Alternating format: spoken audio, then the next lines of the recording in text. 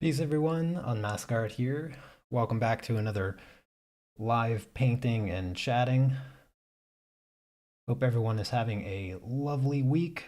Friday is among us, so we get to enjoy the weekend. Um, Full disclosure, I thought that I started streaming about 5 or 6 minutes ago, which is why there's paint on the canvas already. And I looked over and I realized that I never actually clicked start streaming. So I just been I just been sitting here talking to myself for about 5 or 6 minutes now. But fortunately, I didn't get too far along before I was double checking things and realized that I never went live. So excuse me for the extra delay. The funny thing is, I had already expressed my apology for for the delay. And the funny thing is, I was still delaying because I forgot to hit go live. So that's how today's live stream is starting out. But I was talking about my day when I realized that I wasn't streaming. So I guess I'll just continue on as though you guys heard everything. But yeah, I'm going to be streaming for a while. This is going to take quite a bit of time to finish this painting. I have every intention of finishing this in a single sitting. I'm estimating about 4 hours, I'd say. And I wouldn't be surprised if I go longer than that. So I hope that you have some questions for me. I hope you have some topics for me to discuss because I'd love to just have a nice leisure conversation with everyone and hang out for the next 4 or 5 hours while I paint this. And hopefully you're doing something creative as well. If you are, please let me know what it is. I'd love to hear what you're working on, and if you have any if you're having any struggles, maybe I can help you out.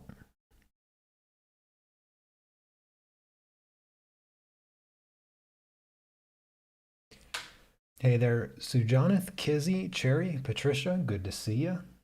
Hope you're having a lovely day. I have been quite productive already for my day. I've done my Polish studying. I've cleaned the house. I cleaned the whole house. Um, I did my morning meditation routine slash Wim Hof breathing exercises. Um, Goodness, what else did I do today? I prepared this. I didn't have this painting prepared until just now, so I worked on this. Um, I took my vitamins. Hope everybody took their vitamins. Stay healthy. Hey there, Chandri. It's good to see you. Let's see, where else is black here? It's sort of this shape right in here. Just working with the darkest value, putting in all of the little separate or the separations of the figure here. This is the final project that I have for um, block 2 of the Evolve program. So the next painting, I should be using color. I don't know what the next painting entails. I don't know what directions they're going to make me follow. Um, I will be honest. I'm breaking some of the rules on this project. I haven't broken any rules yet, but I will be for sure. There's the the reference photo I took on a white backdrop instead of a black one. And so everything's a lot brighter than normal. And so what I'm actually going to do slightly differently is I'm going to paint the base layer of my little figures here with an add mixture instead of a base mixture. So if you're following along in the Evolve program, do not do what I am going to do because it's not the way that they teach you. I'm breaking the rules so that painting looks better. But when you've oil painted for as long as I have, I think it's okay to break the rules.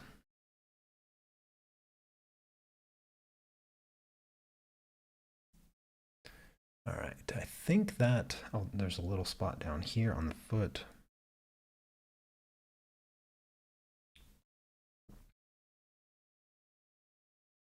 So is anybody working on a project or anything, or got some projects in mind that you want to be working on?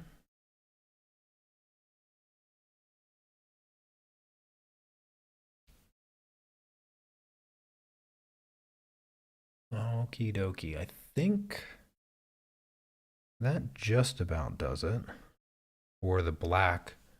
Just going to do one look over just to make sure. So that's good. That's good. That's fine. I guess I can put a little bit like right in here where his leg separates from his pelvis. Just a little bit. That'll sort of get blended out, so yeah, that all looks good.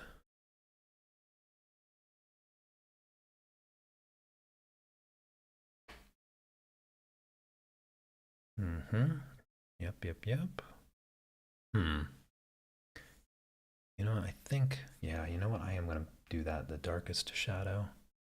Sorry, I'm kind of talking to myself a little bit here, but wasn't sure if I was gonna use the darkest shadow for this part of his leg that's behind here, but I'm going to. I think it makes much more sense. There's a bit of a reflection on the edge of his calf muscle. And so I'm going to have to work around that a little bit.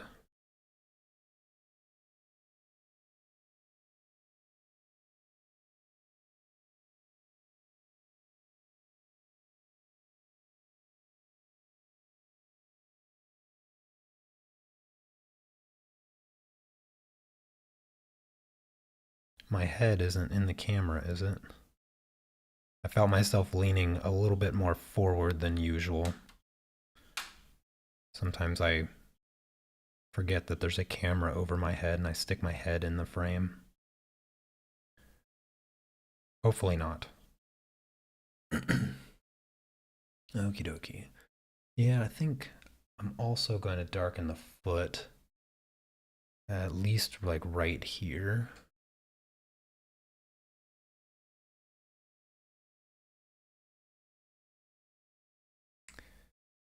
Yeah, I'll just do the whole toe.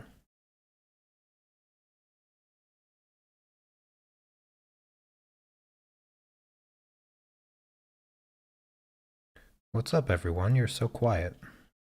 Where's everybody in chat?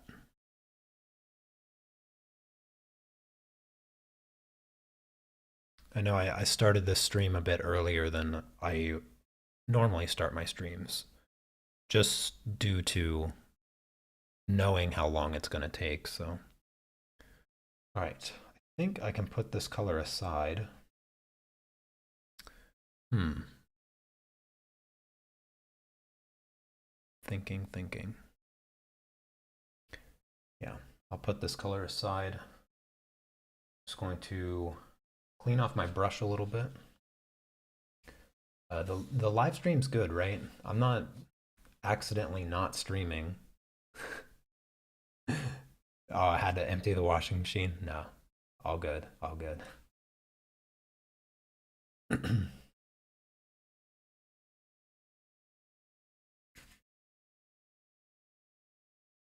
Yeah, I'm gonna switch colors and do my shadows. The really dark colors, like just the separations for the most part, but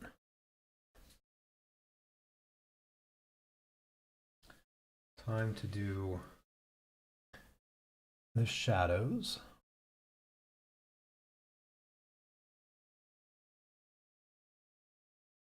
And let's see here. I have the foot.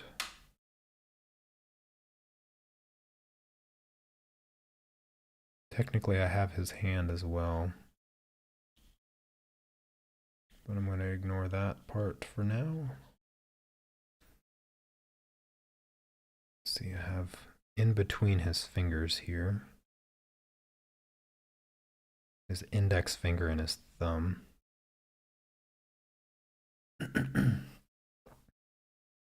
You're doing two projects of mine and two of Chrissy's, yeah.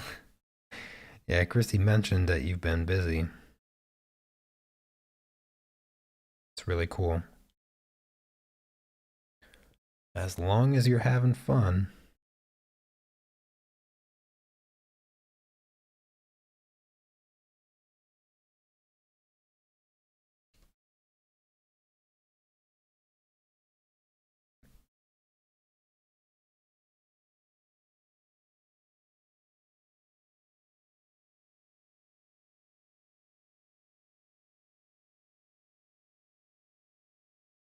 Yeah, there we go. I think that's good.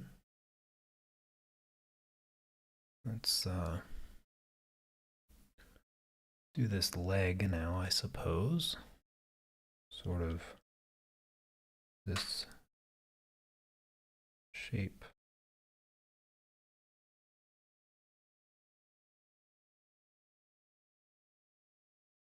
Sometimes it's actually a challenge to just sort of figure out where the shadows are happening.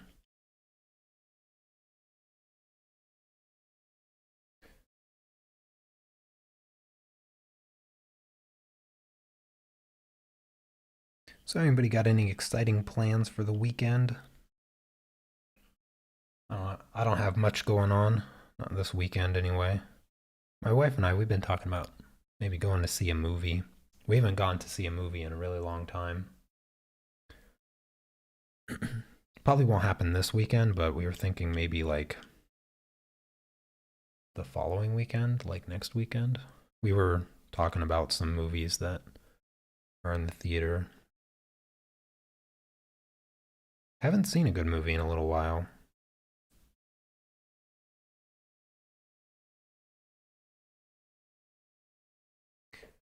Hey there, Kat. First time seeing my channel. How long does this painting normally take to complete? Um, this painting here, I am estimating about 4 to 5 hours. Um, that's sort of where I'm thinking it might take, but I'm not sure. But welcome to the channel. Glad you're here. Glad you discovered my channel. Appreciate the question. But yeah, this particular painting, about 4 or 5 hours, and I'm gonna finish it up today. So the plan is to stream until it's done. So I'll be hanging out for quite some time. If you don't mind me asking, how did you come across my channel?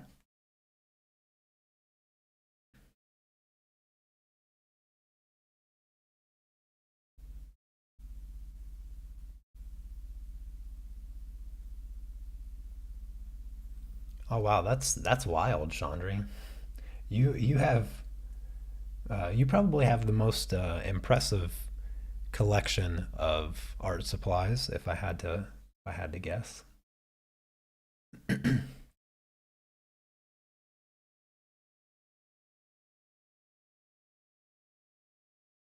I know my supply probably pales in comparison to all the stuff that you have.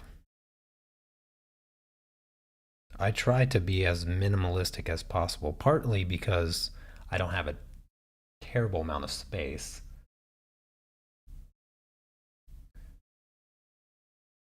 I think I think my wife's clothes alone take up more space than all of my art supplies.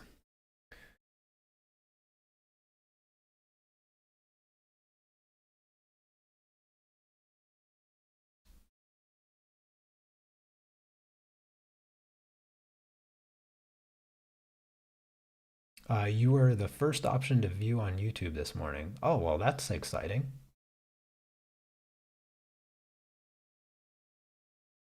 That's good to hear. I didn't even think YouTube cared about my channel that much, let alone it being the first recommendation for you.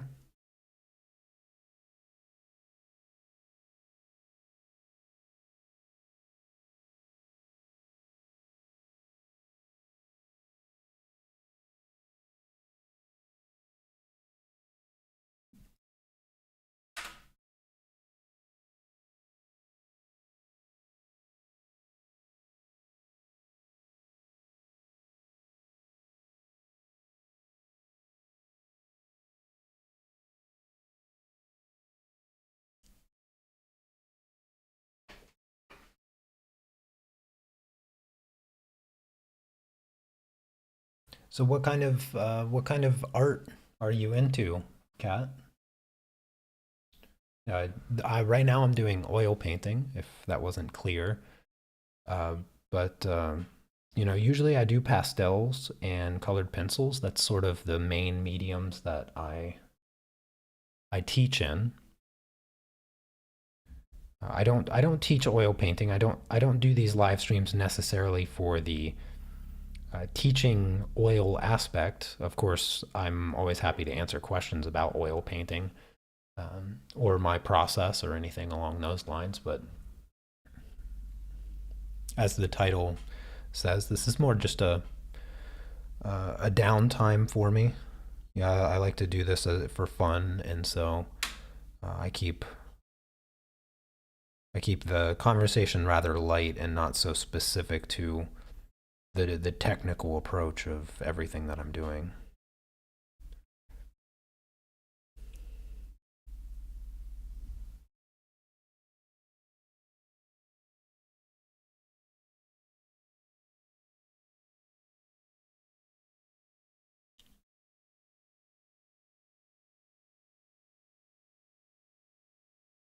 I think this is the fourth oil painting that I did that involves these figures.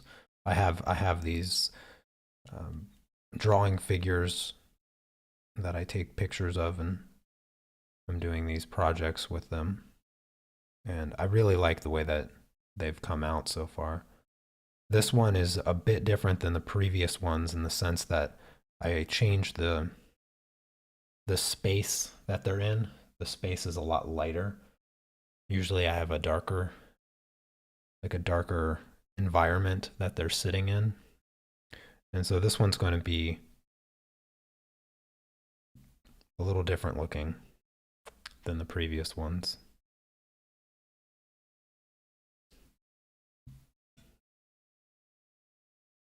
You started in watercolor, now you're doing acrylics.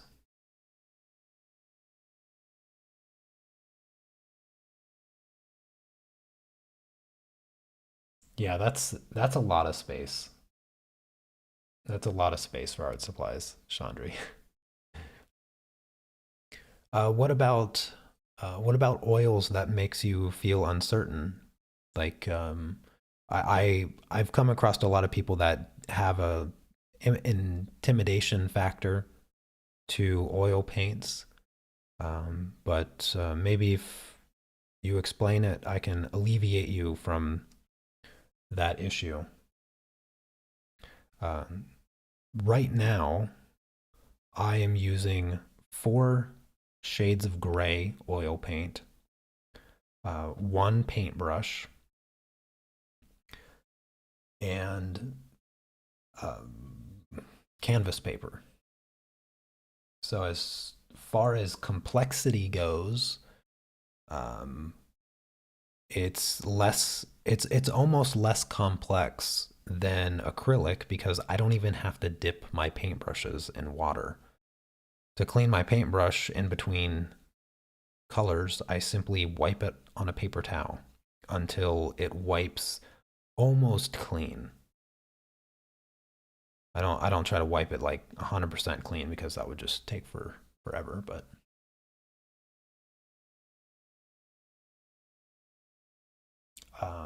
yeah, that's not really a big concern with modern oil paints.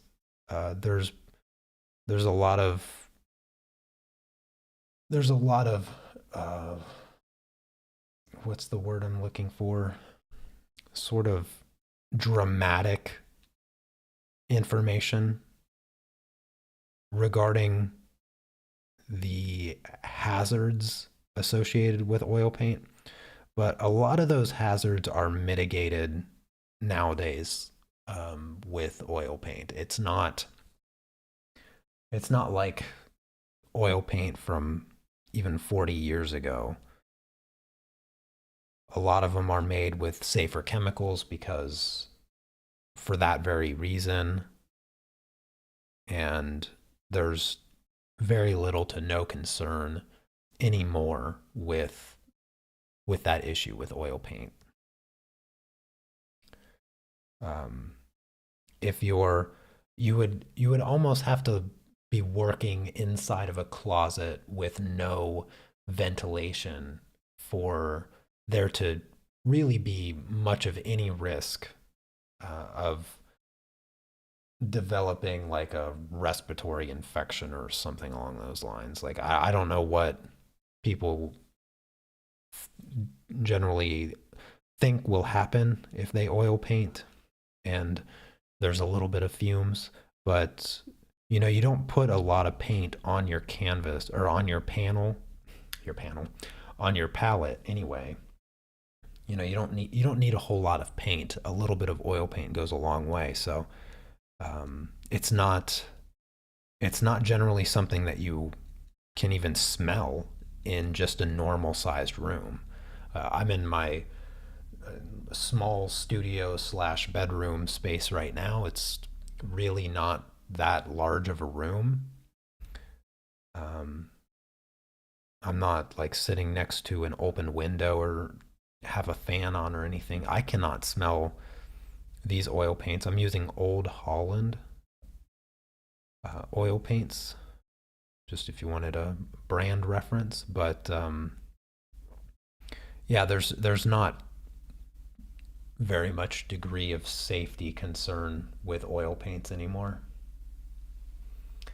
I don't use thinner. I don't use solvent to thin my oil paint. I use oil.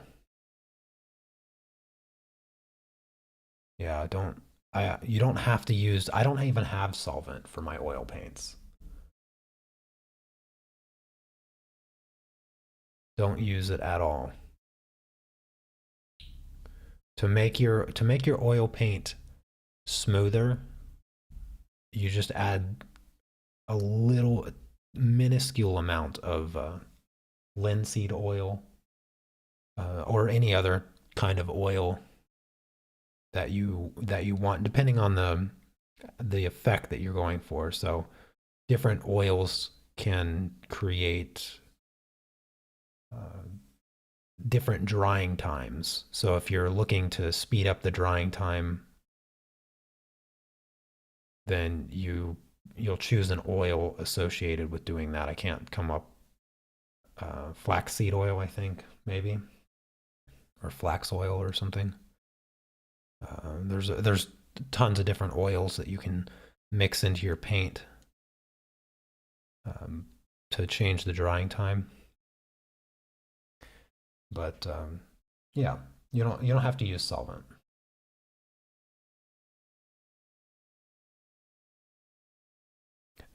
Funny thing is, I use solvent with colored pencils, but not with oil paint.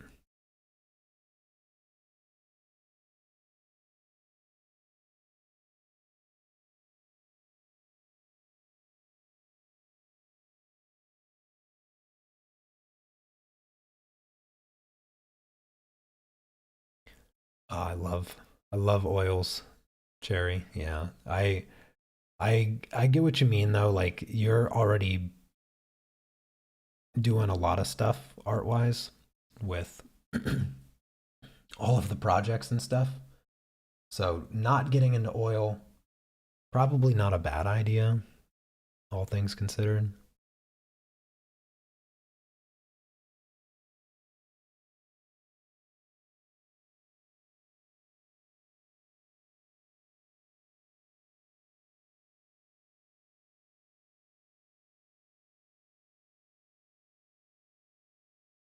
But there is a reason this is my favorite medium. And it has a lot to do with just the texture of it, the workability. The workability of oils just surpasses everything.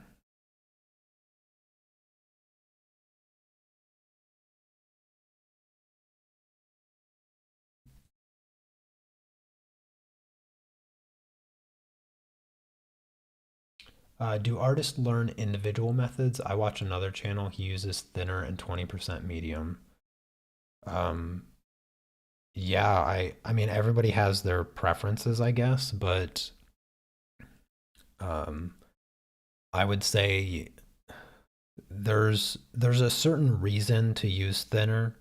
Like just arbitrarily mixing your oil paint with thinner doesn't make much sense unless you're looking for a very particular consistency. But 100% you don't need to use thinner. You don't have to use thinner for anything in oil paint if you don't want to. You can 100% paint anything you want without using thinner. The thing with using solvent in oil paint, when you're increasing the layers, let's say you're painting rather heavily, with pretty heavy layers. The thing is that when you go thick with oil paint, say say I painted this and I wanted to add like 5 more layers on top of whatever it is that I'm doing right now, right? And I'm giving each layer, I'm giving a few days to dry and sort of allow me to work on top without it blending very much. If you put, so when you put oil medium in your oil paint, you're adding fat to it. You're adding oil, right? That's called fattening up the oil paint. Okay. Um, and as you go leaner with your oil paint, so fat oil paint is by adding oil, lean oil paint is by adding solvent. When you add solvent to oil paint, it will dry faster because it's sort of dissolving those oils and it causes oxidization faster. And that's how oil paint dries, by oxidizing. And if you put a if you put uh, a lean layer over top of a fat layer, the lean layer will dry faster. So if I use a lot of if I use a really fat oil paint and I lay it down and I let it dry for a little bit, the surface is going to dry first, but internally it's not going to be completely dry. Depending on how fat and how thick the paint is, it could take up to a year to completely dry, depending on really how fat and thick the paint is. If I were to do that and then I were to paint over top of it with a lean layer, that's going to dry really quick, say in a week. What's going to happen, or what potentially happens, is that as the fat layer underneath the lean layer dries out, it's going to contract. And as it contracts, because the layer on top is already lean and dry, it can cause cracks in the painting. And so that's where the balance and the complexity of oil paint really starts to come in, just explaining this might make you feel like, okay, there's way too much going on with oil paint. But this is not something that you have to take into consideration until you're at that level. You don't have to worry about fat and lean oil paint if you're not using solvent in the first place. If you're not using solvent, then you're not having lean paint in the first place, so there's really nothing to worry about. Is there a standard method taught in art school? No, there's not, because everything is subjective, and depending on the teacher that you get, they're going to teach you differently.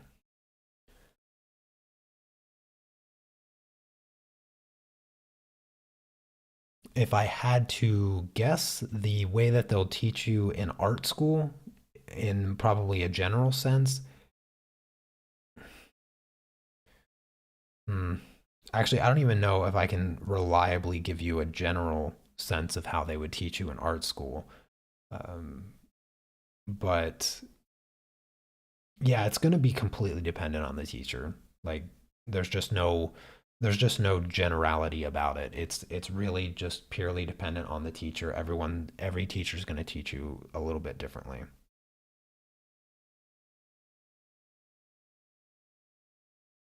But it's not as it's not very complex.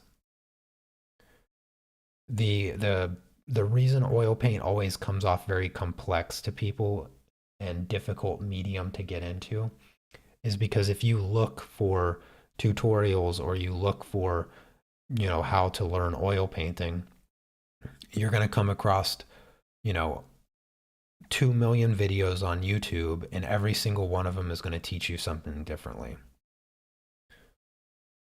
And none of them are wrong. It's just they're going to teach you differently. And it's not that anybody is wrong or somebody is more right than another. It's just different. You can have the same effect with just something as simple as colored pencils. The way that I'm going to teach somebody colored pencils is probably going to be rather different than anybody else that you may find on YouTube.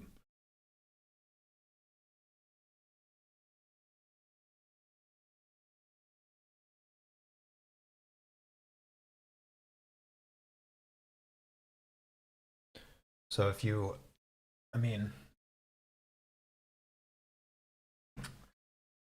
let's see here.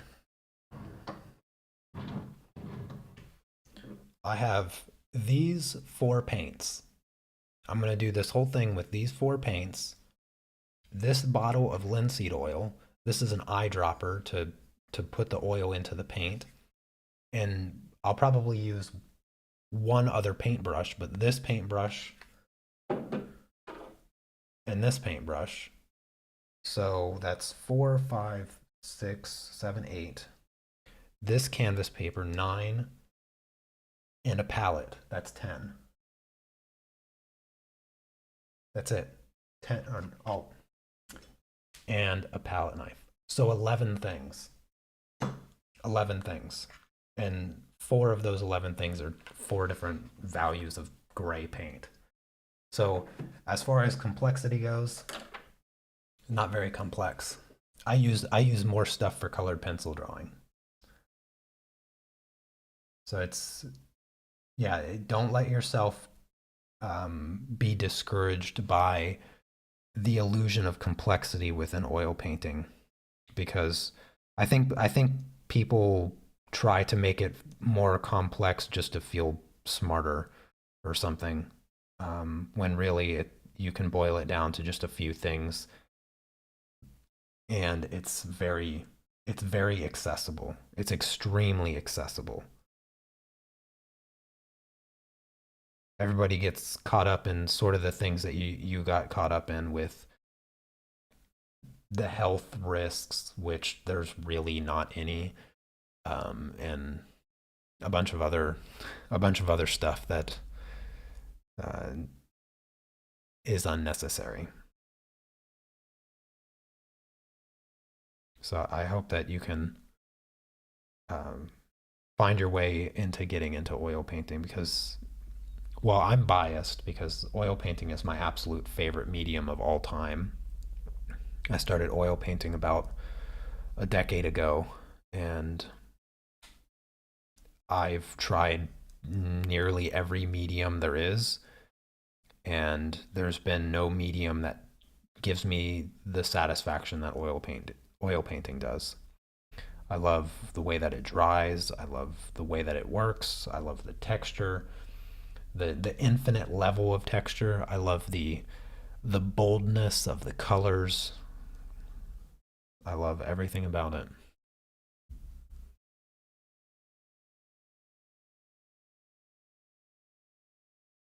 Hey there, David.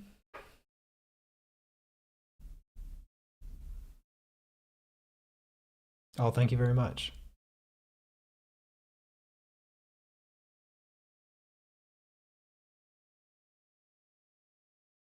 Oh yeah, David, I have a few live stream paintings of doing these figures. I think two other ones, or maybe even three other live paintings that I did of these figures, and I really, really like the way that they come out.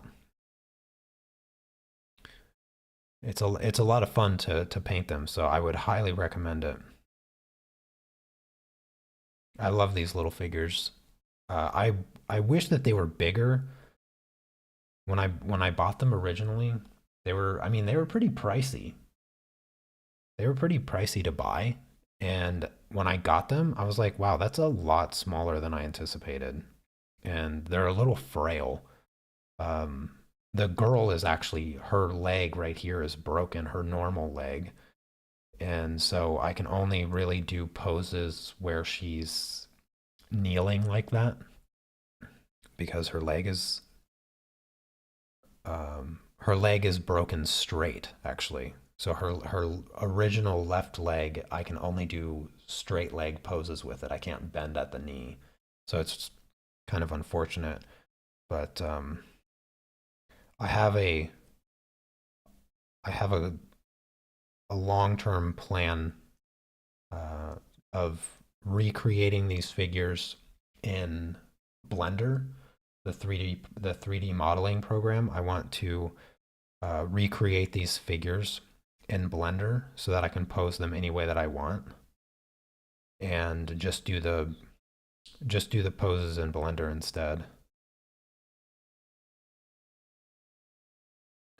And then eventually maybe even getting them 3D printed, getting my own version of these 3D printed so that they look better and I can 3D print them at a larger size. That's my plan. Um, but they're really cool figures. I like them a lot.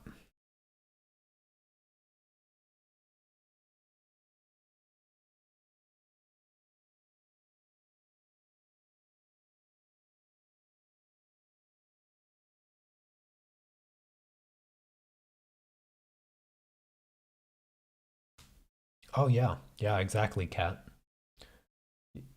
You should definitely just definitely give the oil paint a try. I have if you go back, Kat, to one of my previous, I don't know exactly which one it is, so you have to forgive me with that. You might have to click through a little bit. But I did one of these paintings on my Friday live streams, um, and I talk you through every single step to do exactly a painting like this. So from mixing the paint, I mix the paint on the live stream. I show you how I put oil in it. I show you how I mix it and everything. Talk about the consistency that you want to aim for, all of that. And um, so you may find that particular live stream a bit comforting as far as actually getting started.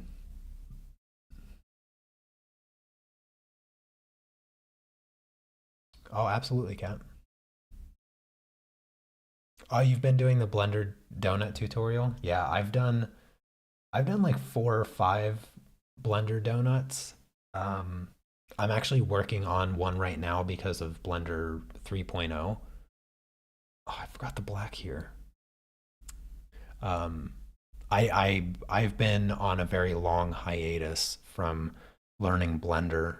I switched and did some game design game design tutorials in Unreal Engine 5 for like 2 months, and then I took a break from all of that stuff because I was studying chess, and now I'm not so much studying chess as as much as I was before.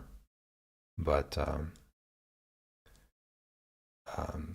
I got back into doing the Blender, and I try to spend about a half hour to 45 minutes a day working in Blender and just getting reacclimated with the program because I put it off for a really, really long time.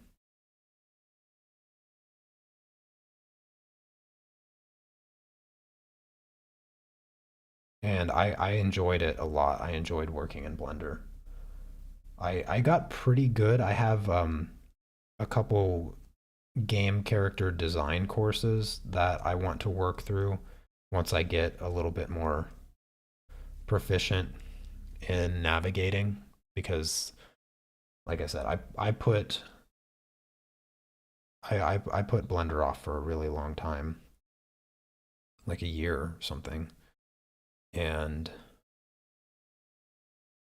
um, so I need to get back into it.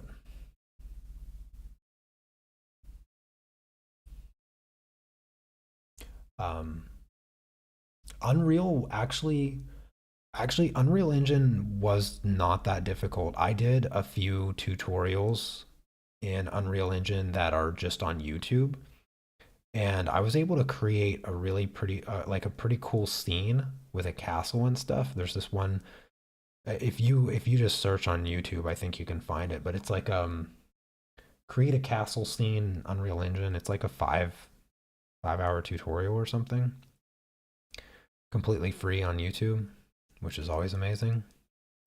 And I did that one, and then I also did um, a couple game design tutorials, which were like super basic, just learning to utilize like the first person game design and third person game design, and you sort of create block levels and um, with a little bit of interaction. So there's a little bit of the not coding, but the what are they called? Like the little workflow charts that I can't remember what it's called. The node system. So a few node systems for creating interactions like a health bar and taking damage and all of that stuff. So I did some tutorials there, and it was pretty fun. I think the biggest problem that I had with like the tutorials is that it doesn't give you enough. It just doesn't give you enough to start really getting into some more complicated things. That was the only thing that I sort of didn't like about the tutorials that I found. But it gave me enough to start like building my own levels and using assets, like using because there's so many free assets you can use to create all kinds of really cool stuff. And I did have a goal earlier this year to make my first, not like full scale video game, but make my first level in a video game because it's always been my dream uh, to make my own video game. And so I wanted to make a level. I wanted to make a single level where it's a third person game. You have a weapon, you fight monsters, and the plan was to make a level that I could play a character that runs around with like a sword and has an attack and like a health bar, and to create just have like a monster or like a small monsters in the level and then a boss level monster. That was my plan, but I just didn't have the time for it. And so I haven't worked in Unreal Engine in like 3 months or something. It's been a while since I've touched Unreal Engine.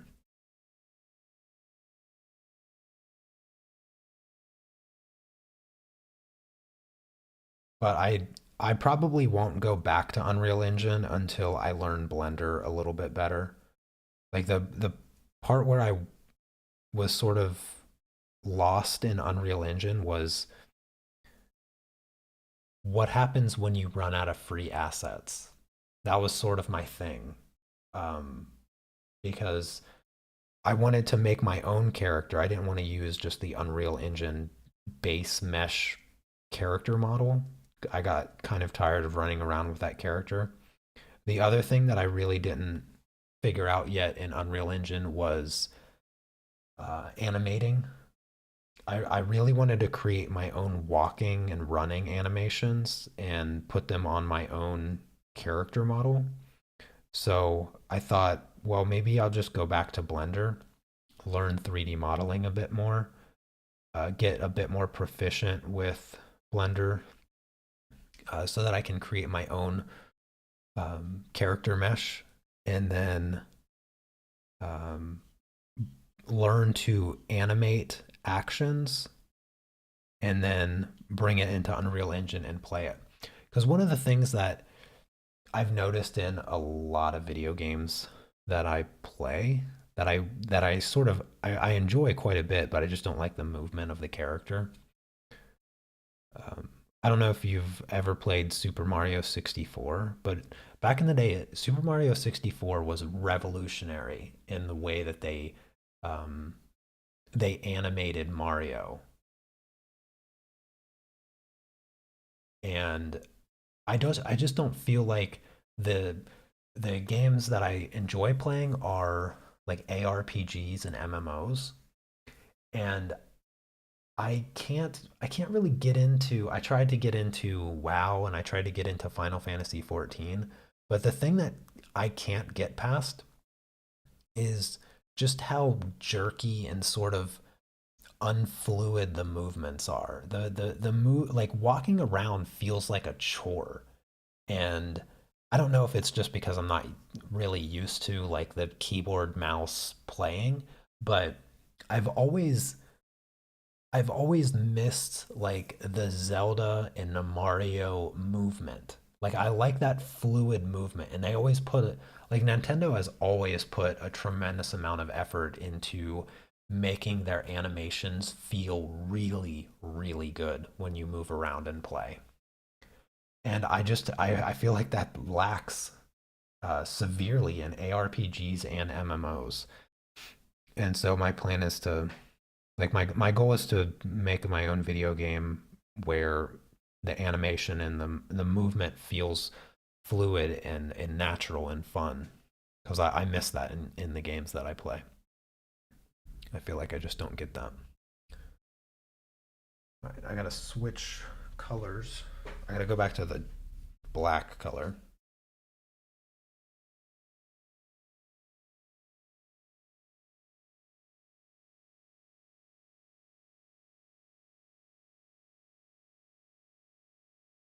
I forgot this little section right here.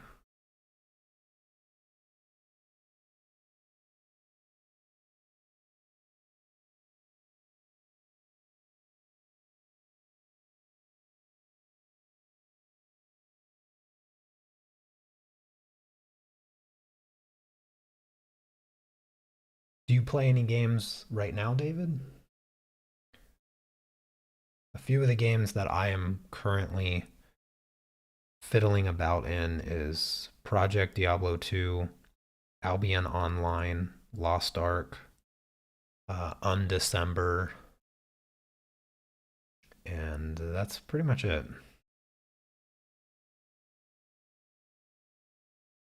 I don't play very often. I play rather rarely, actually.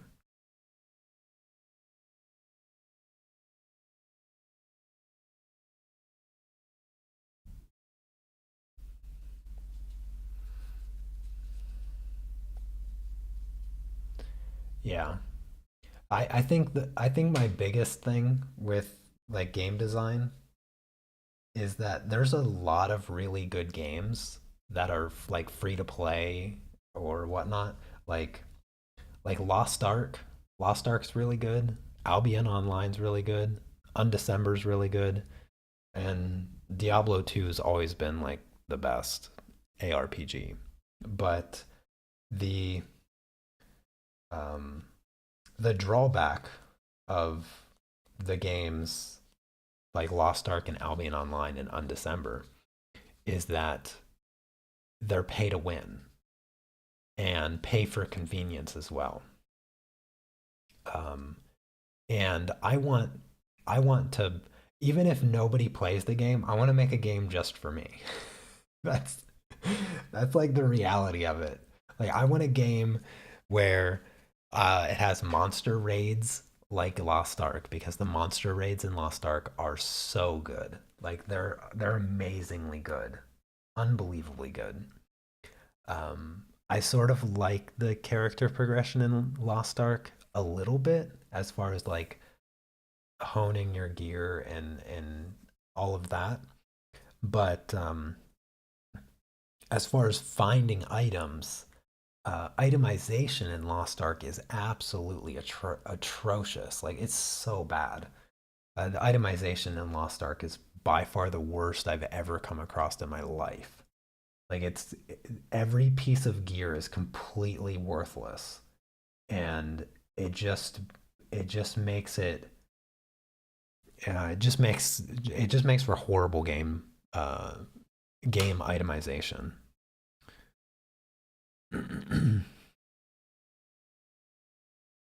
But yeah, I mean that's the truth. I just want to make a game for myself. I don't care if anybody likes it.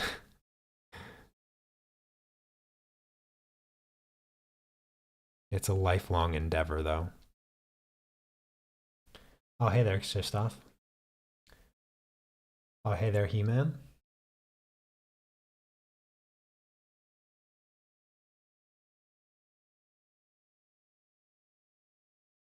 I have not played Elden Ring. I watched it being played. I do most of my video game playing vicariously through streamers. Truthfully, I sometimes I'll play like a whole bunch, like an unhealthy amount of video games, but I've toned it down a lot. Yeah, I've toned the video game playing down a whole ton just because I'm trying to be a bit more productive with my YouTube channel, which I've been doing really good at actually. I've sort of put my YouTube channel on the back burner for like the past 2 years, and so I'm trying to just be a bit more uh, productive in regards to YouTube and making making videos and stuff. Trying to give my supporters a bit more than what they usually get.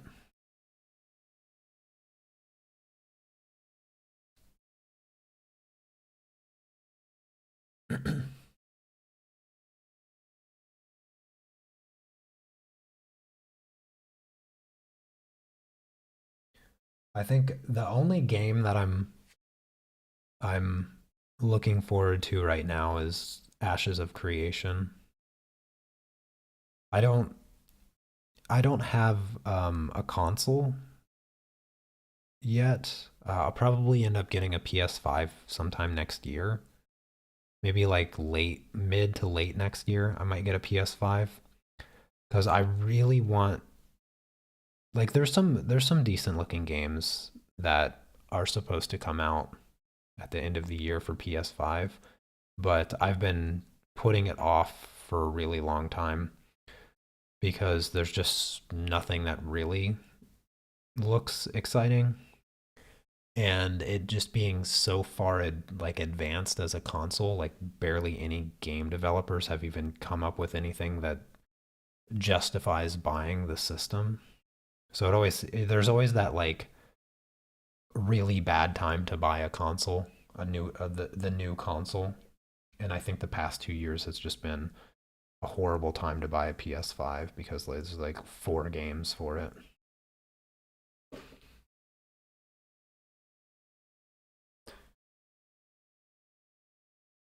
Cyberpunk animation, I didn't even know there was one.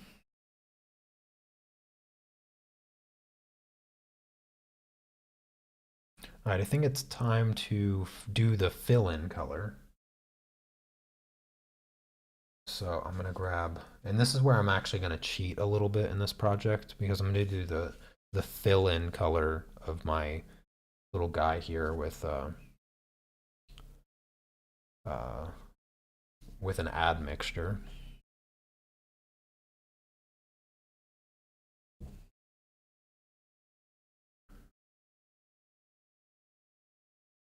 So let's start this fill-in process.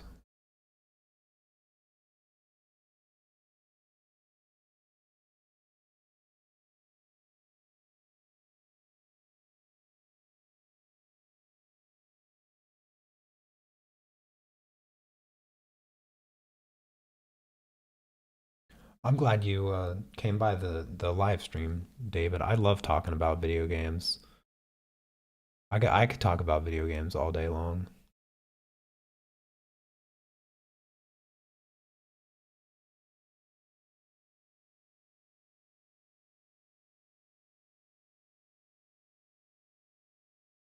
Yeah. I want to play one game I really want to try out is Breath of the Wild because not the exact style, but the game that I envision in my head is similar to the art style of Breath of the Wild. I'd love to play Breath of the Wild on PS5. Although I think it's on PC and whatever other, or maybe the is wait is Breath of the Wild, is that a Nintendo only? Can I even play that on PS5? I should probably look into that. Usually Zelda is Nintendo exclusive, but for some reason I was thinking it was also on PS5, but I could be mistaken.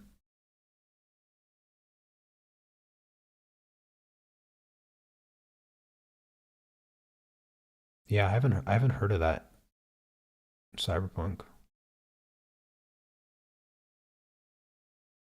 I was never big into the futuristic sort of stuff.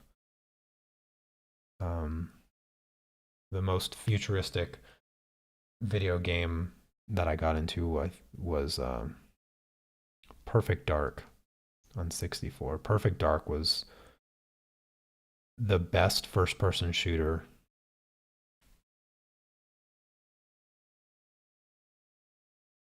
Perfect Dark was so ahead of its time, it doesn't even get talked about. Most people mistakenly think that GoldenEye was somehow better than Perfect Dark, but they have no idea what they're talking about.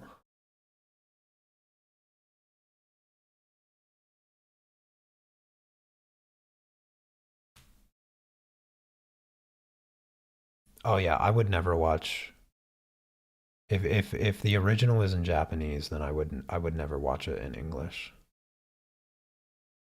I can't do dubbing. It doesn't matter what, it could be German, Korean, Finnish. It doesn't matter what the language is. I have to watch whatever it is in the original language because you can never make an accurate assessment of the actors in the show or movie or anything if it's dubbed.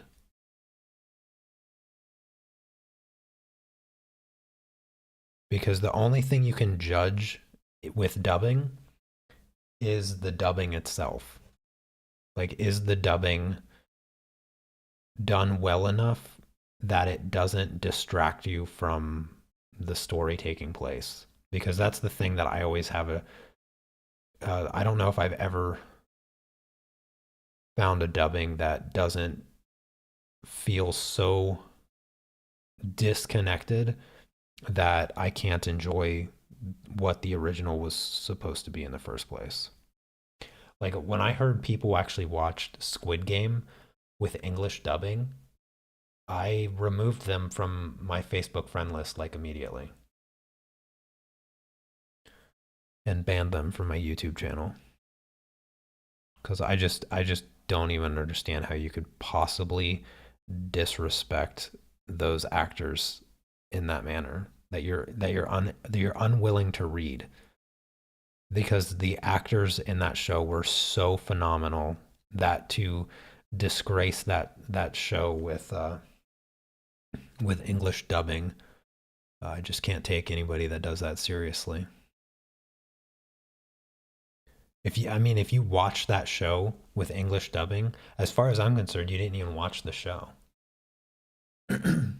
You didn't even watch the show if you watched it with English dubs.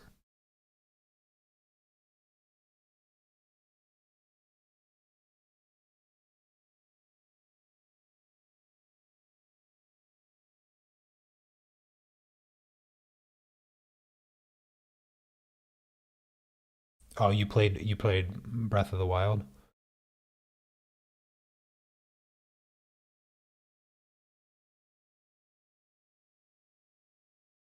Yeah, I love the art style in Breath of the Wild.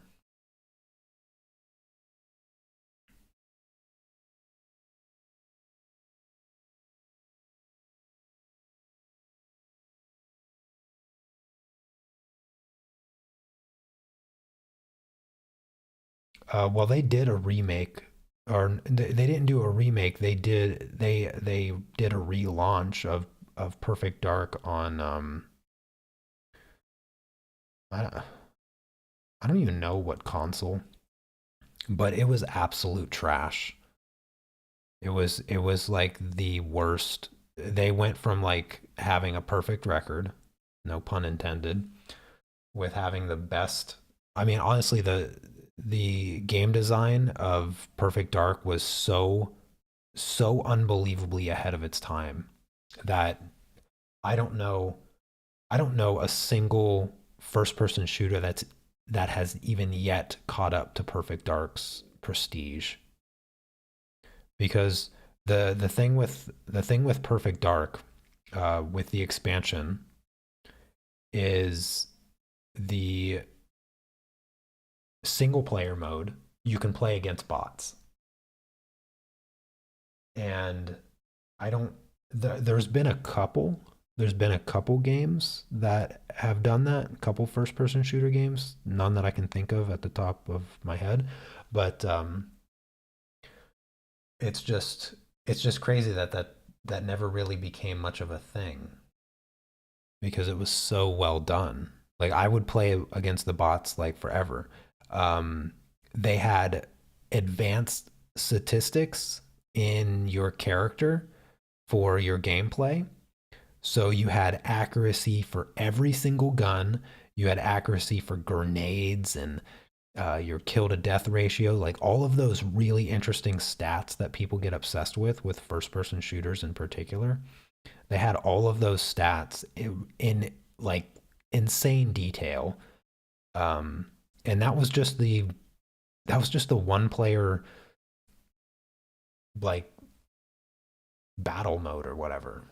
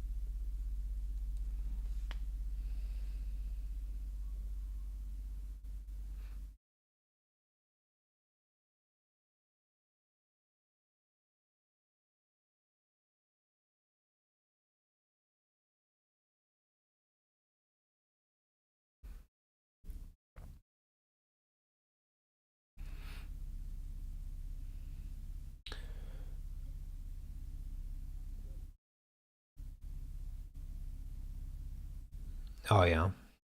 Yeah, I haven't played that game. I haven't watched any of the gameplay um uh of the Cyberpunk.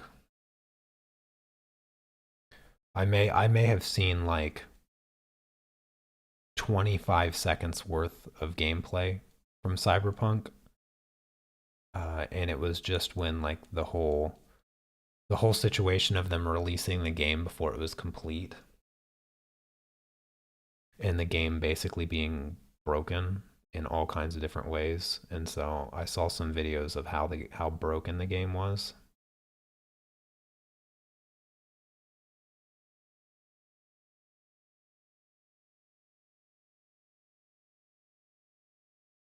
but that's about it.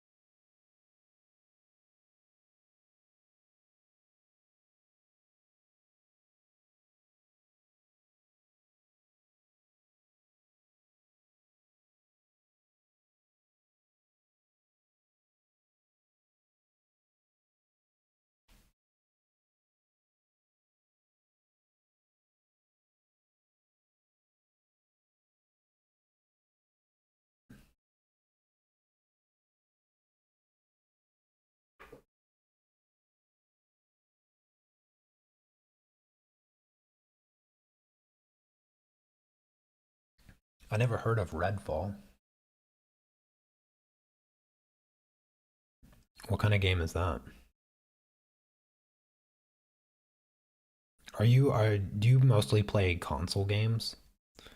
I haven't had a console since I don't know, 2000, I think 2011 or something, 2012. So it's been about a decade since I've had a console.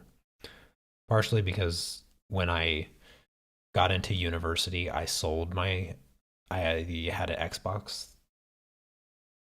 the Xbox 360.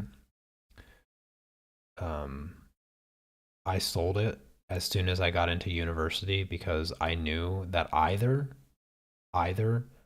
I graduate or I play Xbox. So um, I decided to sell it pretty much as soon as I got my acceptance letter to university. I was like, okay, um, posting my Xbox online and selling it immediately.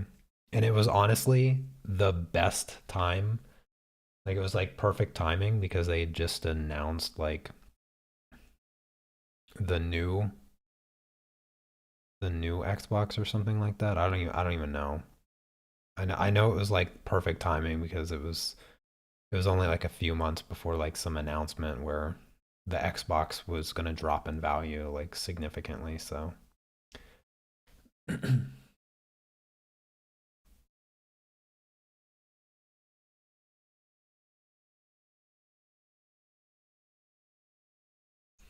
yeah, I mostly do PC now. I don't like I said earlier, I don't really play a whole lot,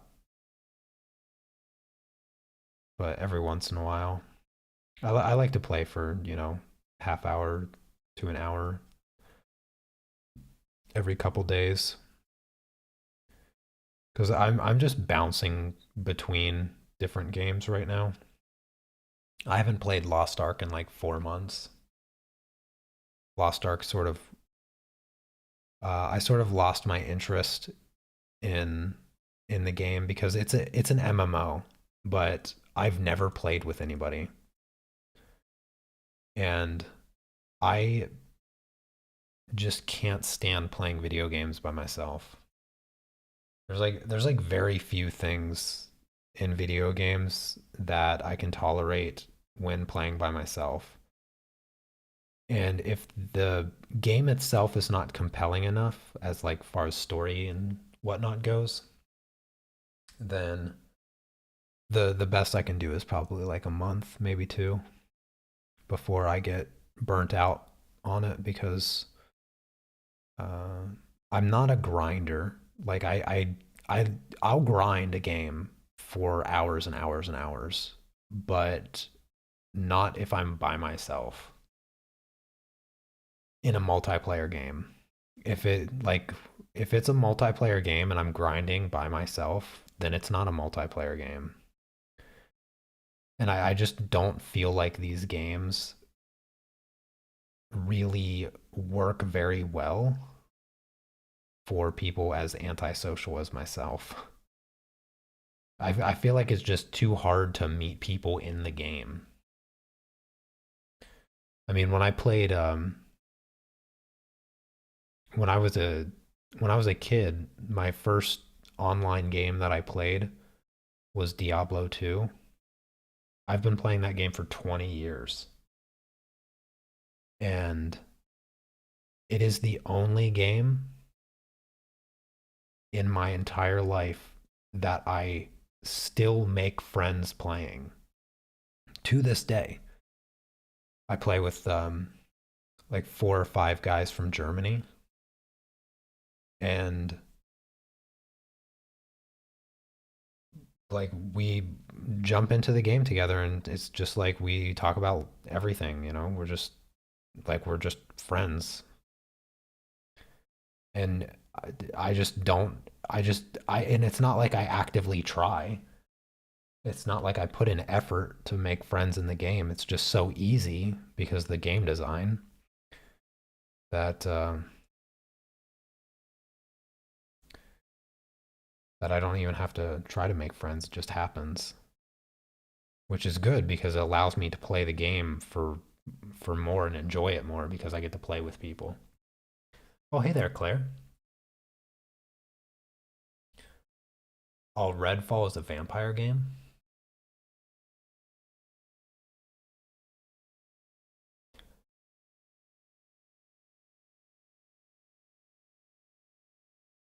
Took you 10 years to complete Final Fantasy VII. It took me, I think it took me 10 years to finish Diablo 1. But I finished Diablo 1 without like a walkthrough guide.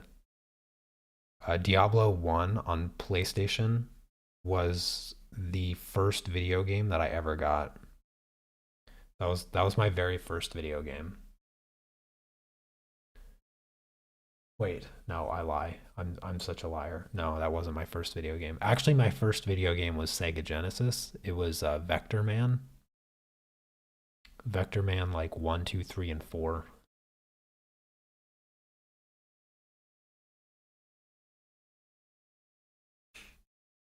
But I don't even know what happened to my Sega. I have absolutely no idea what happened to my Sega. I feel like it just disappeared from my life after second grade. But Diablo Diablo was the first video game I got when my dad got my sisters and I a PlayStation. Diablo and Tomb Raider. Those were the first two games, and I loved Diablo. I didn't understand it as a game. It was difficult for me to grasp what was happening. I was still rather young, only being like 9 years old, but I had a lot of fun playing it, and I can still hear the butcher's voice in my head.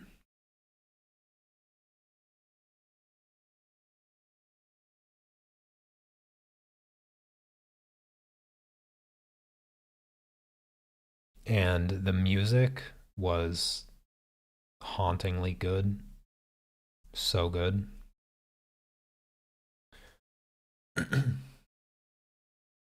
Yeah, Earthworm. I played Earthworm too. Yeah,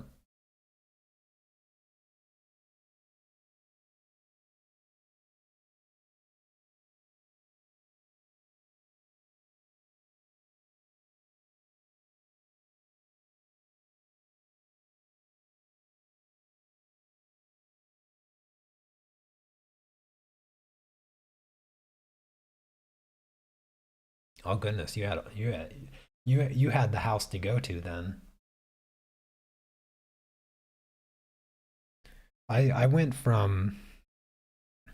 I went from Sega to Super Nintendo because my friend Derek had a Super Nintendo. This was before PlayStation, and then after years of like playing Star Wars and Super Mario Brothers and the Ninja Turtle games, I loved the Ninja Turtle games. Derek and I played the Ninja Turtle games like so much. We played that one and the Star Wars games just endlessly. I would stay over at his house. We just stay up all night playing those games. Um, and then some new friends moved into the neighborhood, and their mom was a big gamer, and so they had every system. So they had the PlayStation, the 64, uh, regular Nintendo, the NES, and the Super Nintendo, and they every system that would come out, and played so many different games. When that's when I was actually introduced to the 64. Um, I never had a 64 until I was actually an adult. I bought one um, to play some of the old games that I loved. But oh goodness, Zelda on 64. I loved that game. My sisters loved that game too, but I always had to beat the bosses for them. And what else? Mortal Kombat on 64. My friend Stevie and I, we played that game so much. All of the fatalities on um, Mortal Kombat 64. I loved it. The hardest things were the brutalities. Those ones were so hard to do.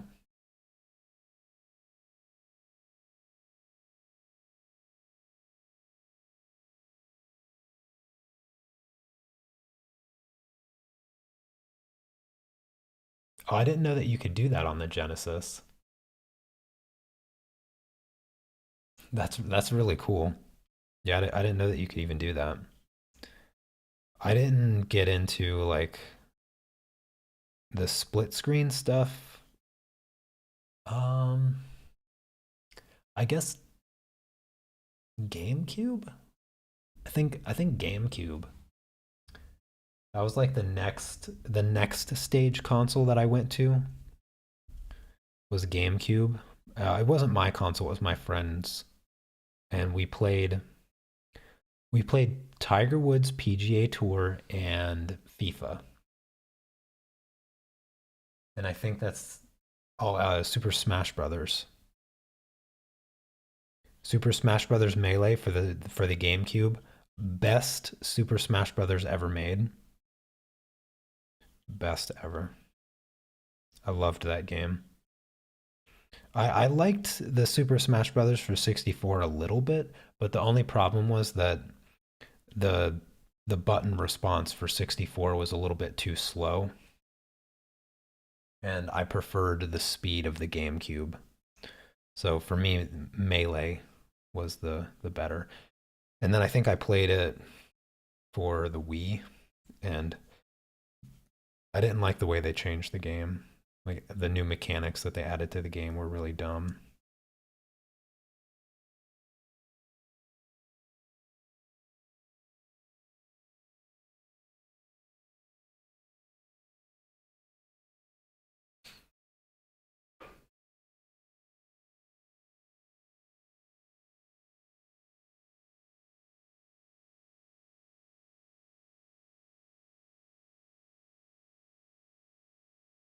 I never played the original Zelda. The first Zelda that I played was for 64. I never played the ones that were on Was it NES or Super Nintendo? I don't even. There was probably at least one on NES, right?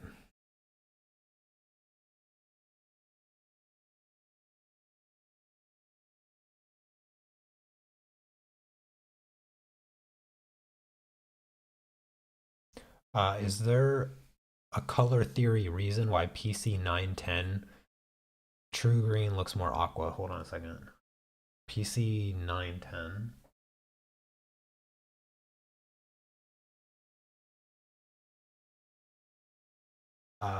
No. The the color is called True Green. I don't have the color written down, but I have it here. Don't go by the color name. Like if it's calling it True Green, it's just a name they came up with. So I wouldn't read too much into it.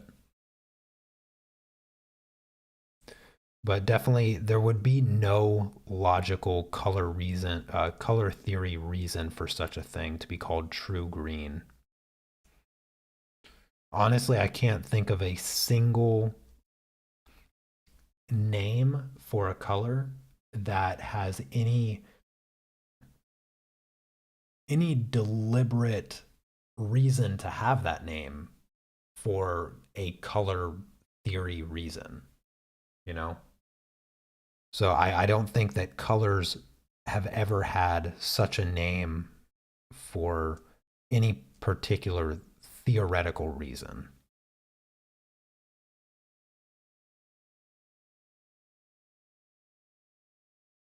No more or less than I would say the notation of notes in music have their name in that particular order for a music theory reason. The names are totally arbitrary.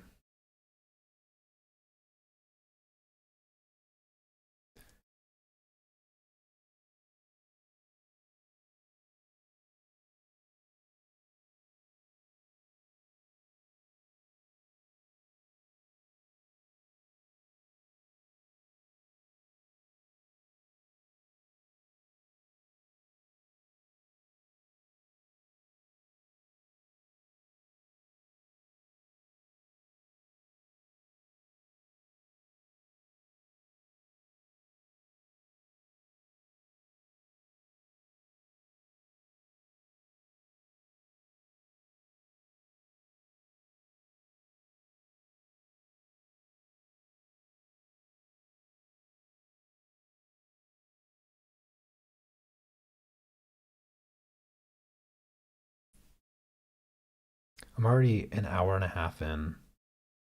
I may have underestimated the length of time that this painting's going to take. Because now I'm thinking there's no way I'm going to finish this in 4 hours.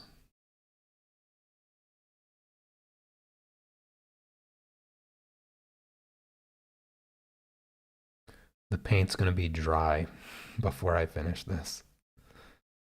I haven't even began any um, gradients at all.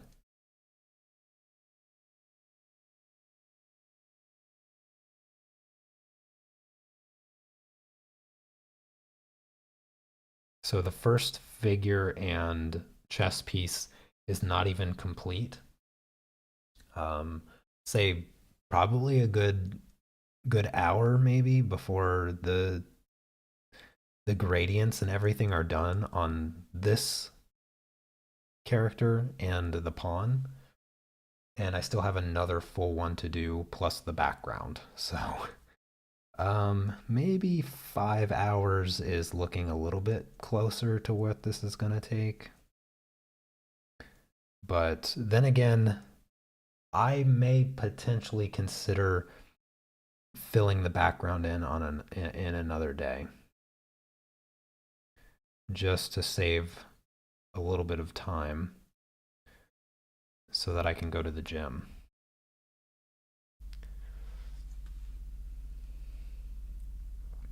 Oh yeah, no problem, Claire.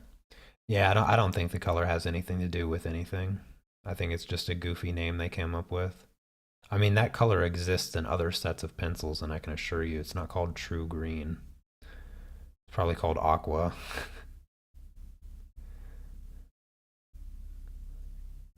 Yeah, I don't even list my colors off by their name.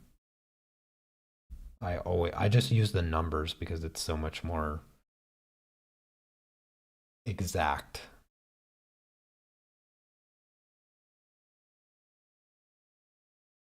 And considering how aqua that color is, as you pointed out, I think if I were to go by the name, it would just be confusing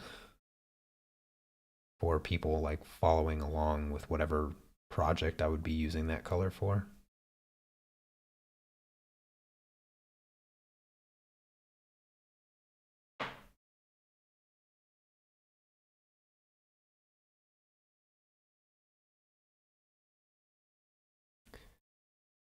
You're talking about the first Zelda games?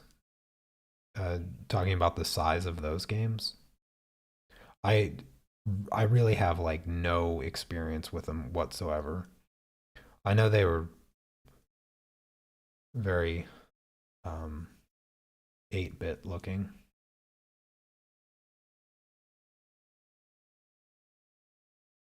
but I never played them for more than like 30 seconds. They were like Final Fantasy as well. The sort of the walking around kind of thing.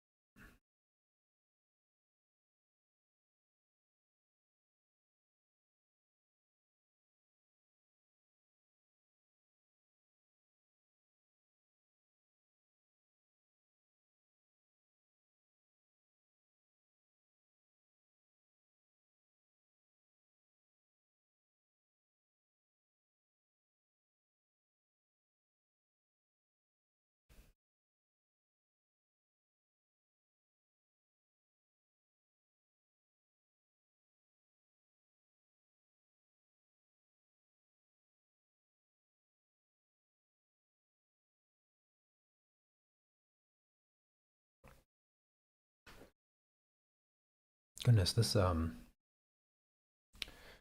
is a rather long hour and a half.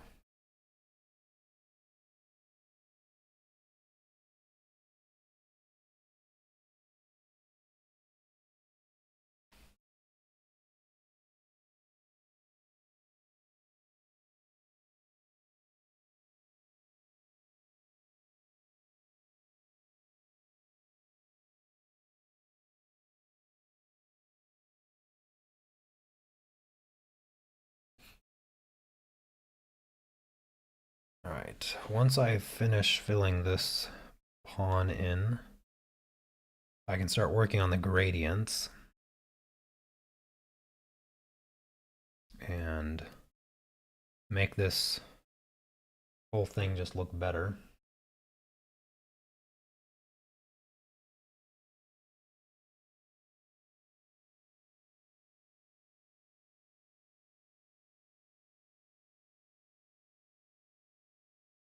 But if anybody has any other questions for me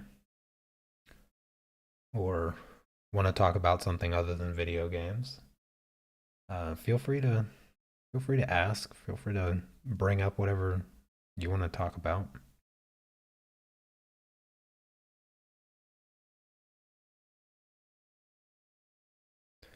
Okie dokie. Now let's do some gradients. So here. So maybe this, perhaps that. Or let me try this color.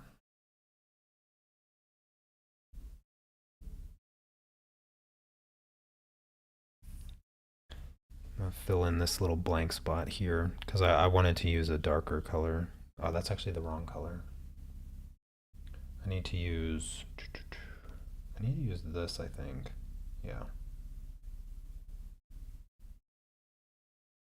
The color's too light, so I gotta use this.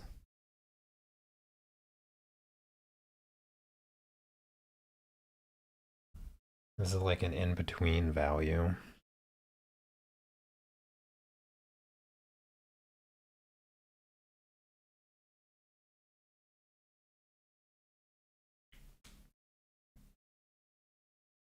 Every time I'm like taking a picture of these mannequins and posing them and everything, and I zoom in on my camera to get this really nice close shot, and I'm setting up like what I'm gonna paint.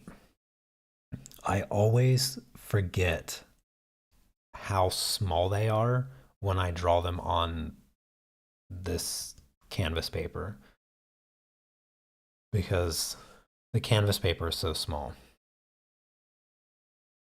And as soon as I start, I realize, oh, these things are tiny.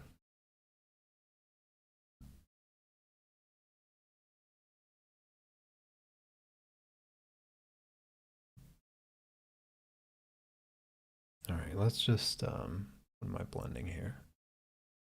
I guess we'll do the leg a bit. Oh, hey there, Lilia. You are indeed very much in the chat. It's been a while.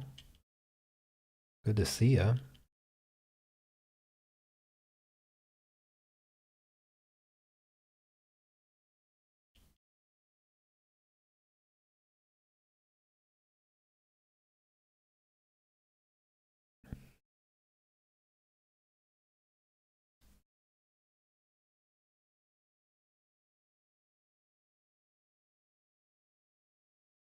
Yeah, chess is fun.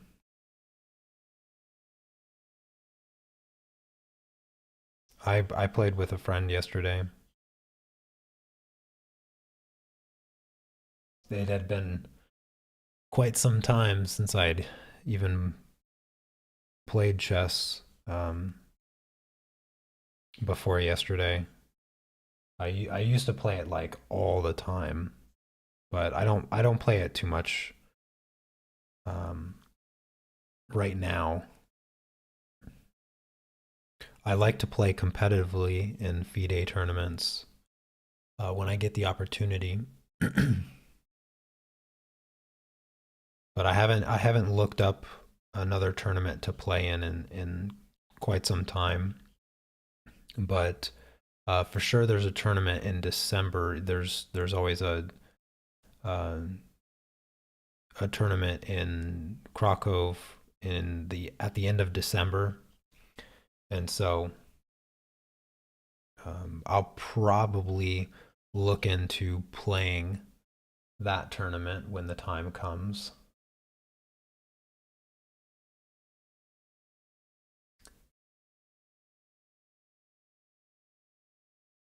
No, I did not go to art college. I went to the University of Washington and got my degree in mathematics. Yes, this is Evolve homework. This is my last assignment for block two, and then I get to finally start block three. And block three introduces using colors, so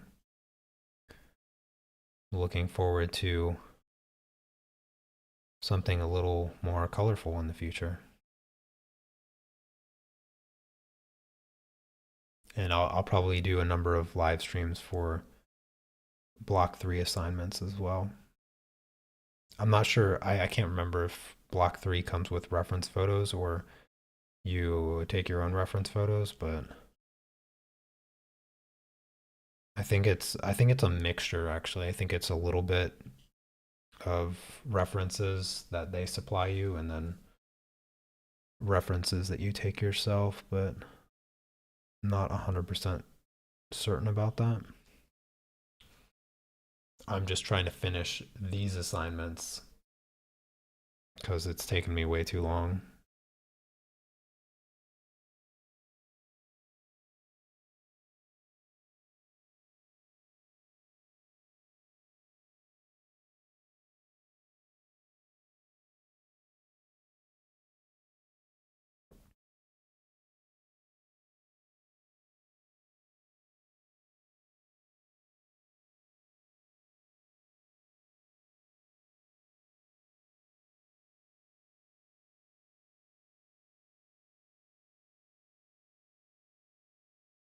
Oh, that sounds cool, David.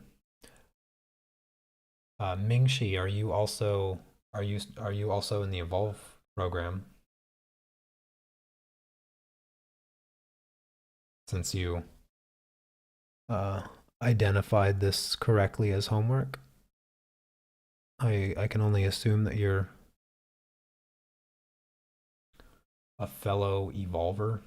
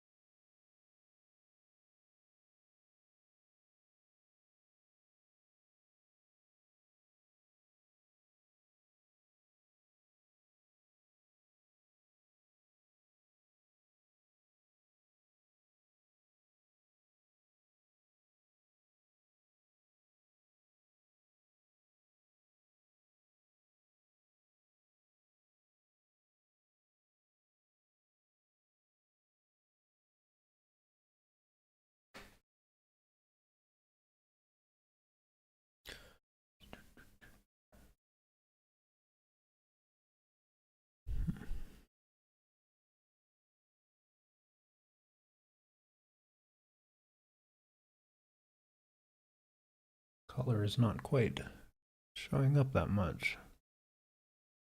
Need to keep adding more and more paint.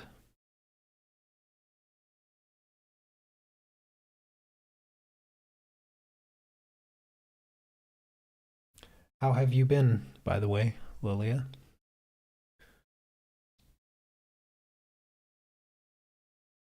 You working on any art projects? I miss seeing your artwork in the critique live streams. You'll have to what yeah, a couple more weeks, and I'll have a live critique on Friday. First Friday of every month is when I do the live critiques. So it would be um, nice if you submitted some of your artwork to the live critique so I can see it.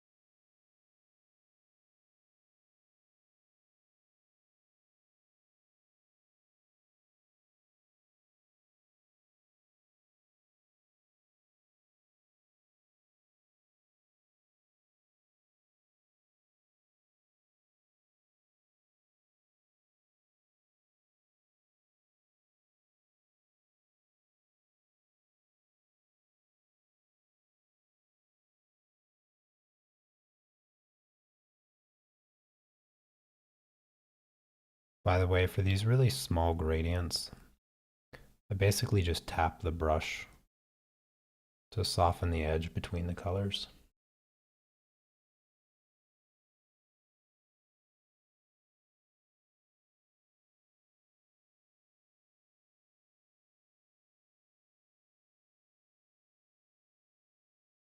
Actually, I don't find abstract work difficult to critique at all. Because there's a difference between just abstract painting and unskillfully scribbling on a canvas. There's definitely a skill associated with that style of work. And I am rather keen on identifying those attributes because when you remove the aspect of identifiable features such as people and objects and stuff, the only thing you're left with is values and color choice and composition. So those are vital aspects to developing um, developing your abstract artwork as well as your non-abstract artwork. So whether you're working abstract or realism, the the attributes of value, contrast, color harmony, composition, and creativity, they all remain. It's all still there. So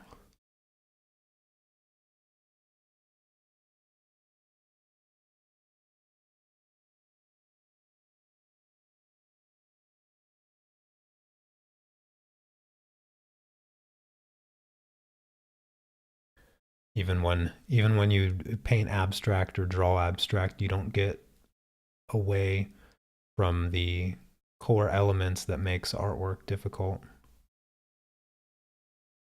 All the things that people struggle with in realism are just as easy to struggle with in abstract. The only, I guess, the only benefit of abstract is nobody can say that your proportions are off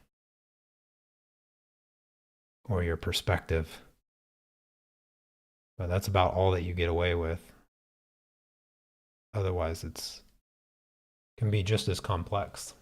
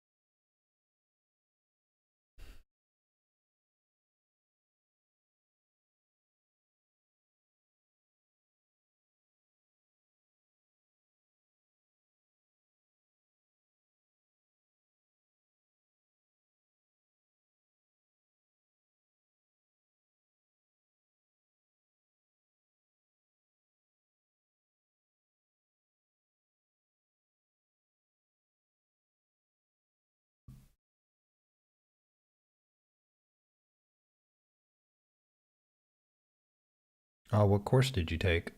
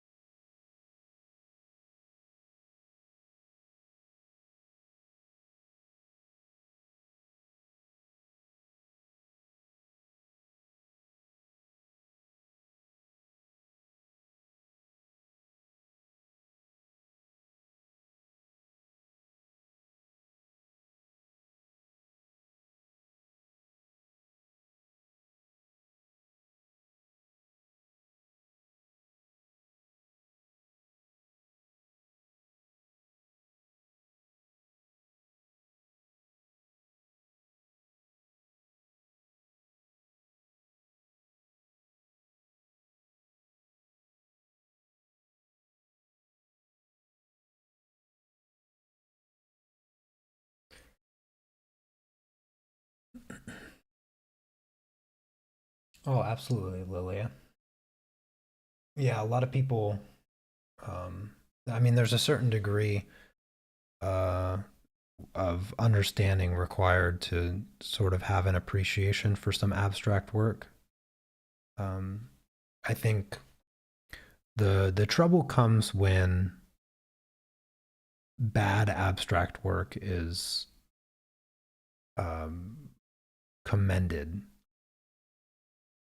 which is far too uncommon, or I mean, far too common in the mainstream art world for non-artists, especially for non-artists that look at abstract work and are convinced it's nonsense. But I mean, there is a lot of nonsense. That's the big thing. There is indeed a lot of nonsense abstract work because it's too easily associated with skilllessness that postmodern abstract work, for instance, a lot of that is uh, pure nonsense used just to launder money. So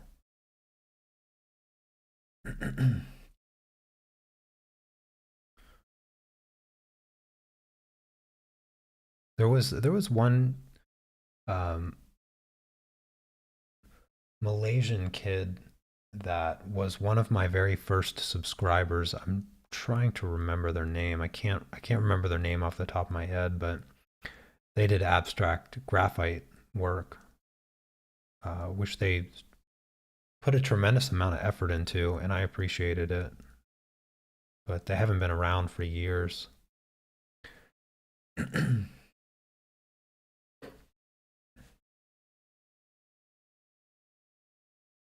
It's actually been 9 years today, in fact, that I began uh, working on my first video for my YouTube channel.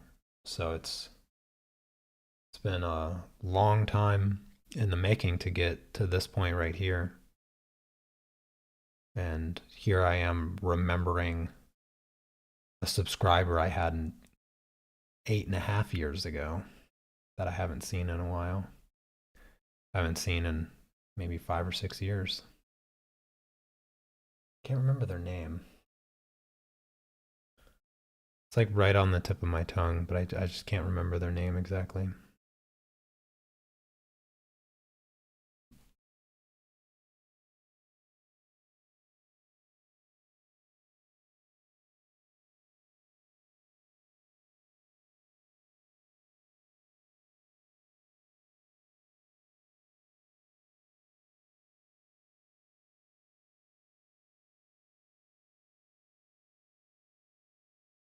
Oh, that's cool.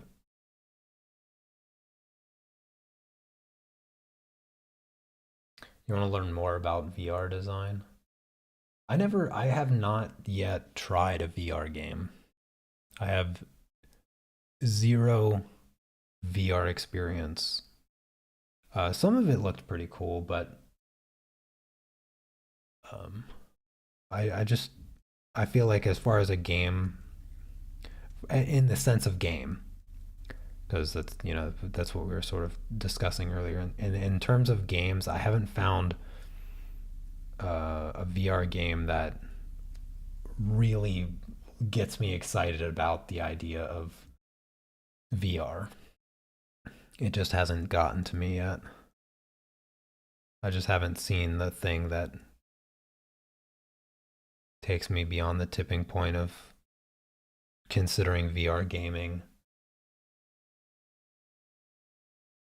I've never even worn a game or a VR goggle thing before. Conceptually, it seems really cool, you know, but practically,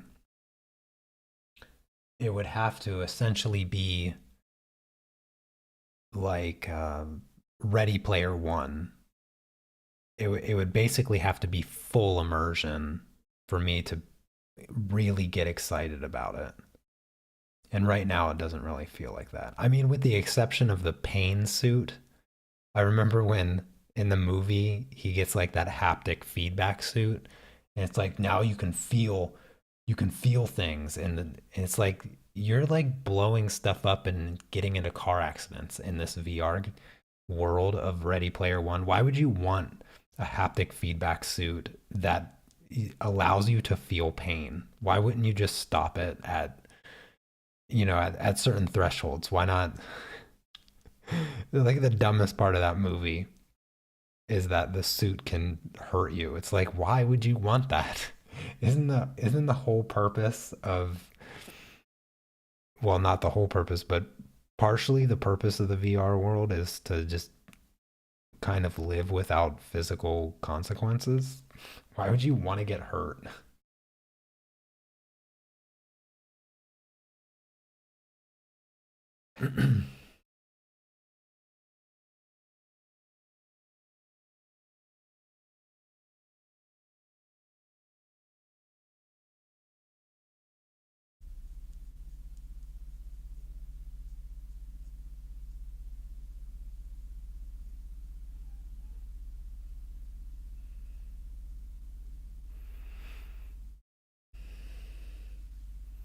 But yeah, I would totally be down for VR if it was even half as cool as Ready Player One or Sword Art Online. But just the first half of the first season of Sword Art Online. The other parts of Sword Art Online are dumb.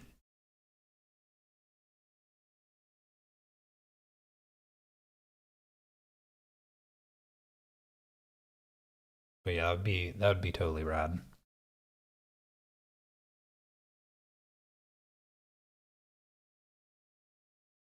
Oh my gosh, I keep trying to just blend this gently. Keep mixing up the paint.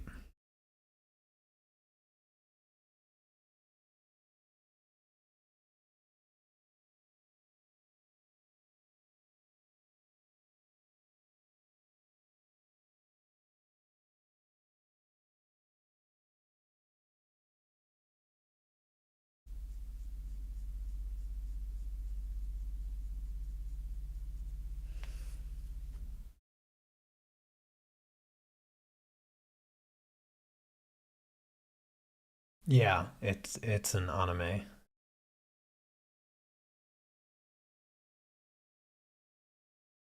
I If you haven't seen it, I would recommend it.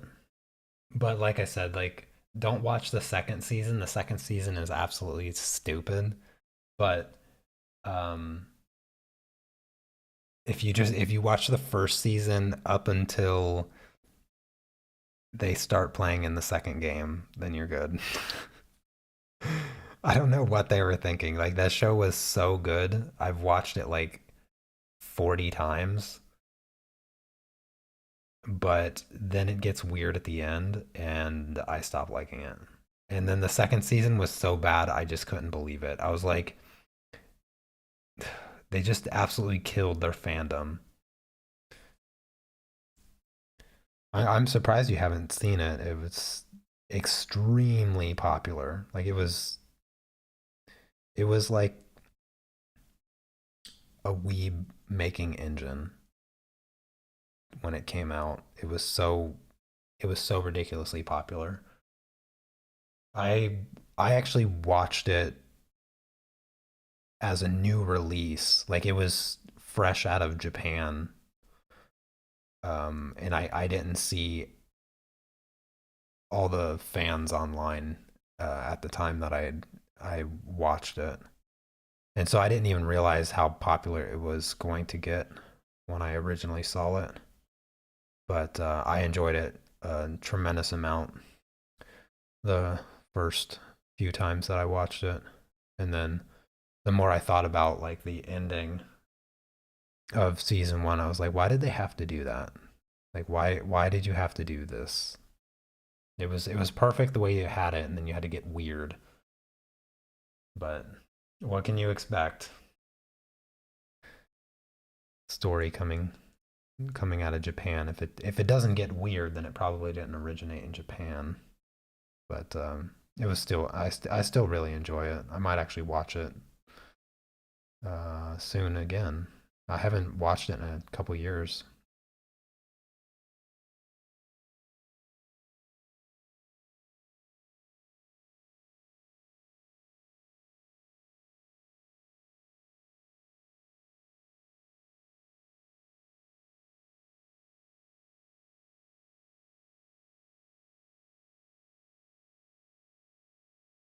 Oh, thank you.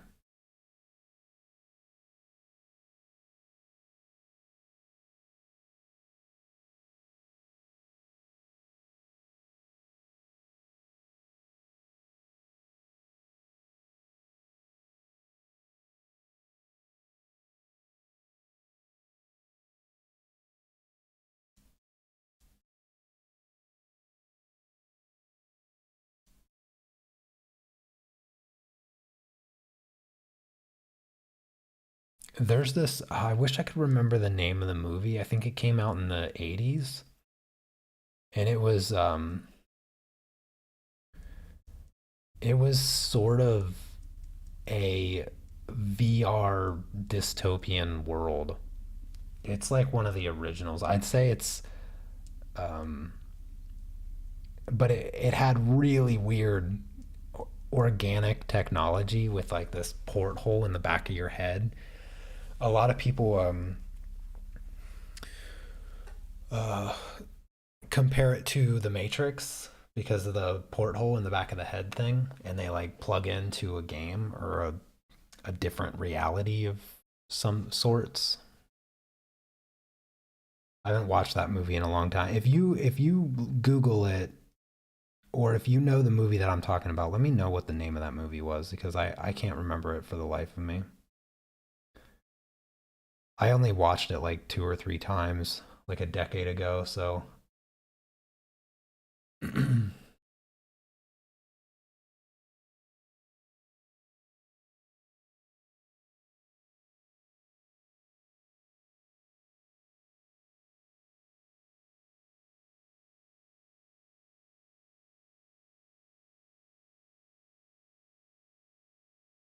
was kind of an interesting movie.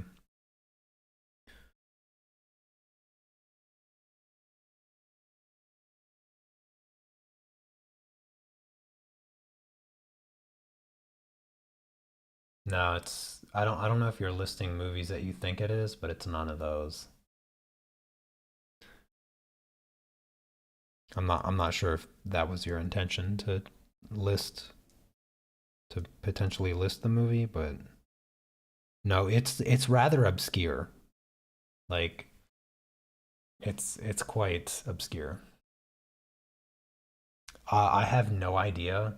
I think the actors and actresses that play in it are completely like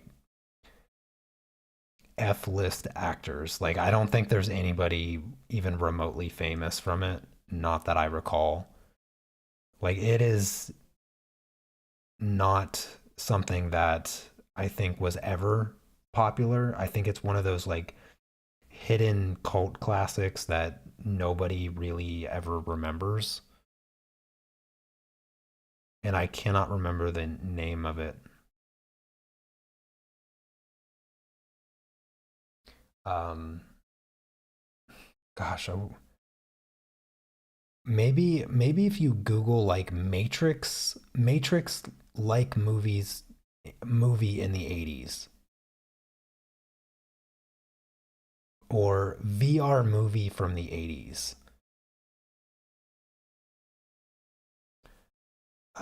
I can almost see the title of the movie like right in the inside of my forehead. Like I can just see the movie. I can remember bits of it, but I cannot bring the title of it to the forefront.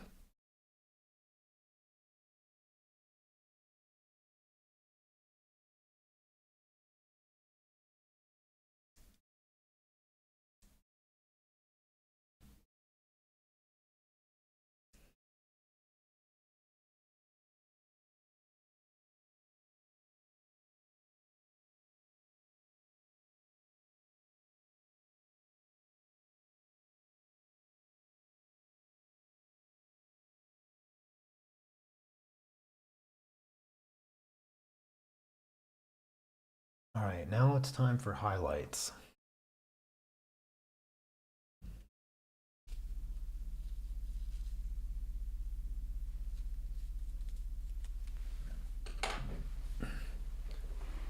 Let me see if I can find the movie. I'll just give me a second. Um,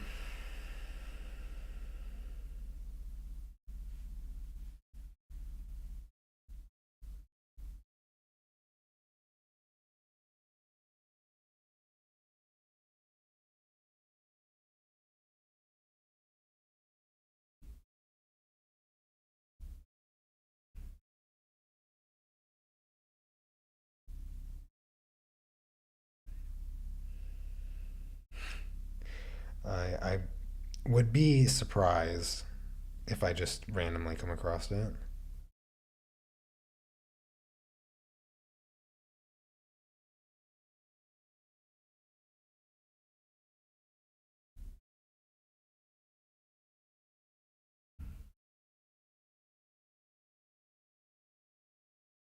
That doesn't even make sense.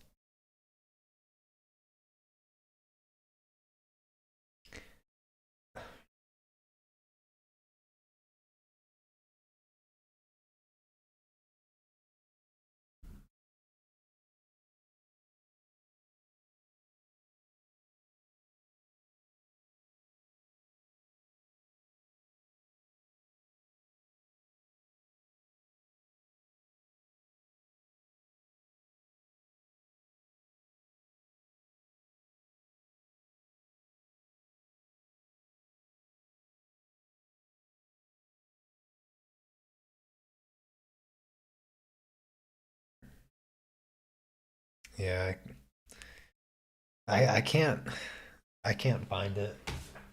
Not with like a quick Google look. I'd have to look a little bit deeper. Brainstorm? Brainstorm. N- For some reason, that sounds like a familiar title to something. I don't think that's it though. All right, let's go with the highlight here. These highlights are going to be very minimal. Um, yeah, I mean super minimal because of the rules. I got to follow the rules. So it's if you even see them, they'll be rather subtle,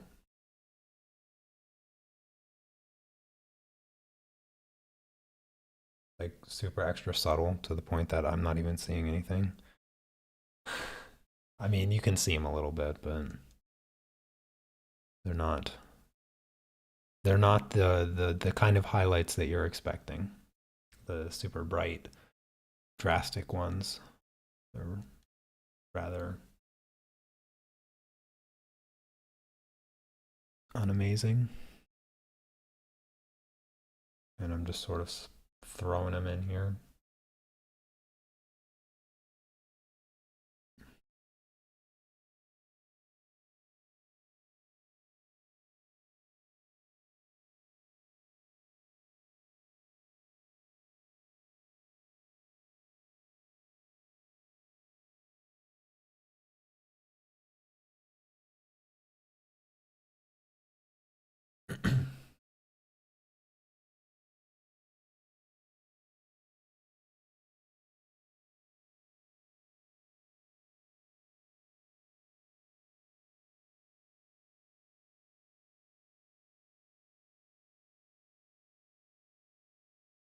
See how subtle these highlights are?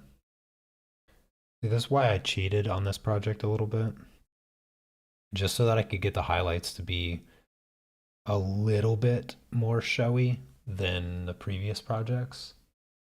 Because normally they wouldn't even show up this much because of the rules. The rules and the palette limitation. But I think they look better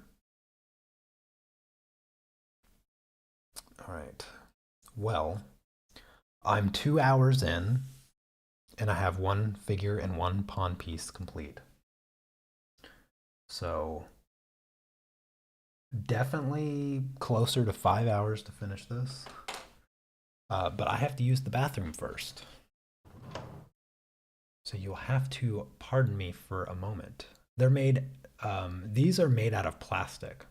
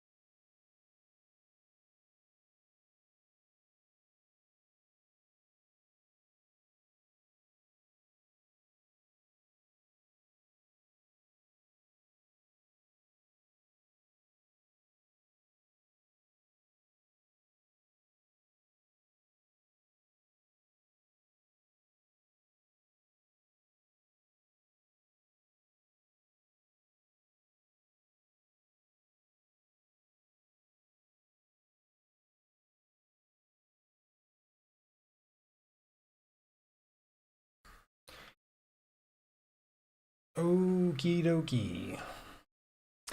Um, let's see. What are the rules? Uh, the rules are kind of difficult to explain because this is a homework assignment for the Evolve program, and the rules are that you establish the values with using the four paints that they give you, and you can't mix the paints. You have to apply them as they are. Then you can mix three admixtures from the paints to help with the gradients, and that's it. Uh, and what I have done with this project is I have used an admixture for my extreme light, or what's considered the extreme light in the program. And that extreme light is that lightest, well, actually, the extreme light is what I used for the highlights. And I actually used an admixture to fill in the actual pieces, which is breaking the rules. You're not supposed to do that.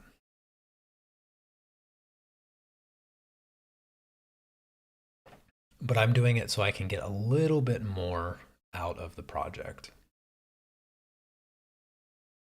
And I'm about to do it again right now.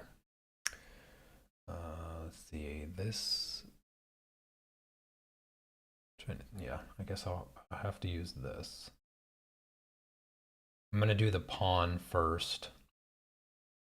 And this one's rather odd because the other rule is that you're not allowed to do objects that are reflective. And the white pawn captures the light pretty well in with its just normal uh, its normal range, but the black pawn doesn't do well with the light. It's extremely reflective, which isn't allowed for an object. But I'm doing it anyway because I didn't want to do two white pawns. I wanted to do a black and a white pawn. I was going to add more chess pieces, but then I was like, probably not a good idea. considering how long this painting is already going to take, doing more complex chess pieces like a knight or a rook or something, or the king or queen. Yeah, so I think I'll just leave it like this.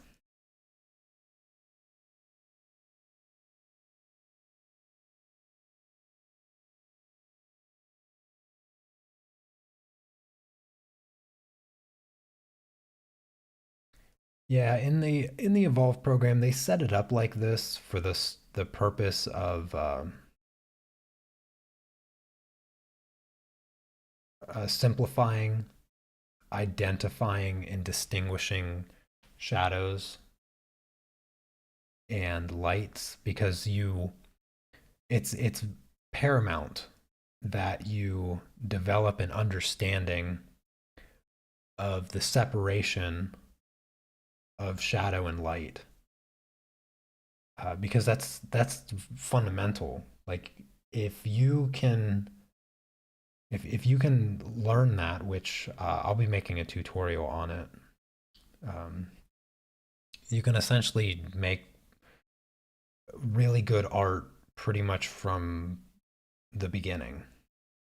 Because what I'm doing here is not very impressive in terms of how much uh, skill is required to do what I'm doing. The only skill requirement for what I'm doing right now is brush control. Like, that's it. You don't need any skills to do this except a little bit of precise brush control. When it comes to creating gradients, in particular in oil paint, it is rather difficult to do, but you learn a couple very simple techniques, and then it's not that difficult.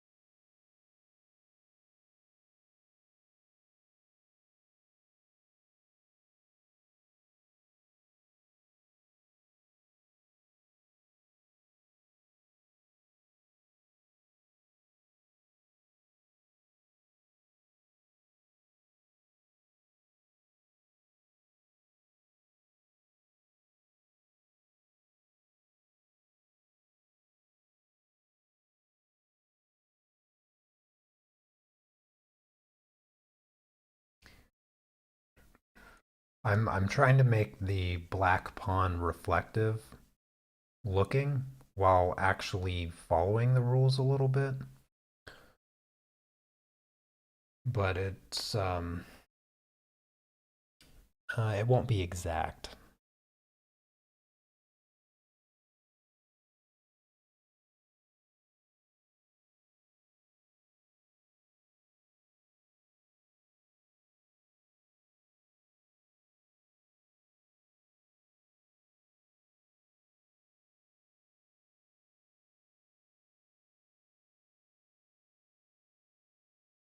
The thing is with the reflection or the reflective properties of the black pawn, you get values that are technically in the light, but are still darker than what you're allowed to use.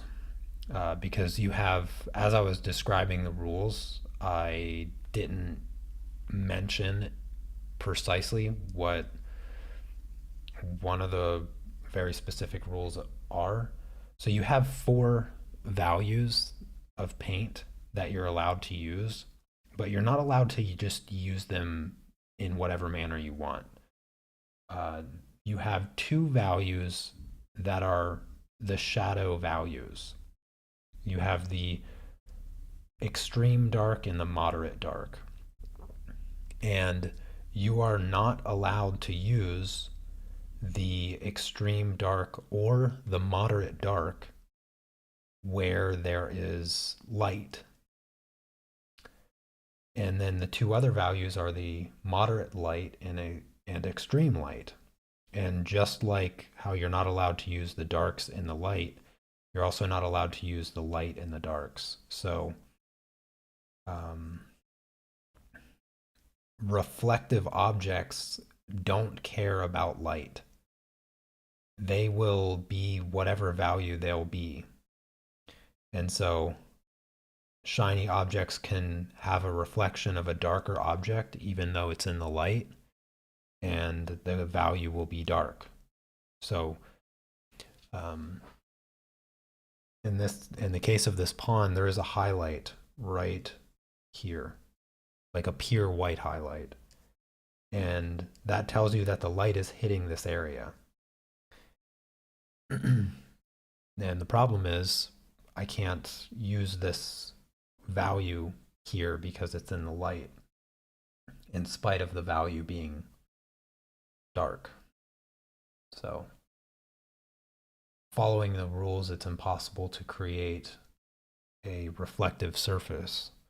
So I'm sort of bending the rules a little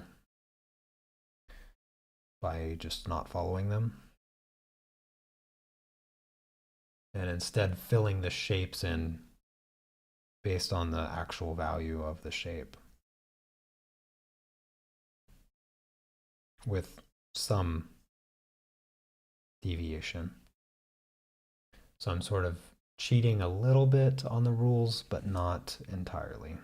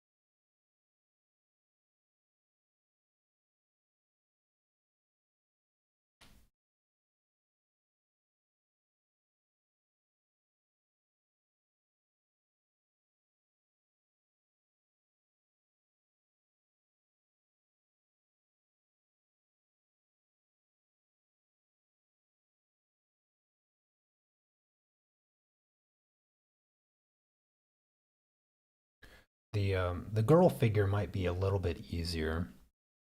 There's a feel like there's a lot less shapes happening than the guy, just because of the pose and the angle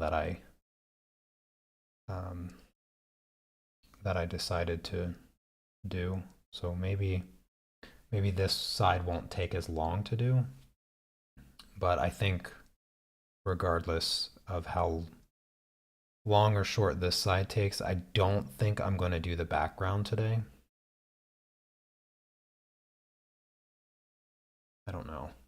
We'll see.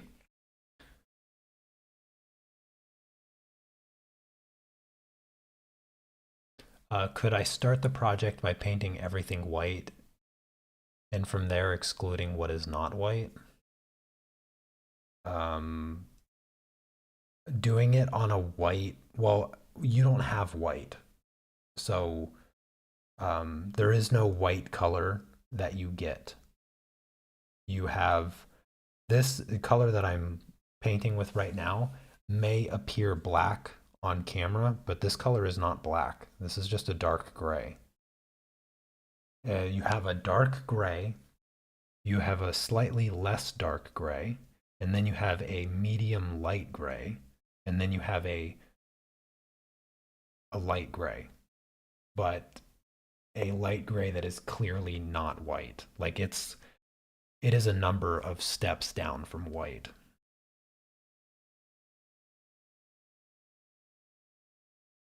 So you don't have black and you don't have white. You can only use these four paints that they send you for these projects.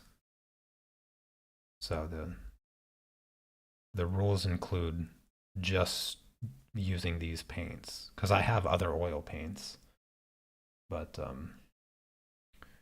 you can just use these ones. And you don't have black or white. You just have these four shades of gray. The purpose, I've I didn't clarify. Like I'm doing this program because they asked me to do a review of this program last year, and I enjoyed doing these little paintings. Like it gave me something to do on Friday for the for a Friday live stream, and so it got me back into oil painting, which I hadn't done in a long time, and I missed it greatly. So it gave me a reason to just get back into oil painting. And these projects are simple for me. Like they're being able to just sit down and do a painting in a single sitting or maybe even two sittings is nice. And so after I did the review, I was like, I'll keep live streaming the projects if you guys let me do the program, do the whole program. And so they agreed because they originally paid me uh, for the review of the program, and um, so since last year, actually, right around this time when I did the review of the program, I've just continued doing the projects because uh, it's enjoyable. Like this project's like a lot of fun to me. So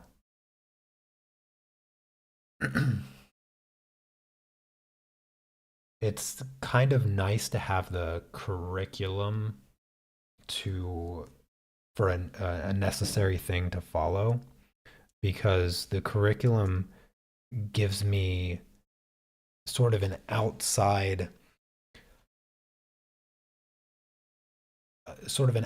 responsibility. Like I'm not necessarily like if I quit the program, like they wouldn't cry about it. Um, but just having asked them and them accept to allow me to go through the entire program because it was fun. I sort of feel obligated to continue, and um, when I have an obligation that is outside of myself, so I'm obligated to a person, or in this case, more or less, not a person but a company. I feel much more inclined to uphold my obligation simply because I'm not a person that goes against their word. So if I tell you I'm going to do something, then uh, that extra obligation that I feel is usually a strong motivator for myself. And so um, I always do my best to stay true to my word when I say I'm going to do something.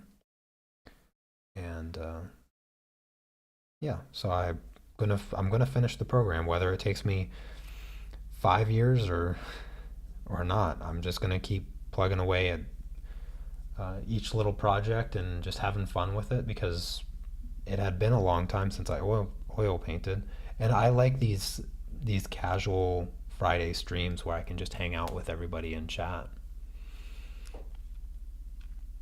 What color am I going to do the shadows? Is the foot going to blend in as the same color of the shadow or a different shade?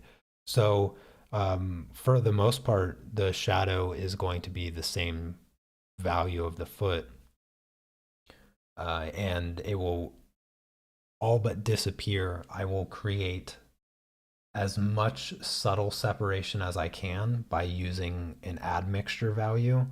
So I'll separate the ground by making the ground just slightly darker using an admixture right where the foot connects to the ground, but then the shadow will just be the same value. So I'll be using the same paint, but I'll use just a slightly darker value to create a mild separation there so that I can get away with it a bit.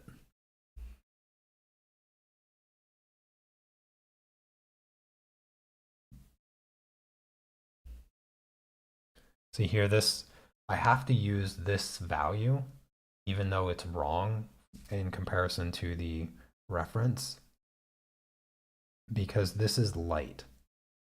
This part of the pawn is being hit by the light, so it's mandatory that I use this value. I can't use a dark value, even though it would look more accurate.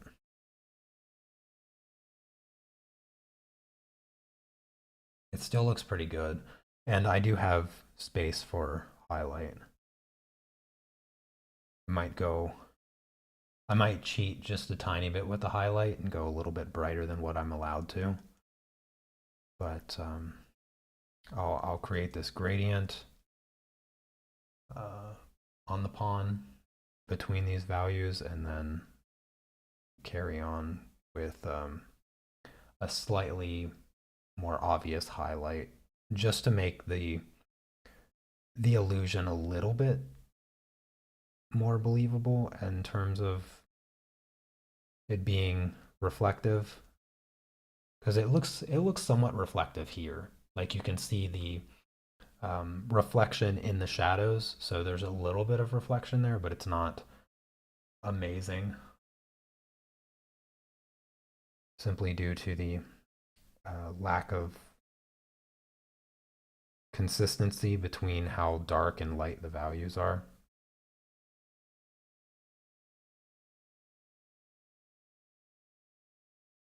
But I'm just going to soften some of these gradients a little bit.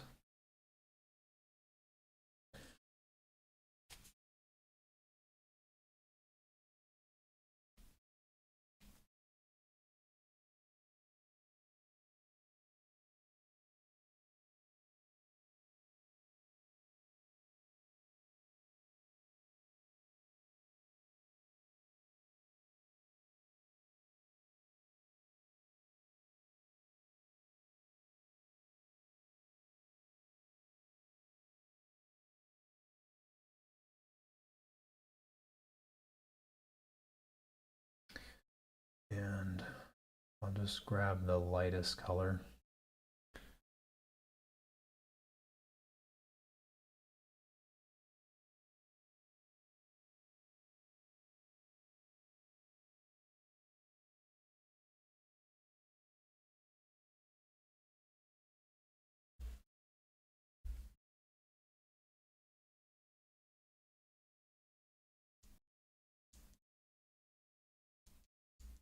So technically I'm not supposed to use this value for the highlight. The rule with highlights and reflections are you're only allowed to go down a half step, not a full step. I'm not quite sure why that rule exists, but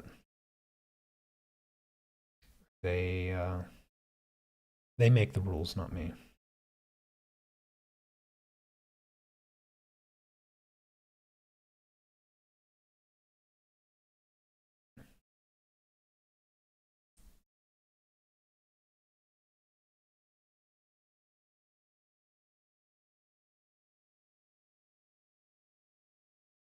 Yeah, I think that's about as good as that pawn will get.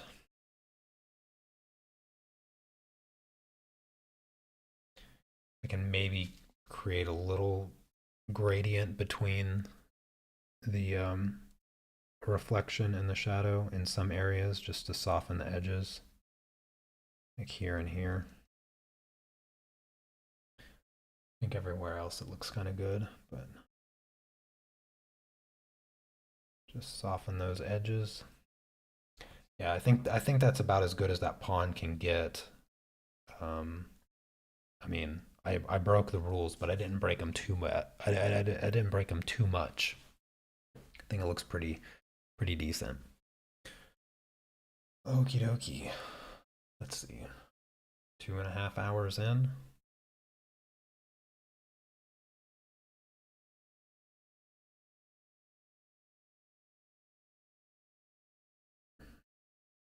Hmm. All right. Let me scroll over on my reference a little bit.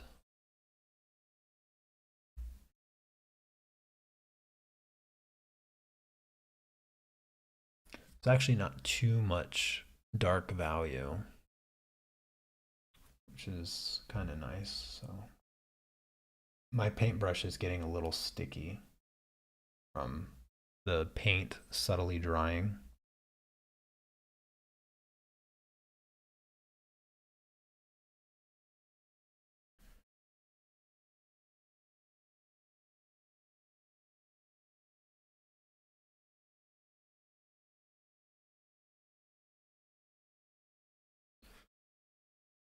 It's my least favorite thing to happen. When the paintbrush starts to get stiff, it just gets harder to be precise.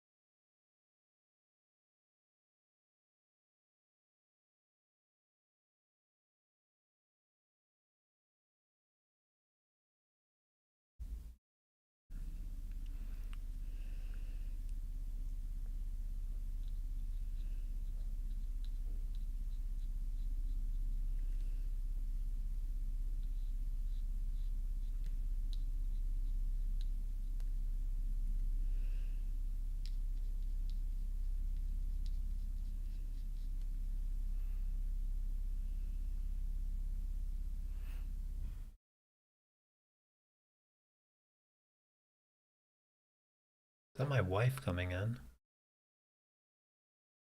No. Okay. I'm gonna say I. Oh, it is. Hold on a second. Let me close my door. I'm screaming.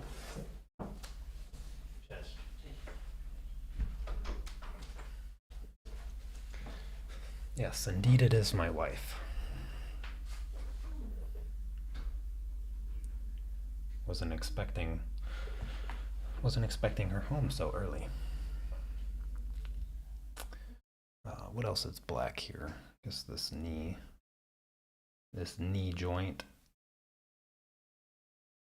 I'll try not to forget any small areas. Oh, this elbow. Yeah, this elbow joint, right, right here.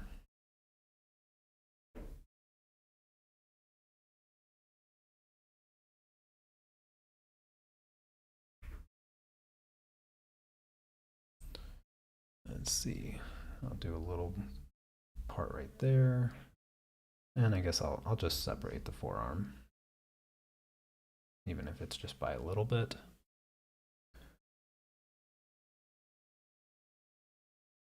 Hmm.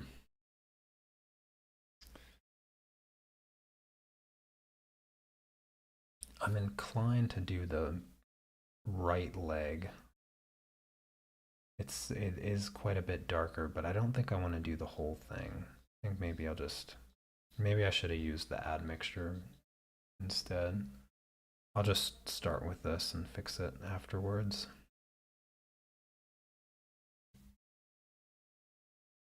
I think maybe I could probably add more oil to my paint. It's a little goopy. It's not quite as smooth as I generally like it, but I've been dealing with it this whole time like this, so perhaps I'll just stick with it.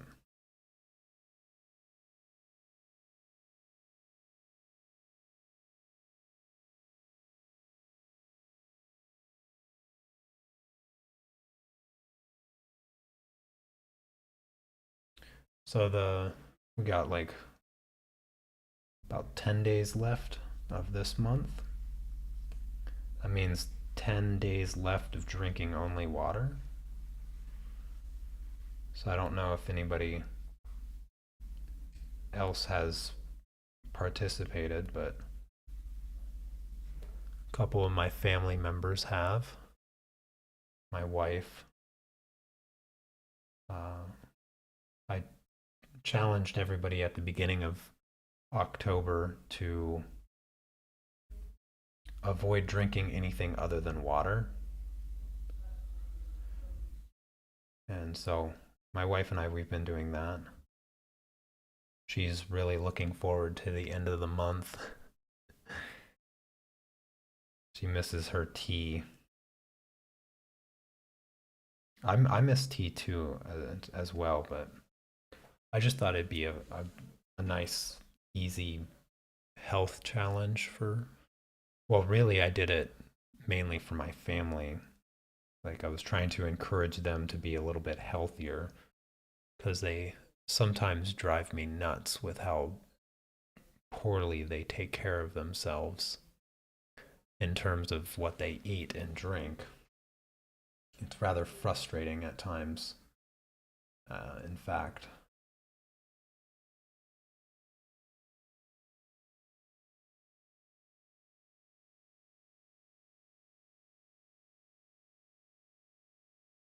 Aside from doing that, I've also increased the amount of time I go to the gym.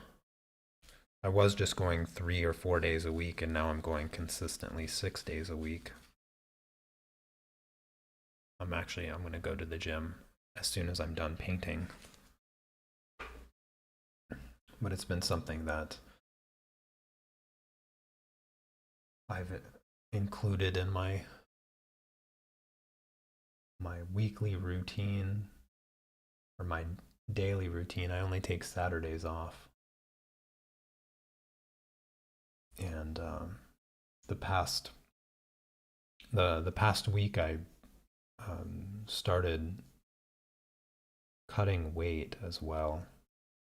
Because for those of you that don't know, which is probably most of you, since I haven't really talked about it, um, I started going to the gym about 5 months ago, 4 months ago, yeah, like 4 months ago, and I have lost um, 13 kilograms, which is about 28-ish pounds for those of you in America. And I've been, I like I was saying, I sort of have a hard time with my family's dietary choices and lack of concern for their own health that I decided to go above and beyond for myself as well. Just maybe, maybe if I can inspire them to be a bit healthier through my own actions, that's exactly what I intend on doing. And yeah, so I've lost a considerable amount of weight, and I'm trying to cut the last 3 kilograms that I want to lose.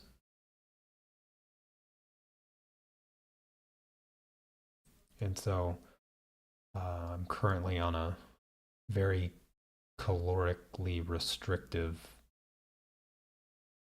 meal plan that I started on Monday. So I'm just 5 days into it, and I am avoiding weighing myself until until I complete it. So I still have a little while to go, obviously. I intended on doing it for 2 weeks, so still have another week to go before I'm done, but hoping at the end of it, my hard work will pay off and I'll be back to the weight that I was when I was in college, which just the idea of that feels really, really good. Because I think probably like myself, many of you also, you know, probably gained a couple over the past couple years, you know, all the restrictions, everything like that, and the whole world going absolutely bonkers. So it feels good. Um, Hard to believe that I got all the way up to 86 kilograms, but I really did. I really, really did. I honestly couldn't believe it when I first saw it. I was like, oh my goodness, this is definitely a problem. But I feel really good now. Feels good to be back to a healthier weight. Put in a lot of work over the past 4 months. The other thing that I've been doing um, that I haven't mentioned is I've, alongside going to the gym, I've also been doing the Wim Hof method, and I just finished up the fourth week of doing the Wim Hof method. I don't know if anybody's heard of the Wim Hof method, but um, it's it's a mixture of breathing exercises and cold cold water exposure. So for the past month, uh, I've been doing cold water exposure by taking cold showers, and I love it. I love it. I take the absolute coldest possible showers that I can. I turn the thing to the absolute coldest setting that I can and um get the coldest water possible. And it is magnificently exhilarating. I always take my cold showers after I work out, which is not the best idea if you're trying to grow your muscles, but I do it anyway because it's convenient. But my goodness, has it been enjoyable? Like, I look forward to it every single day. And I actually, at the end of the month, my friend and I, we are going to go swimming in the lake.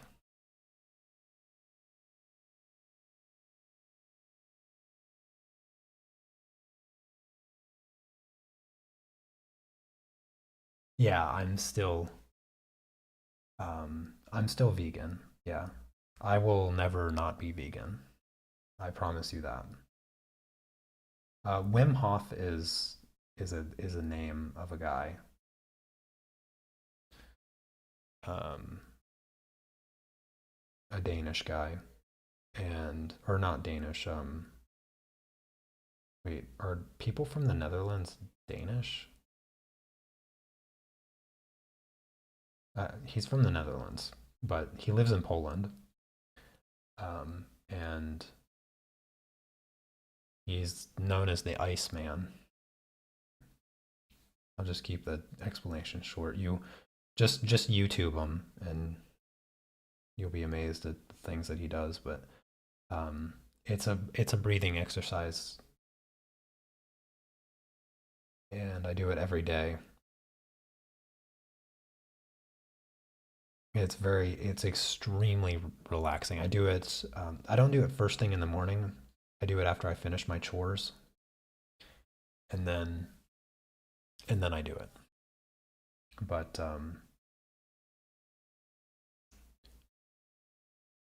yeah, he has like a downloadable course or whatever, and it's a 10-week long course. And part of the breathing exercise is breath retention, so holding your breath. And in week 3, you do 4 cycles of the breathing exercise, and then on the last cycle, while you're uh, holding your breath, you do push-ups, and you do so at the beginning, when you first start week 3, um, he tells you to do as many push-ups as you can, and uh, then after you do your push-ups, he says, "Okay, we're going to do the breathing exercise, and on the fourth breathing exercise, you're going to um, hold your breath and do push-ups, and you're going to do more push-ups than you just did." Like, so when you on your first experience, sorry for ruining the experience for anybody, but on your first experience of watching the video for week 3, uh, you don't really get the full context. He then tells you, "Oh, you're going to hold your breath for longer." And when he said that, I was like, "There's no, no, I'm not." Um, like there's no like I did as many push-ups as I could. I did like 34 or something like that while breathing. And then he says, "Okay, you're going to do more push-ups holding your breath after the fourth cycle of breathing." And I didn't really believe it. Um, and so, I do the breathing exercise, and I get to the fourth round, and it's time to do push-ups while holding my breath. And I think like I said, I did 32. It was sort of early-ish in the morning, so I was still kind of tired. But I did 32 breathing, and then when I was holding my breath to do the last set, I got to 40 without even trying. Like I was at 40, and I wasn't even like I felt like I could do 40 more push-ups. And I was so surprised that I sort of started to laugh a little bit, because I couldn't believe it, because I was holding my breath and I was doing push-ups, and I got to 40 relatively easy. Um, and I sort of laughed a little bit inside my own head, and it messed me up. And so I was only able to get like 45, I think it was. Um, and so I do that every day. I do that every day, where I do the breath exercise and retention, and then I do a series of push-ups while holding my breath. And I consistently do between 50 and 60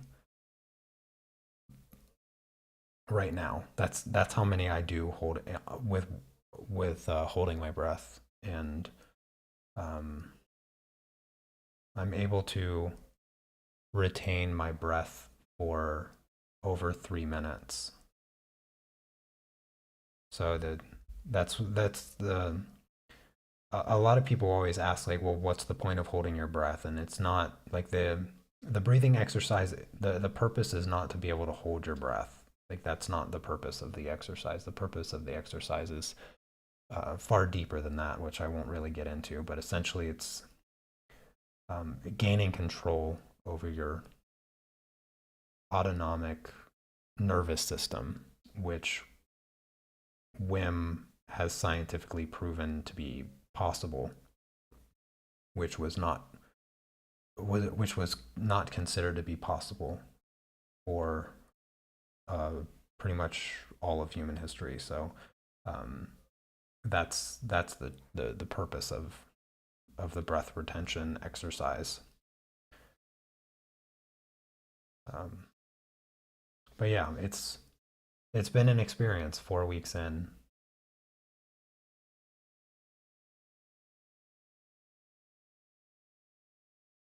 Yes, yes, it is.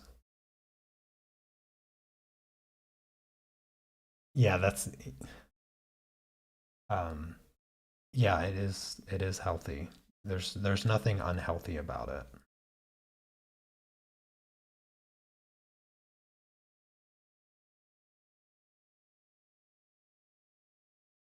There is a ton of breathing exercises modeled after him on YouTube. If you search it, like there's a ton.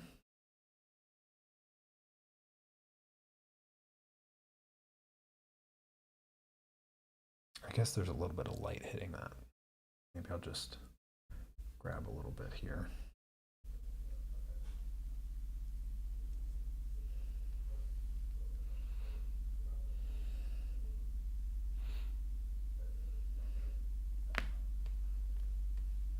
All right, let me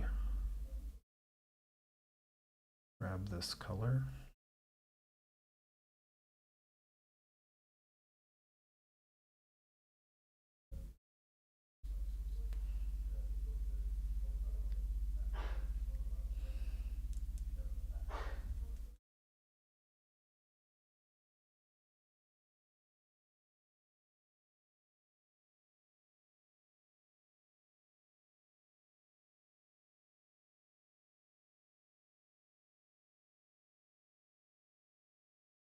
But yeah, like I said, at the end of the month, my friend Machek and I we were gonna go swimming in one of the local ponds, and I'm hoping that the water is between 2 and 3 degrees at the very least.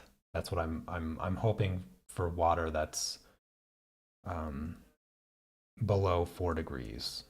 That's that would be that would be ideal.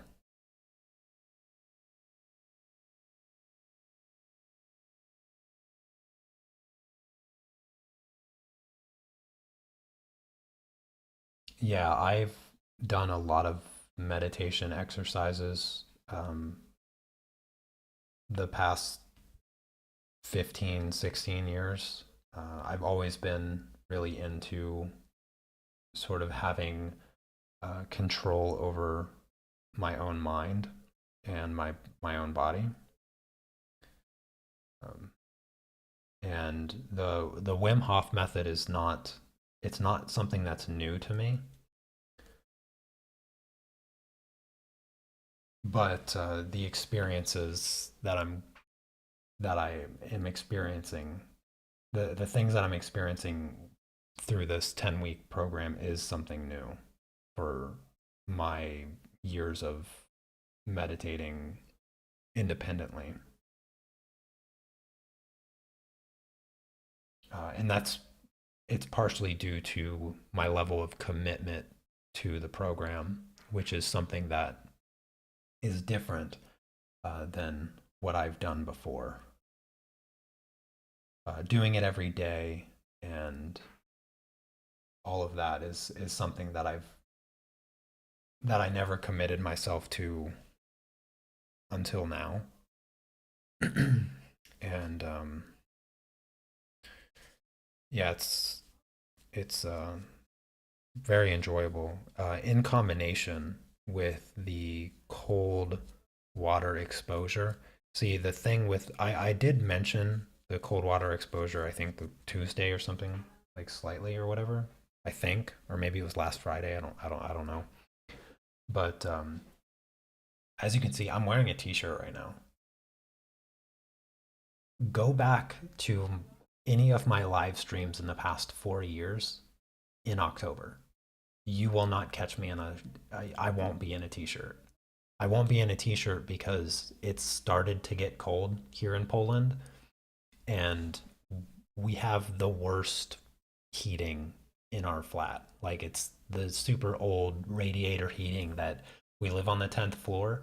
So it basically doesn't even get to us. It's completely waste of space. And so it's always cold in our flat. And starting pretty much in September, I've always had to wear a hoodie just to be comfortable in my flat. And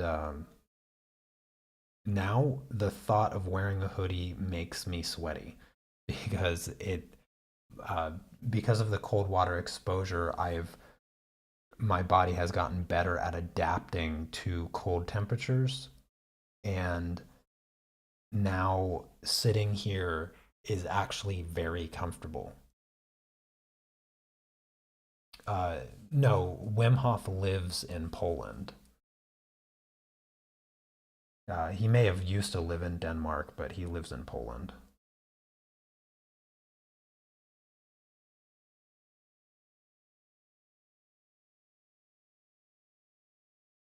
Yeah, he actually just lives a few hours away from me, which I intend on taking advantage of next year. I want to take one of his in-person courses because it's like a 10-day course, and at the end of it you go for like a 4 or 5 hour hike um, in your swimming suit in winter. You climb a little mountain. It's like the extreme cold water or the extreme cold exposure, and I want to do that because, like I was saying, like my body has gotten so used to the cold water and the cold temperature that it's better adapted to sitting inside when it's cold, when it's relatively cold, and I can sit here so much more comfortable. And we haven't had any heating at all this year, zero heating. And when I go to the gym, um, when oh, you're actually wearing a hoodie. Oh, that's so funny. That's cool. Thank you for getting that. Um, I forget what I was going to say. Oh, so when I walk to the gym, I I just walk in a t-shirt. But when I go outside, it's only like maybe 12, 13 degrees right now, or man, it's probably closer to 15 um, in the afternoon or whatnot.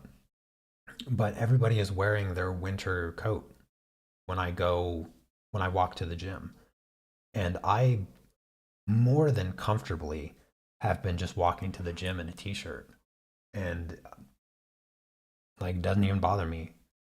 Like, I don't get goosebumps, I don't shiver, nothing. My body is just um, over the past month, my body has been able to adapt so much better to cold temperatures that I don't feel as cold when it's cold.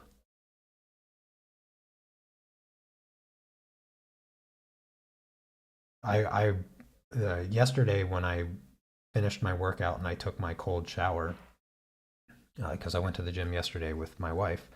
Um, the water was the coldest that I had felt coming out of the shower, and which was exciting because I want it to be as cold as possible. And while I was under the cold water, I realized that like the water that I drink is significantly warmer than the water that I shower in. And I realized a good rule A good rule for life is um, drink warm water, shower in cold water. That's that's what that's what you should do. And my first experience with the cold shower, I was nervous. I was like, I don't know if I can do this. Like I've always been really cold.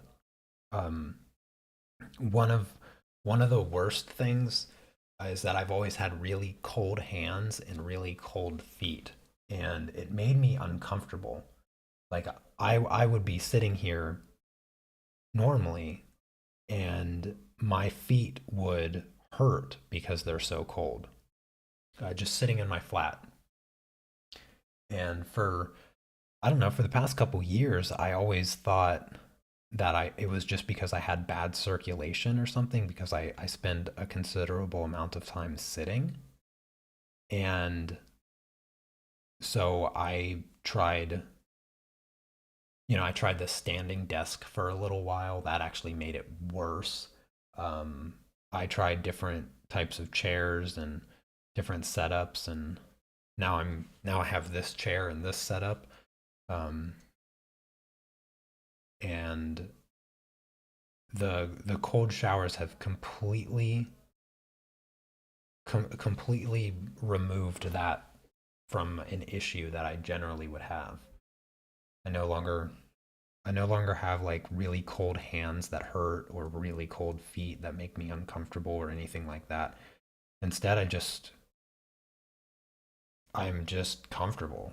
Like there's not much else to say other than that I'm just more comfortable just existing, which is not a result that I really had much expectation for. But when I first was going to try the cold shower, I was super nervous because I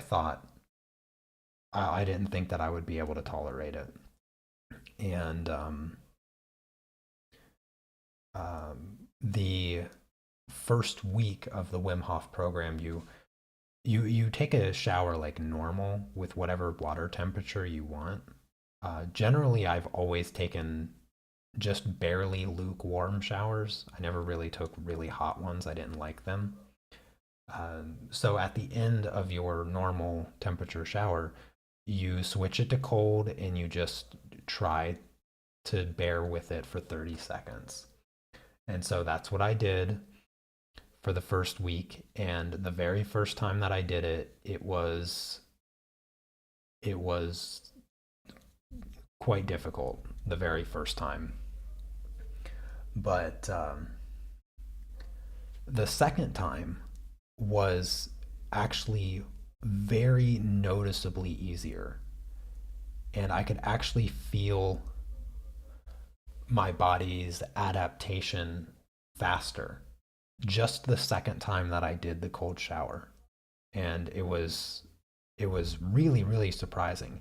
By the third time, the adaptation was so quick that it wasn't even uncomfortable for even a brief second. And um, the thing that happens when your body is not prepared to adapt to the cold water is that you have these sharp inhales. You sort of breathe in really sharply because your body's trying to like uh, respond to the shock of the temperature.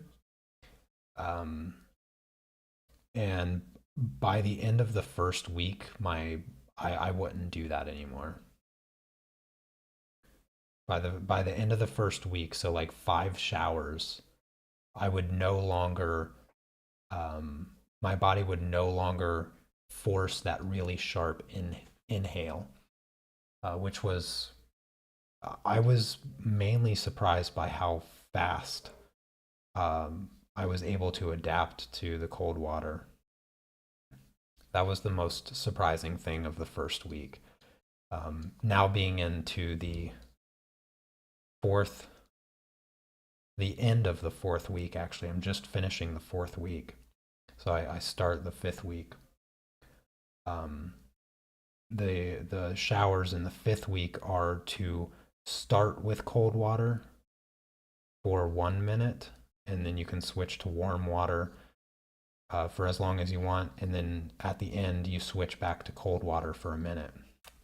But for the better part of week four, I've just been taking essentially an entirely just purely cold shower. I only switch. I only switch the temperature for a short period of time to a slightly warm water for the purpose of getting the full effect of um, changing, forcing the body to adapt. So you force the body to adapt to the cold water, and then you bring in the warm water for it to adapt, and then you switch back to cold again to make it adapt once more. And the feeling, so when I switch from the initial cold water to the warm, it almost feels like my body is expanding, like it's because the cold things tighten up, like your muscles tense up and your body pulls the blood into the core to keep your core temperature the right temperature. And when I switch to the warm water, I can almost it almost feels like the inside of my organs are like expanding. It's a really unique feeling.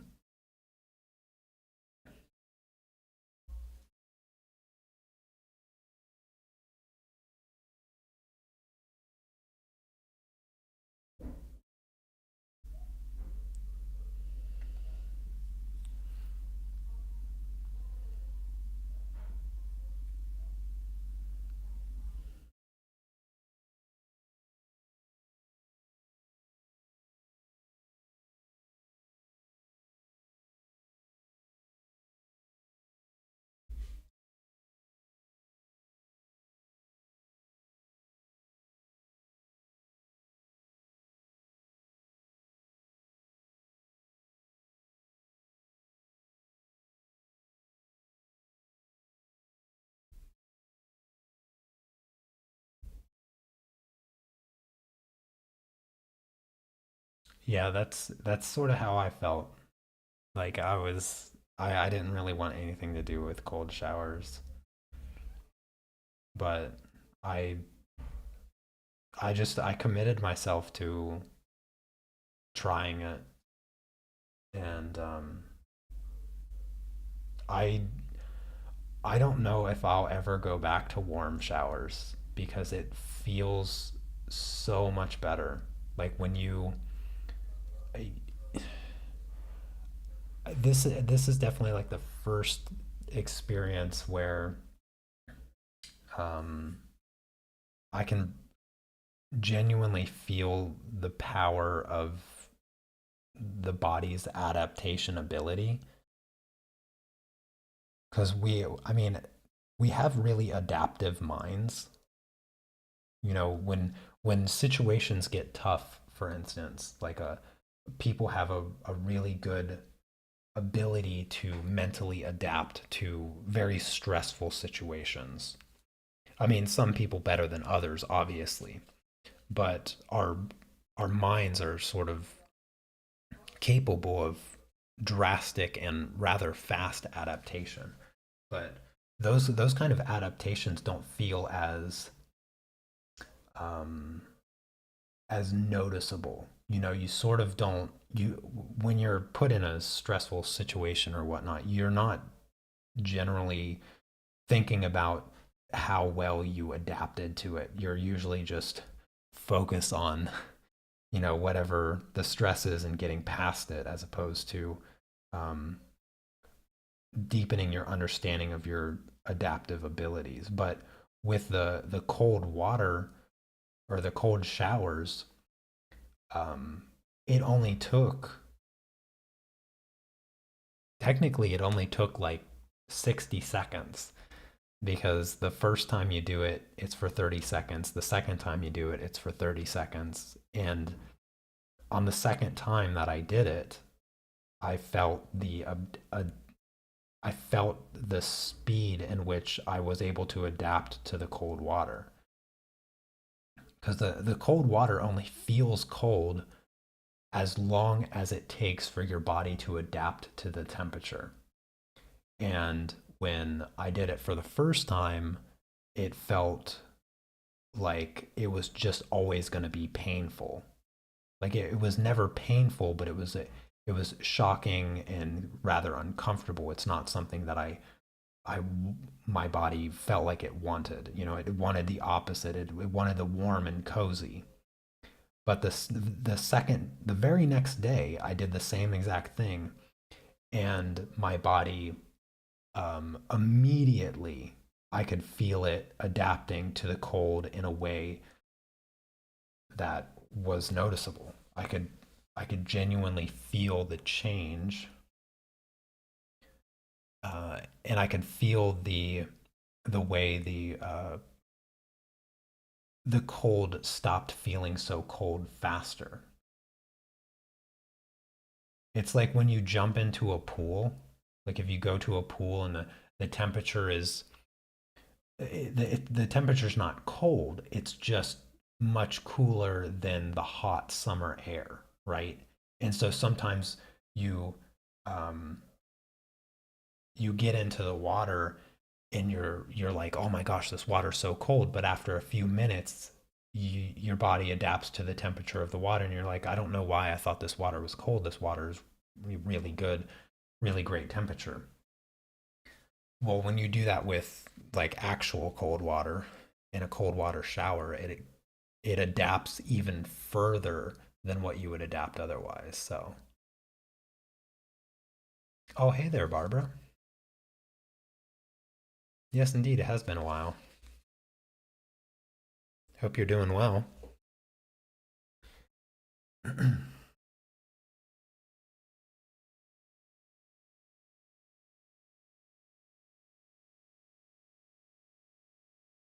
Yeah, I'm my next endeavor is to try to convince my wife to try to do a cold shower. Um, because the water that she likes to shower in is I don't know how her skin doesn't melt off.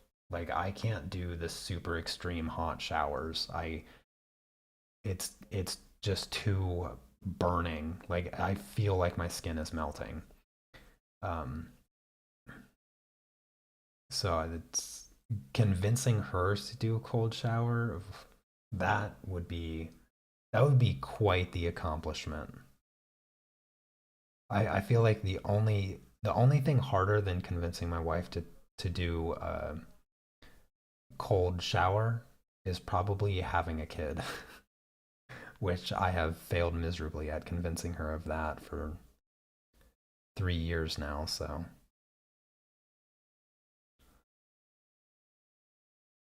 maybe if I can convince her to do a cold shower, I'll have more luck convincing her to have a kid.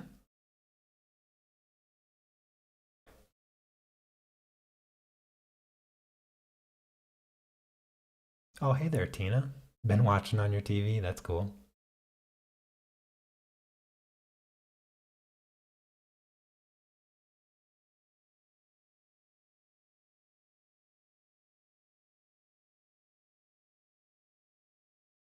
Yeah,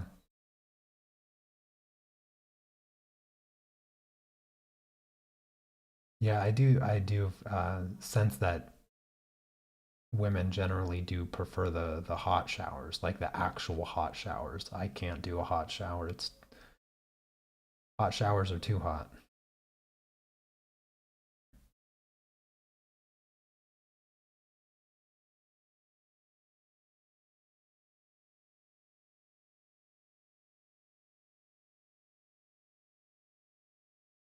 All right.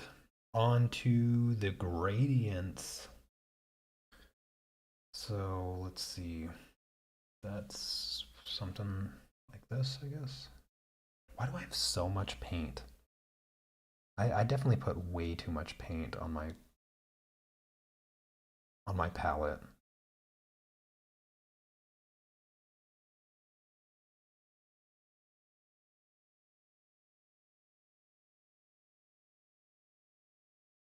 Way, way, way too much paint.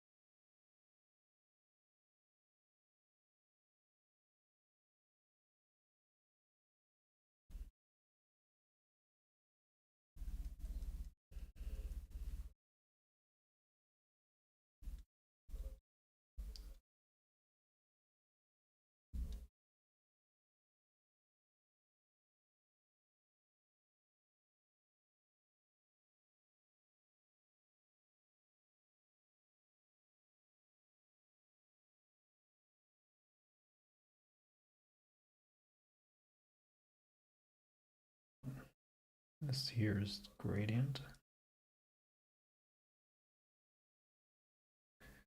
This part here is 2.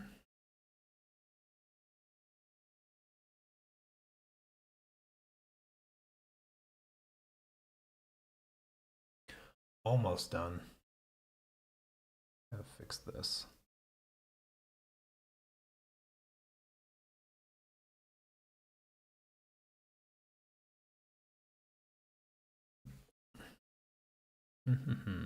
Yeah, this is all gradient here as well.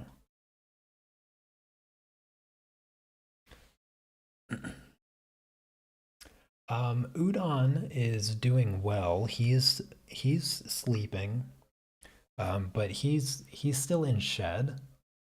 He was in full shed a few days ago. With it, his eyes were blue and everything, and he's starting to peel it off. He'll probably have it peeled off by the end of the weekend if I had to guess. He usually takes about 5 or 6 days, but yeah. So I don't have his camera on or anything like that because I don't want to add any extra stress to him by bumping his cage and uh, getting the camera all set up and stuff because I don't leave the camera in there 24/7. I just put it in there when I set it up for the stream. But yeah, like I said, he's shedding, and it can be stressful for him. So I'm just letting him be. He's also not eating right now either. He doesn't. I don't offer him food when he's shedding either because it's the only thing the only thing more stressful to a snake than shedding is eating, because snakes, they they essentially do nothing. They are perhaps the laziest of all creatures, um, but they enter they enter the most zen meditative state. Speaking of meditation, and um, they essentially like don't breathe, and their heart barely beats when they're sitting and waiting, and their metabolism essentially shuts off, and so they can go they a full grown royal python can go more than a more than 18 months without eating, simply because of that state in which they can enter, where they basically shut their body down, and they're just they're just dead. They're basically lying there dead. They barely breathe, their heart barely beats, their metabolism completely stops, and they don't burn any energy because they don't move. They burn like no energy. And yeah, so when they eat, all of that stops. That peaceful existence of doing nothing stops, and their metabolism kicks in into overdrive to begin the digestive process and all of that. And so it's rather stressful for their bodies, and they only do it out of necessity, obviously, because they have to eat. But it doesn't change the fact that it's stressful for them. And so when they're shedding, they generally won't eat. So I haven't offered him food, because he doesn't display any hunger right now. Because when he's hungry, he shows it. I know exactly when he's hungry, because if I go near his if I go near his enclosure around 21, 22 in the evening, he will poke his head out of his cave, and he will follow my hand. So he has prowling, hunting behaviors. And if I reach into his cave, he will S turn and prepare for a strike, because he he first assumes that he's being fed, or that I'm food, until I make it aware to him that I am not food, and that he needs to calm down.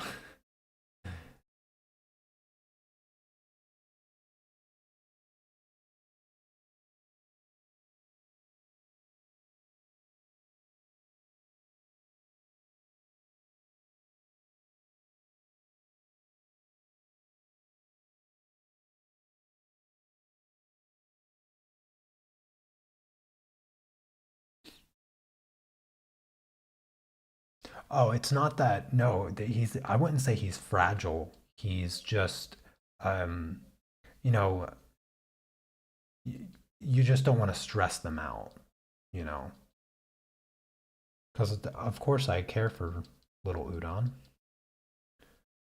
Um, you wouldn't want to do things that like stress your cat or your dog. I don't know what that would be exactly, like a comparison, but yeah, I wouldn't describe it as being fragile, because snakes are actually rather resilient. I mean, they're basically just a tube of muscles. They're just a long tube of muscle.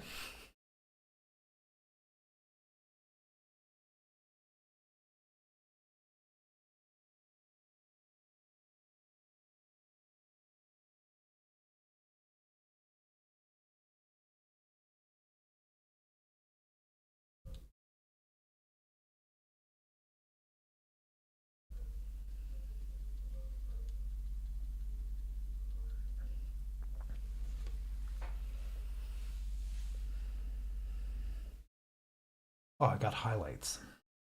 Almost done. I mean, almost done for now. I'm not filling in this background. Background's gonna take too long. What time is it? 16. Yeah, it's almost 17.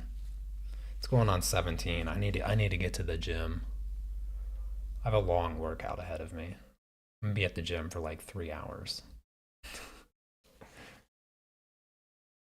Oh yeah, yelling.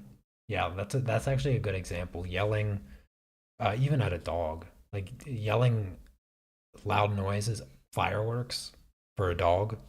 Yeah, that's very stressful for a dog.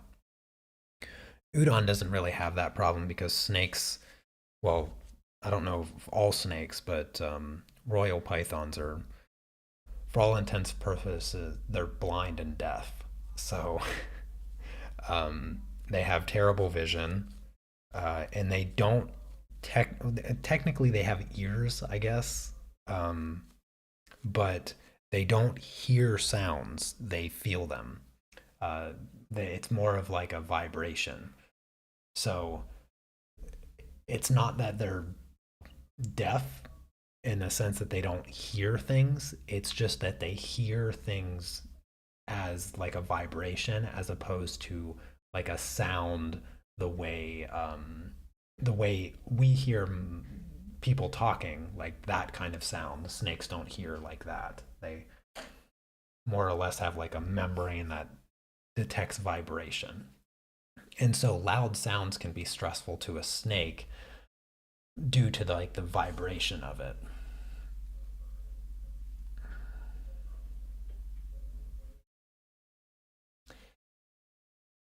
I kind of just want to finish this. I really do. But I think I don't know, depending on how tomorrow goes, perhaps I'll stream tomorrow. I have so much paint. I have so much paint. I can't do the drop shadows because if I do the drop shadows, I have to do the ground. I was considering that, but I can nah, I don't even think I'm going to try to save the paint. It's tough. Like oil paint sometimes can last like a day, but you just get like crusties in it and makes it really annoying to work with.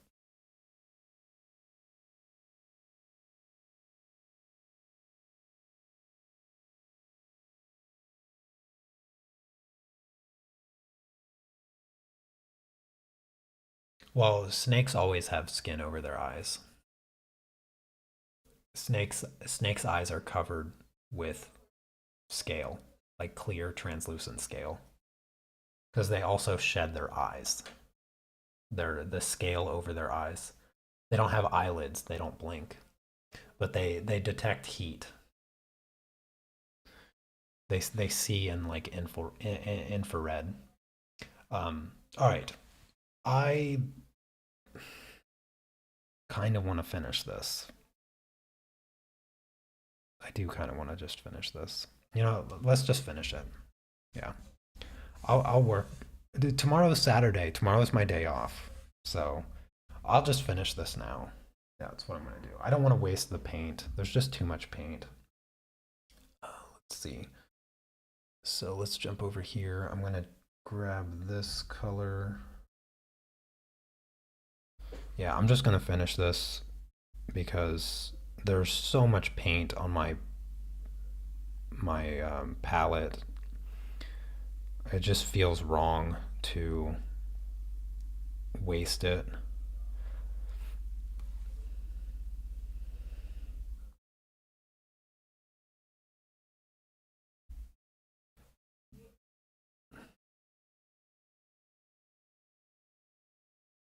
The background doesn't take maybe 40 minutes.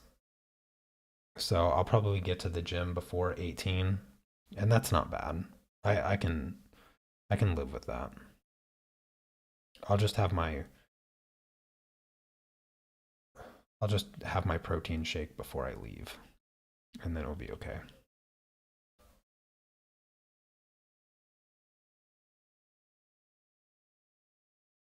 Yeah.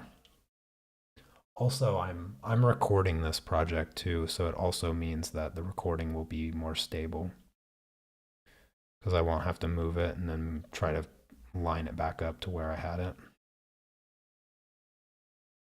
And it's not that I'm tired of working on it or tired of streaming. It's just that I want to get to the gym. Words that I never thought I'd ever say. I just want to get to the gym. That's not words that I thought would be put together in such a way. Not from me anyway. I've never been much of a gym person. I've never liked the idea of going to the gym. I don't I still don't like the idea of going to the gym, but I feel so much better after going. I feel, I feel better about myself. I feel physically better, mentally better, in every way.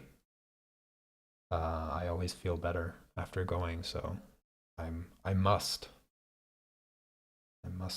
keep going.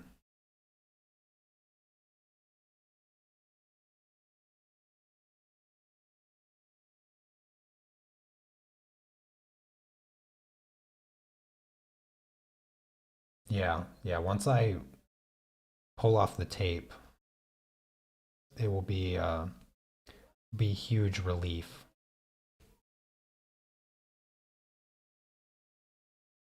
Everybody's favorite part.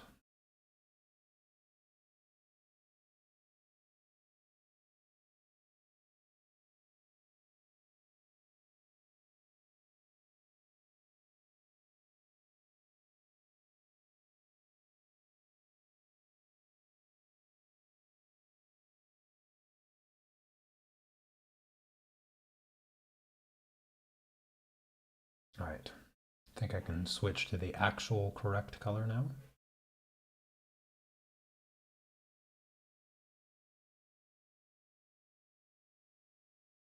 So what I've done is added a little bit of that add mixture right at the base to separate these colors just a tiny bit.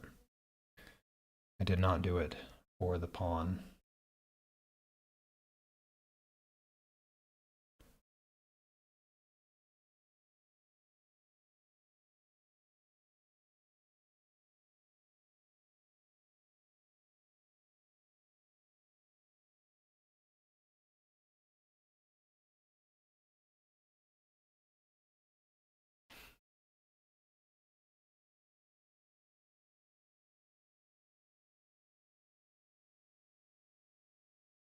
See, this is the good part where I get to fix my edges of my mannequins. I get to give it nice crisp edges. Just makes it look so much better.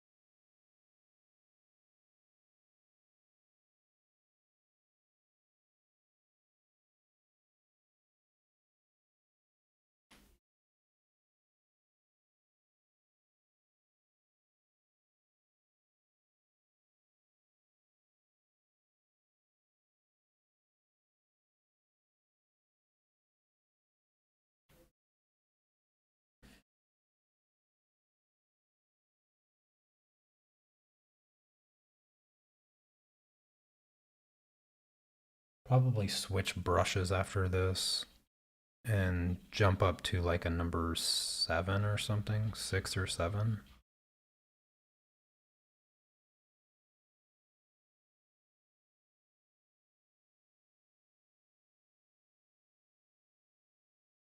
This brush is getting a little dried out.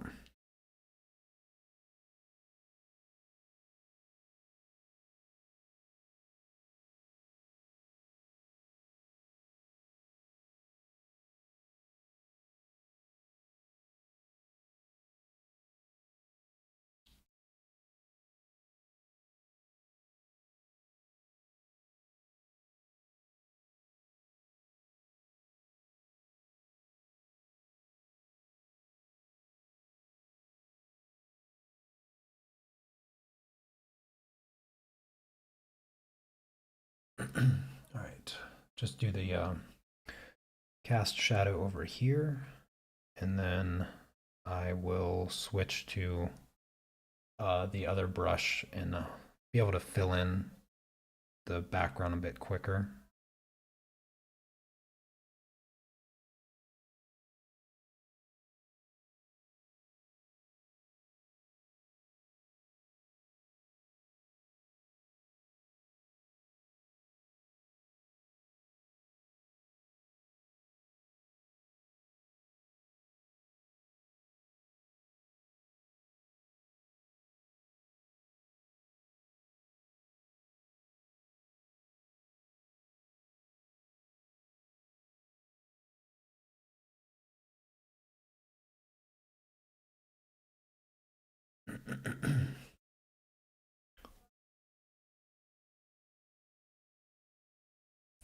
I hope everybody that's watching the live stream is enjoying it, and everybody that has been watching it has enjoyed it. If you have a spare moment of time and that is the case that you enjoyed it so far, don't forget to give it a thumbs up for me. I have to feed my algorithmic overlord. And I do appreciate everybody hanging out and watching with me. It's been a fun stream. I really like doing these painting projects, and I like to do them even more when I have such a lovely group of people to chat with and just just hang out with.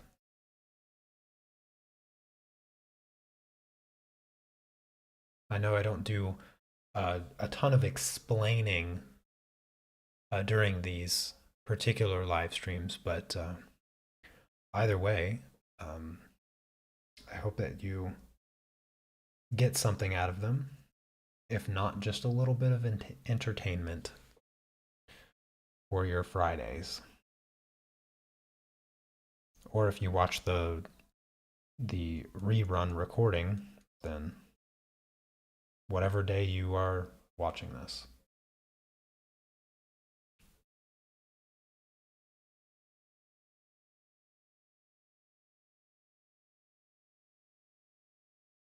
Yep, just 4 values in this entire painting. Doesn't take a lot. That is it. That is precisely what they want to teach you in the program.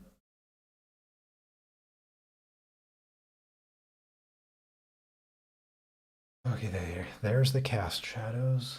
Let's just wipe this brush off a little bit before switching.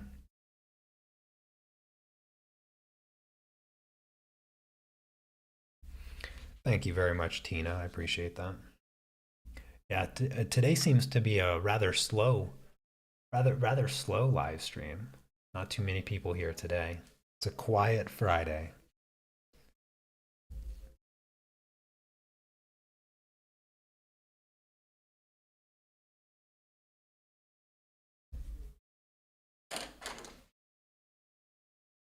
Okie dokie. All right, so now it's just smooth sailing from here. So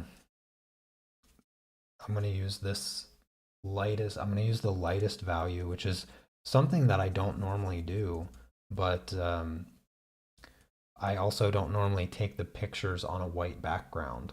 So that's pretty much the only reason to use this value here. And I might actually have to, yeah, I might have to get more of this paint out.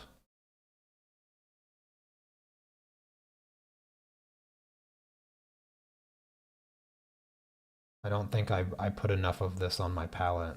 I put way too much of the moderate light, and I don't even have a single reason as to why. I have so much moderate light.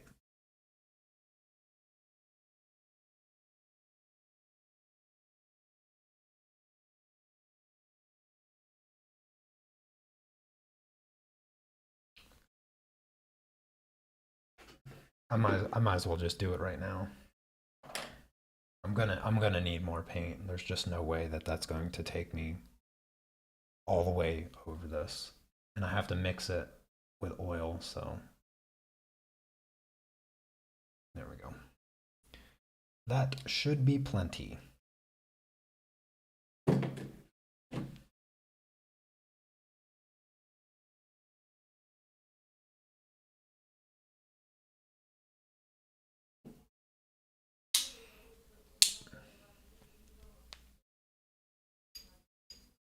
Oh, thank you, Tina. Glad you learned something every stream. That is comforting.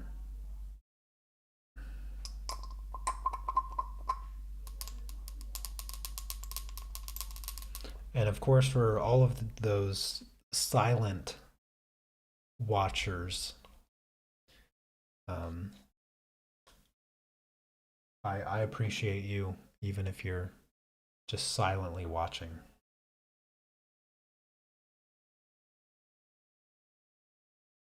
I gotta mix this. One moment.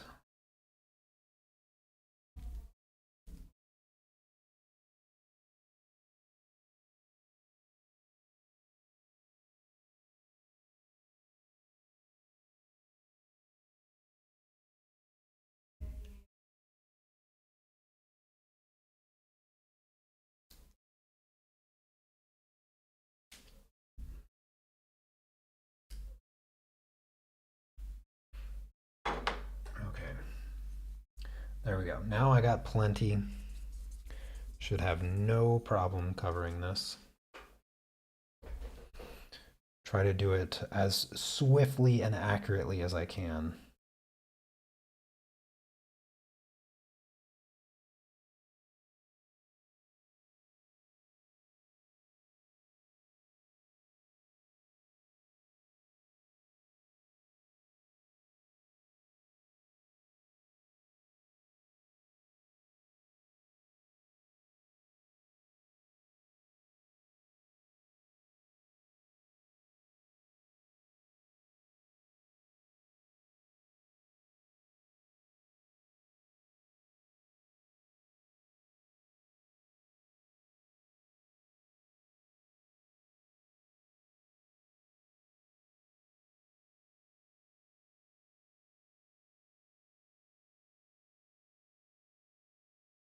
Um, did any of you see the video that I posted yesterday?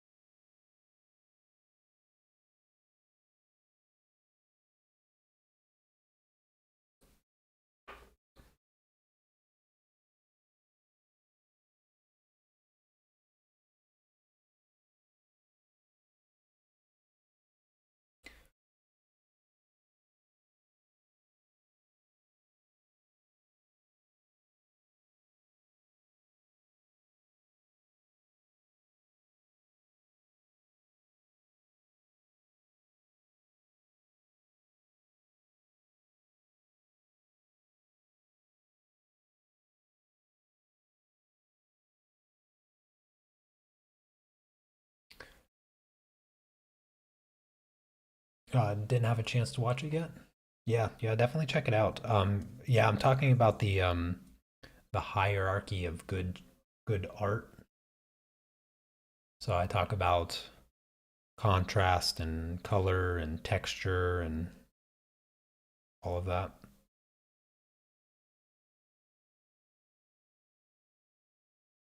Hello, Catherine. Welcome. Welcome back.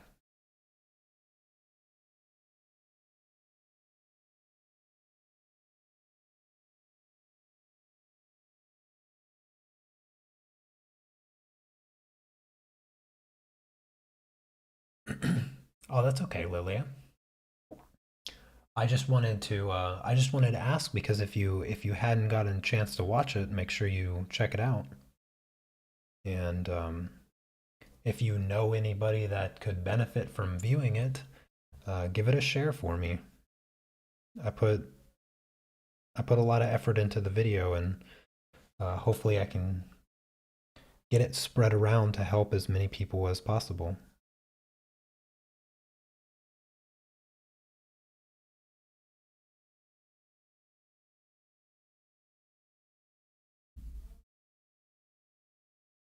Let's just jump over here really quick. Get the border painted up.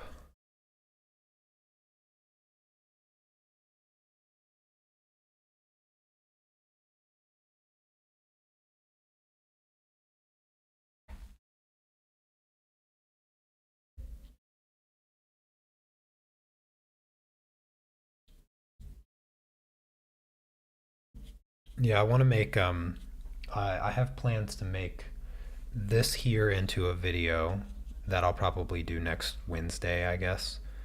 Um, and I'm going to talk about light a little bit, capturing light, creating the illusion of a bit more, just focusing on shapes.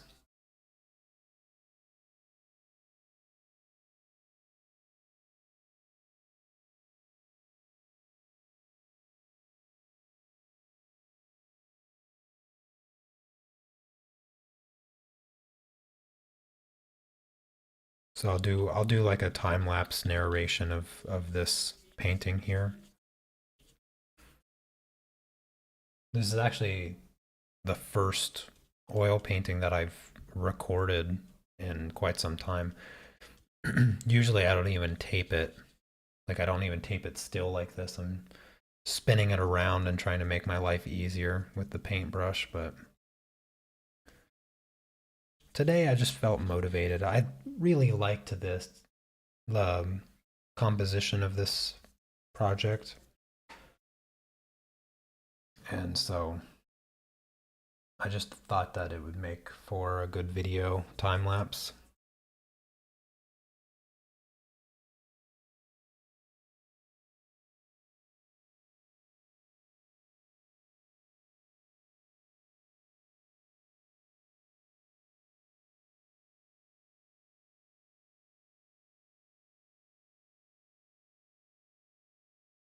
Oh, thank you, Catherine. I'm glad that you liked that. Yeah, that's something that I've been saying for years actually. Um, that same analogy, and I sort of,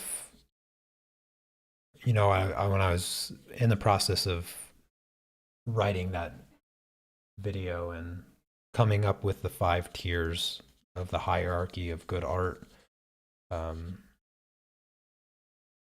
the I didn't write that last part out where I talked about uniqueness. I just spoke from the heart instead because I've used that analogy so many times before. I just sort of reworded it the best that I could in the moment. Oh, thanks, Tina.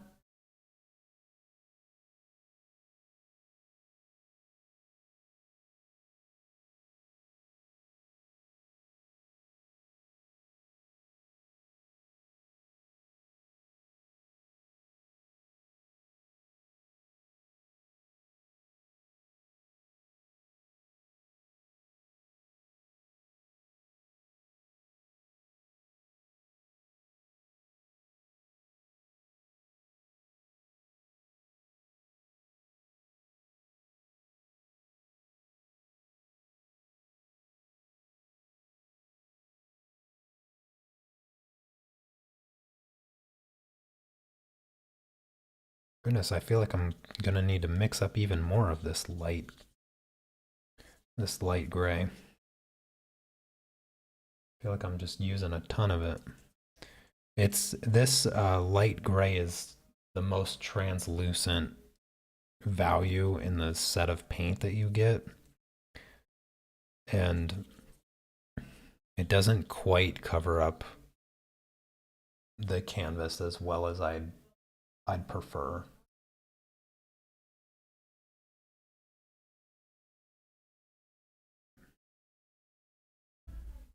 It's a little blotchy, but I don't think that you can really tell too much on camera.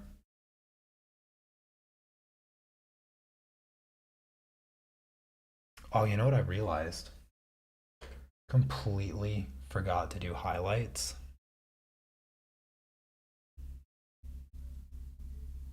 See? I forgot to do highlights on the girl.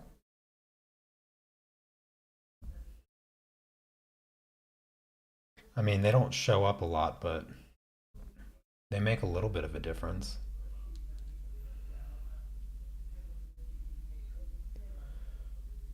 I wondered why she looked just sort of overall flatter in comparison to the guy. Just a just a touch of extra depth here and there.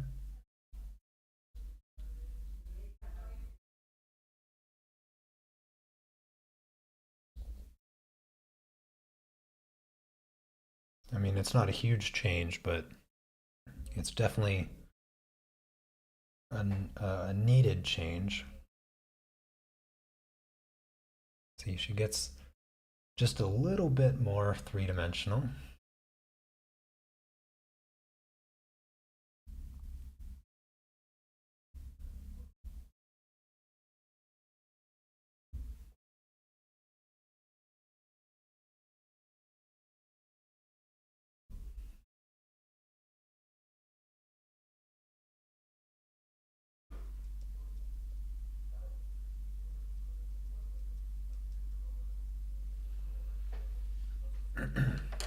There. Now let's get back to the background.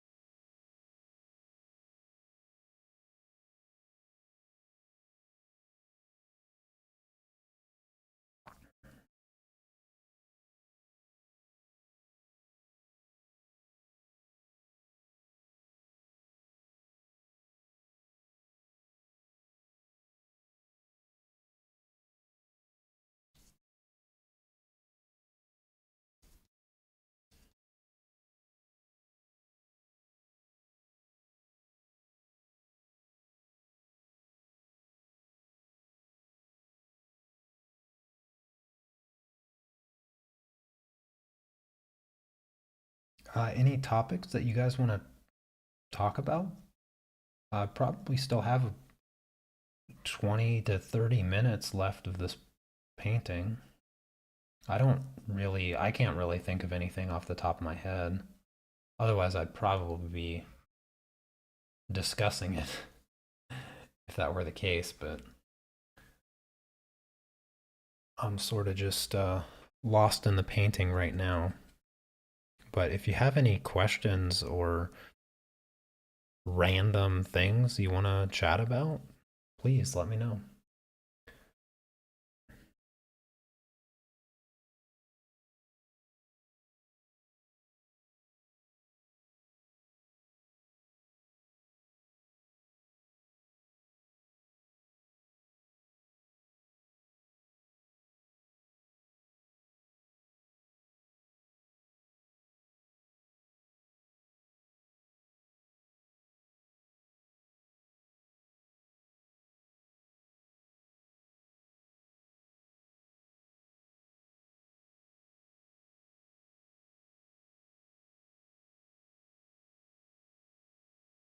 Have I already explained the light source of this piece? I have not. Um, but what do you want to know about it?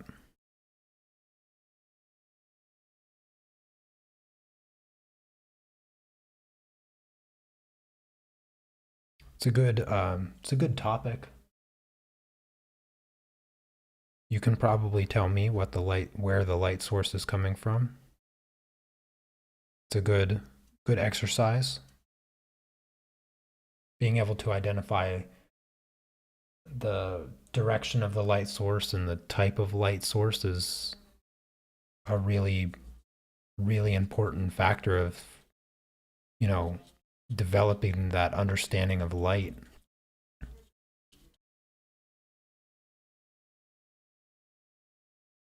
Yeah, the cast shadows are pretty good at pinpointing the direction of the light, the where it's coming from, and the way the cast shadows appear. Now, right now, the cast shadows are hard, so you don't get that information as clearly right now. It appears as though there's two light sources. That might just be because the background's not filled in yet. I think once the painting is more filled in, you'll be able to see the light sources or see the light source better. But there is there is a singular light source. There is just one light source, and um, it is artificial light, as you could have probably imagined.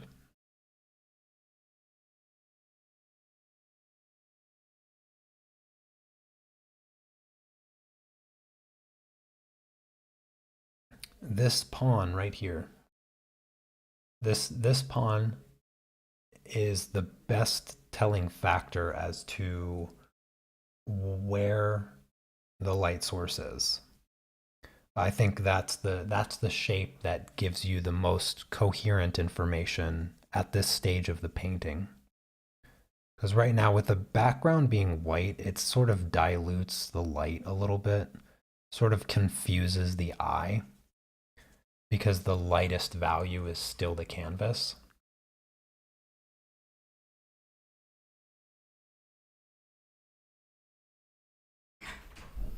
Yeah, painting with or a two distinct light source project. Can I help you? Not right now. You just wanted to walk in and distract me? Trying to find something. What are you trying to find? You just tell me? Wooden spatula? Oh, it broke. Where is it? Oh, it's in the trash. The it broke. Just go. Can I find it Yeah, I put it in the paper.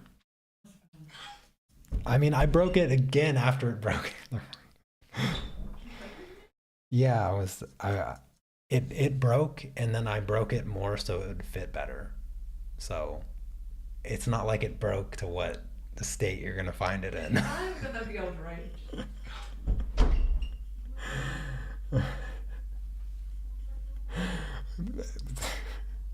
Sorry for the for the random uh, uh, uh, disturbance, random disturbance. But somehow my wife was looking for the spatula. She came into the bedroom. I don't know. I'm not sure exactly what. I'm not quite sure what prompted the idea that somehow the spatula she was looking for would end up in the bedroom. Um, but it definitely not in the bedroom.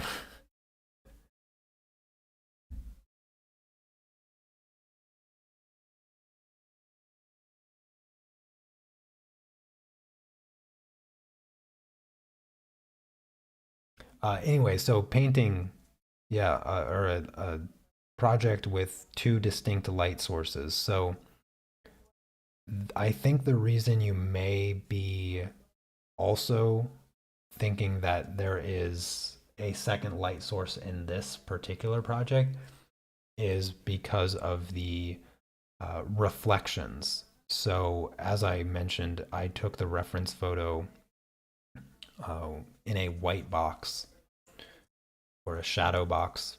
So, um, the backdrop and the floor that these objects were sitting on was white and smooth, rather smooth. So it's very reflective of the light. And so you get a lot of bounce light from the surface.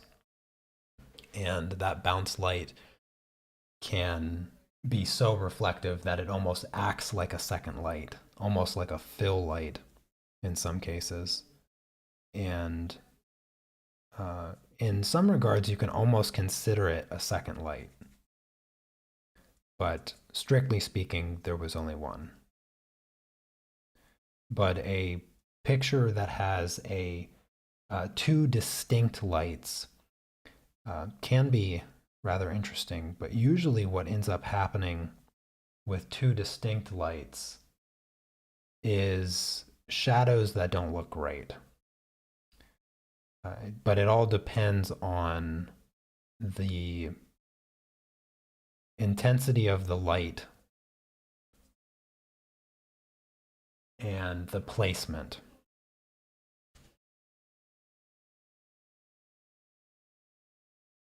Because there's actually a lot of studio photos that are taken with two distinct lights and then a third fill light. So when you look into a magazine and you see like an ad for some makeup or whatever, and it shows like a woman's face and she's just like looking and you see the makeup and stuff. Um, I would say a majority of the time you're going to be looking at a studio photo that has a 3 point lighting setup. And the purpose is to uh, diminish all the shadows on the face. So it doesn't, personally, I don't think it looks great.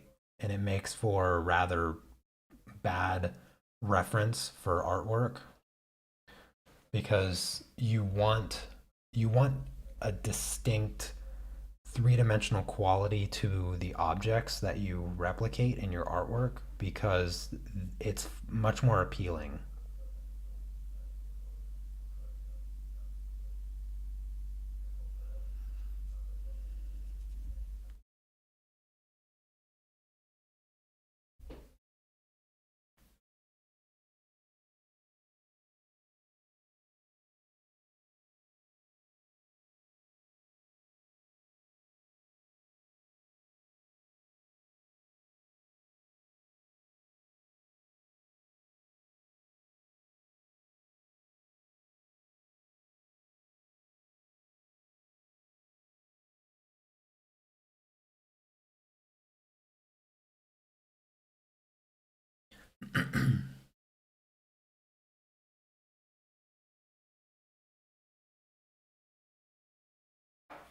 Yeah, yeah. She must have thought I was doing the spatula technique. I accidentally touched a bit of paint on my hand and I don't want to get it everywhere.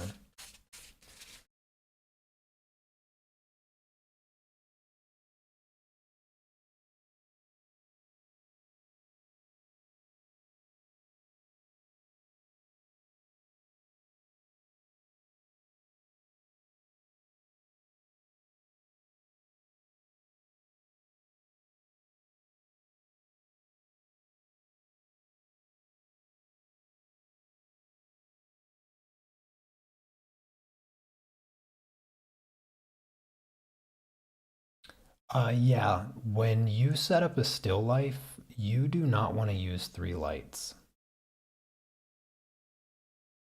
At the most, you would want to use two, but I'd say in most cases to make a very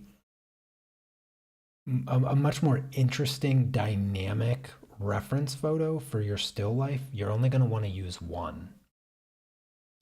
And you're going to want to use the you're going to want to use the light that is much more directional, so closer to like something that resembles the intensity of the sun.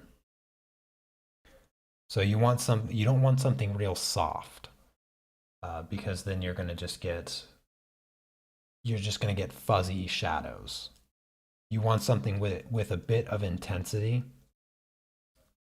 that gives you some strong shadows. That's gonna elevate your reference photos for your still life or your still life setups much more.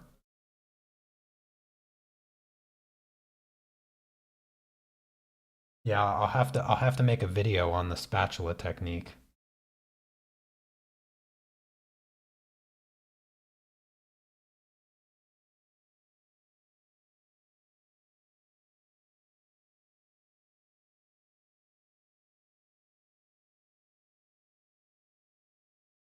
for sure. That will be in next week's video, the spatula technique.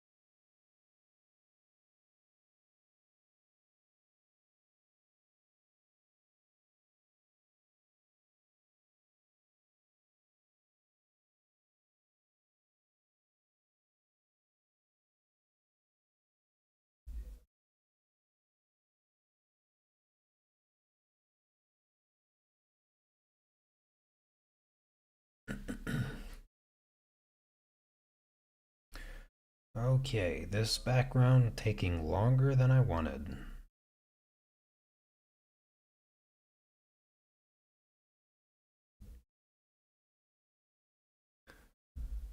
Yeah, definitely taking longer than I wanted. I thought I'd be done by now, but as we can all see, that is not the case.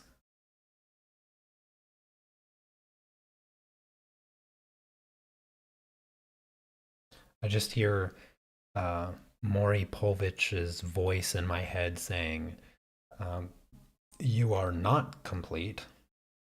In the same voice, he says, like, you are not the father, kind of thing. That's what I hear in my head right now.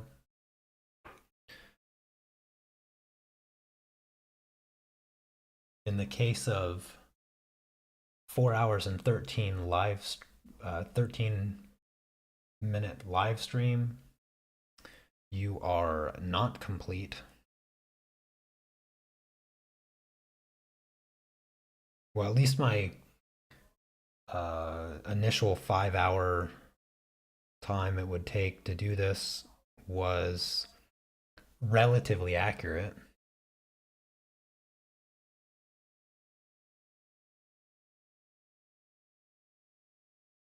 Uh, yeah, I paint.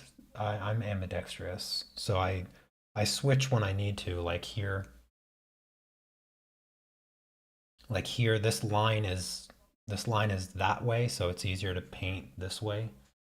Um, but I struggle getting my hand out of the paint.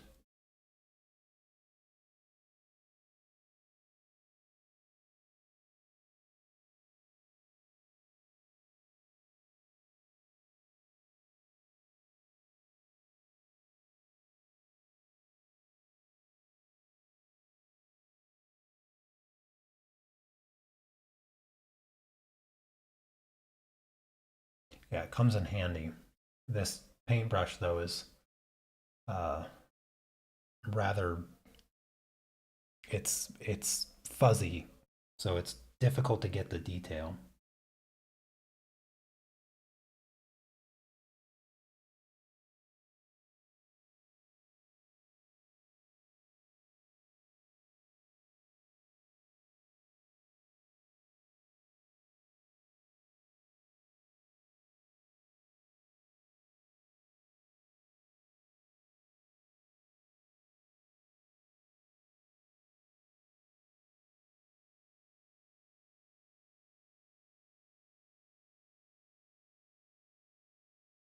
And my microphone is also in my way, so it's more convenient to just try to bend my right arm around the angles that my left arm prefers. But I did that one project.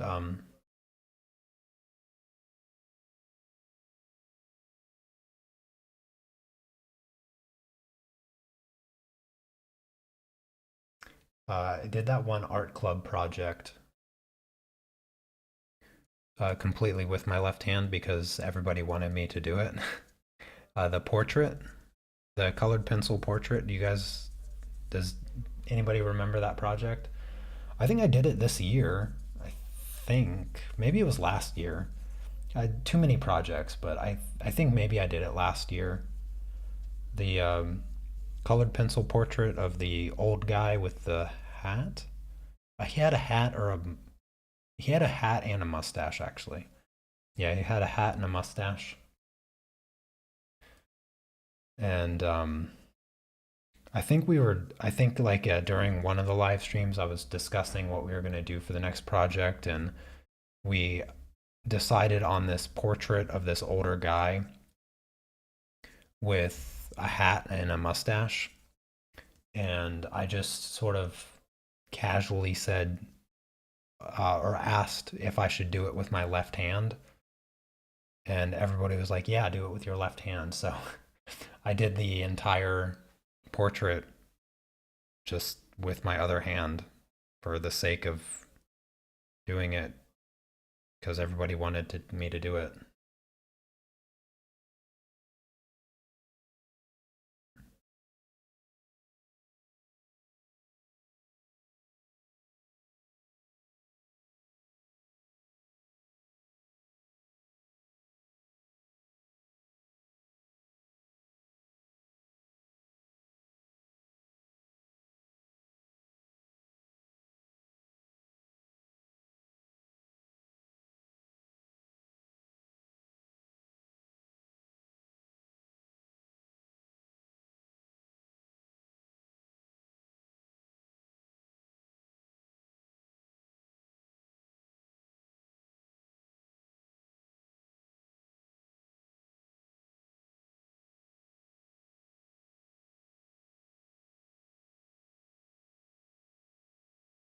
Oh, hey there, Alicia.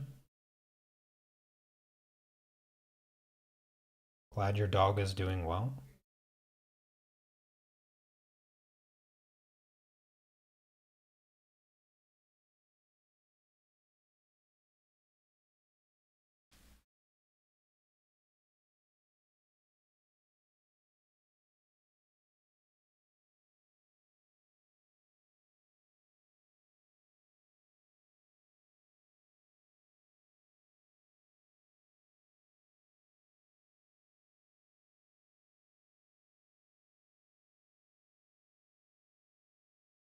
Mm, some of these spots are getting kind of small for this brush because it's so fuzzy.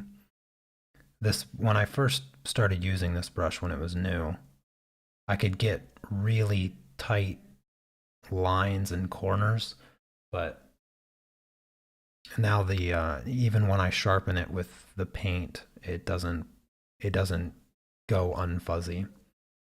So I'm gonna have to switch to the small brush once again. But for the most part, everything is done. On the bottom part here, I need to get these areas, these small areas filled in, and then soften the gradient around the cast shadows. And then I can just fill in the top and do the final gradient and be done. 20 more minutes, I'd guess. So I'll be at the gym for the remainder of the night.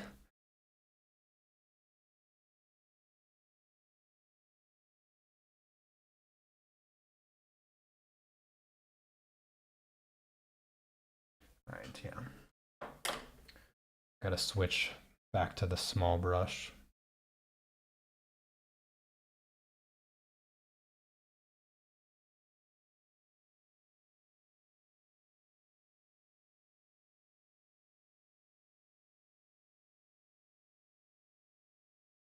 It's even difficult to do it with this small brush because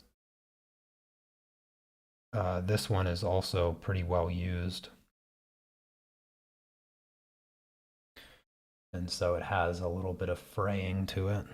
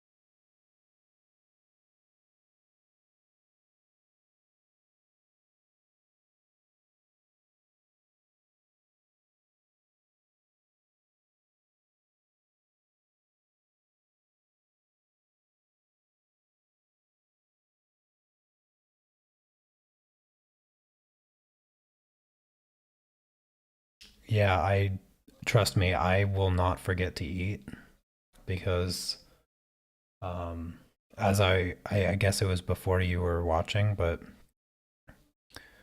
I was talking about my weight loss journey over the past 4.5, 5 months. Um my goal weight is 70 kilograms. Uh I'm 73 right now. And on Monday, I started a uh, weight cut. So I'm going to the gym. I have been going to the gym for the last month now, 6 days a week. And I have cut my calories essentially in half, my daily calorie intake. So I'm cutting about 1,100 calories a day, plus going to the gym. So I'm only eating about 1,400 to 1,500 calories per day. So not eating is definitely not something I will be doing.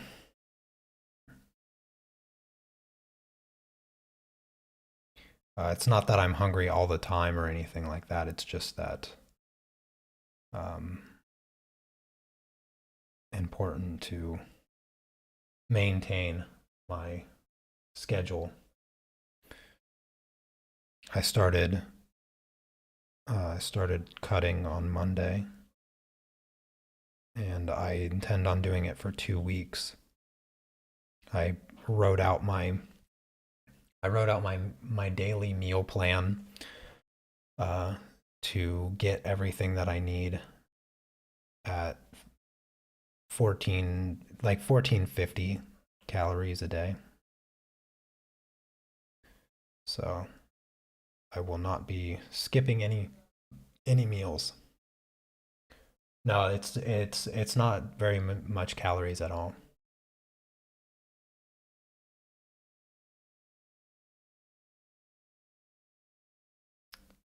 I have lost um, 13 kilograms in the past 4.5 months, and I am almost back to the weight I was when I was in college, and that's my goal.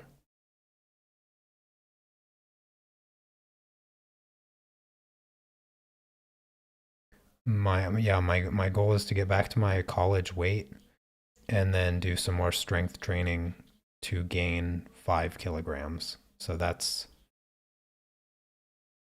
I want to I want to get down to the slim weight of 70 kilograms, and then I want to build back up to 75, maybe 75. 75 I might stop before that. Maybe 74. But that's my long-term goal.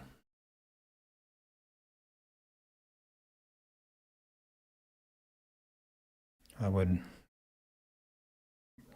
not recommend a friend doing the keto diet. I would never recommend the keto diet. Keto diet is toxic. Any diet that um, changes your blood pH is not healthy. You're just asking for kidney problems, bladder problems,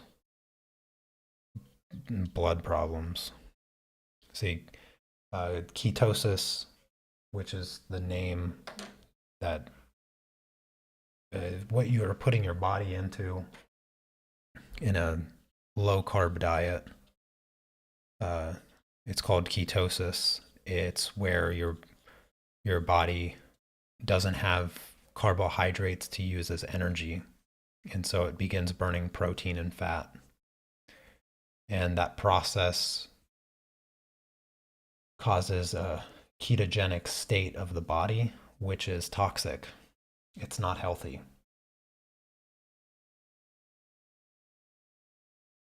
because it's acidic. And making your blood acidic is insanely dangerous.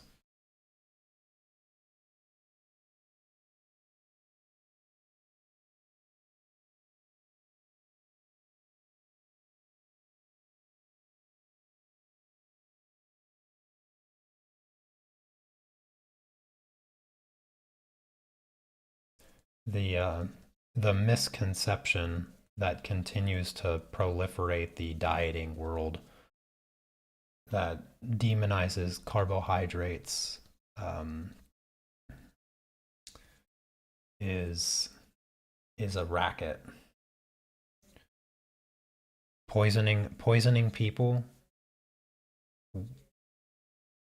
Poisoning people for the sake of money is a disgraceful practice, and the keto diet is the same diet that's been around for 70 years, poisoning the same people that want to lose a temporary amount of weight at the risk at great risk.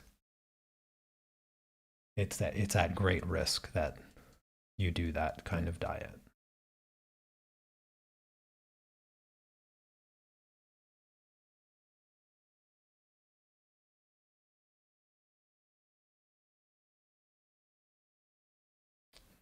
Yeah, the keto diet is just another name for the same low carb diet that has been around since the 40s, that was originally um, designed to help alleviate the symptoms of schizophrenia. So it was quite literally a diet constructed by a psychiatrist in order to help alleviate psychosis. So, yeah, probably not the brightest idea to do such a thing. It's insanely unhealthy. It's insanely unhealthy.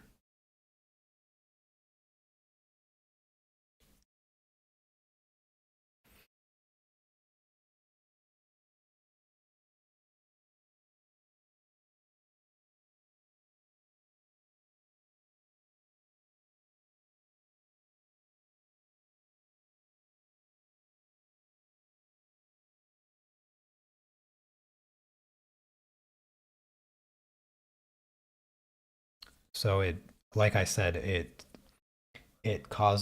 changes your blood pH into an acid. And just some of the diseases that causes, you have arthritis, you have gout, you have um, I had a longer list in my head before I started talking, and then I sort of blanked on it. But you have every common cold, the flu. You have a tremendous amount of illness that is associated with an acidic blood. And the inverse to that is, of course, alkaline, which is the natural state of the human body to have a slightly alkaline pH. And if you are adequately alkaline in your body pH, many diseases cannot exist in a body that is naturally alkaline.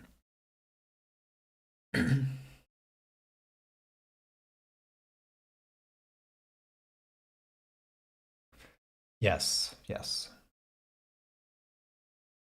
See, diet is not a healthy way to lose weight. See, the root word in diet is die. So you do not want a diet to be your path to weight loss and health. What you want is a lifestyle, because the key word to lifestyle is, of course, life. And the difference between a lifestyle and a diet is death.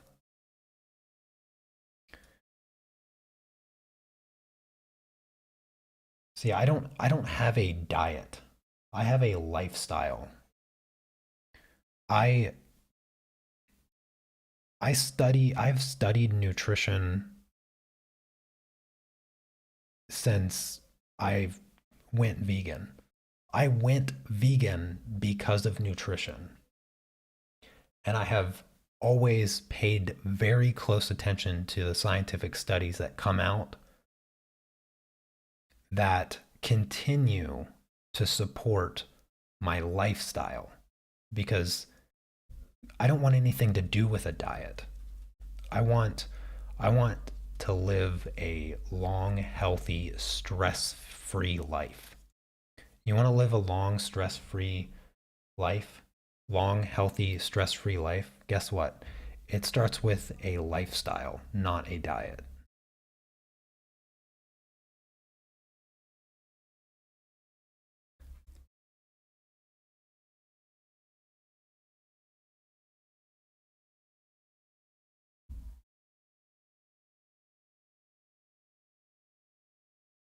Oh, some of the other illnesses associated with acidic pH levels in the body from low carb diets um, is intestinal issues, um, urinary tract infections, uh, bladder stones, kidney failure, renal failure, um, diabetes, all those.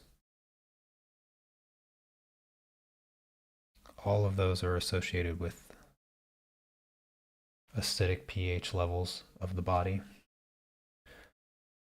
So some people want to trade a dress size for kidney stones. Well, whatever. I mean, you can't force people to do something. They have to willingly choose it.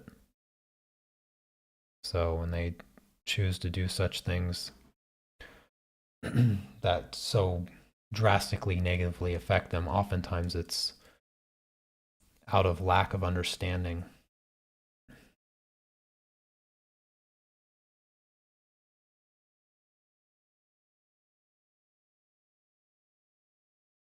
Yeah, shrimp is incredibly bad food.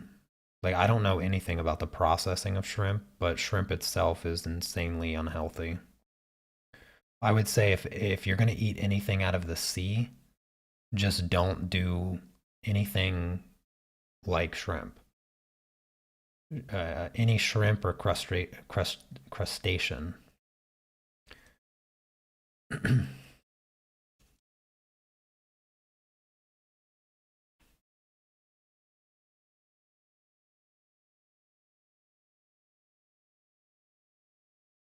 I don't.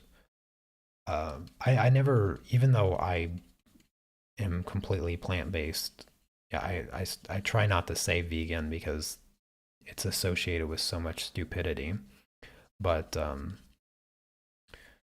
even though I'm vegan, I don't ridicule or look down on people because they want to continue to eat meat. Like if you want to continue to eat meat, by all means do it. Just know that you have to moderate it so much for it to remain healthy and undamaging that it seems harder to do that than just be vegan.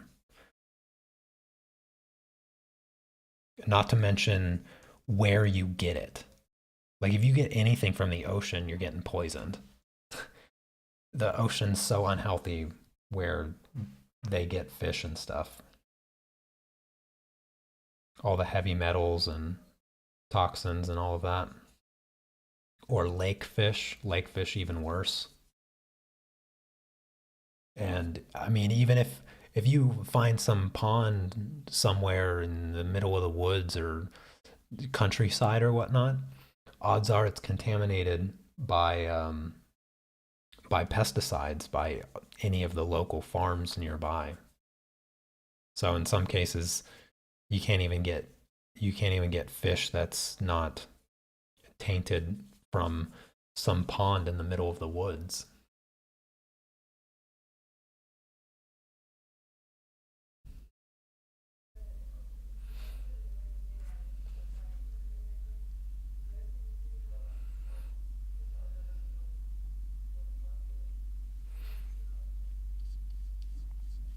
Yeah, I enjoy talking about food as well, but it can be a touchy subject for some people. You know, it's you're people's diet is so politicized in a lot of cases. Um, I mean, it doesn't help that like every other vegan on YouTube has to claim how much better their diet is for the environment, and they take it too far in some cases. Like in most cases, the frantic sociopathic vegans are the most popular people that represent that somehow get to represent what vegan is. But the calm, rational types don't tend to get as much attention. I don't think that it needs to be politicized in any way. I don't think that we need to make the claim of our diet saves the planet or whatever. I think I think there's much larger forces to just the food that you eat.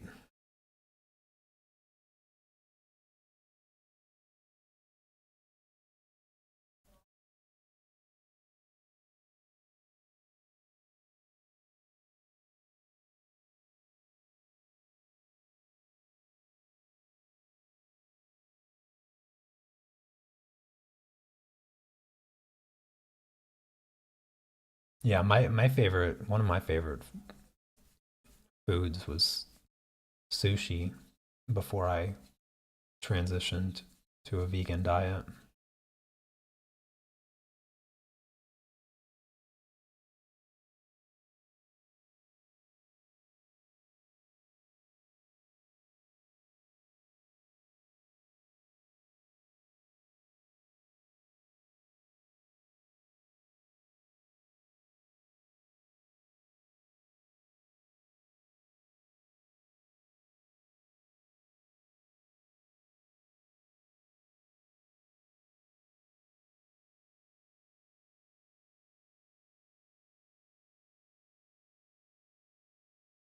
Geez, do I really still have stuff to fill in?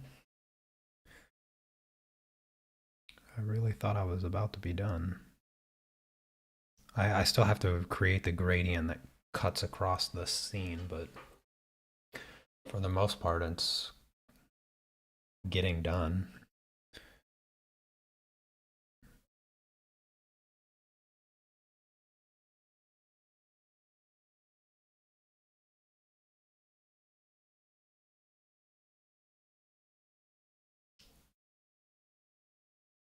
Um,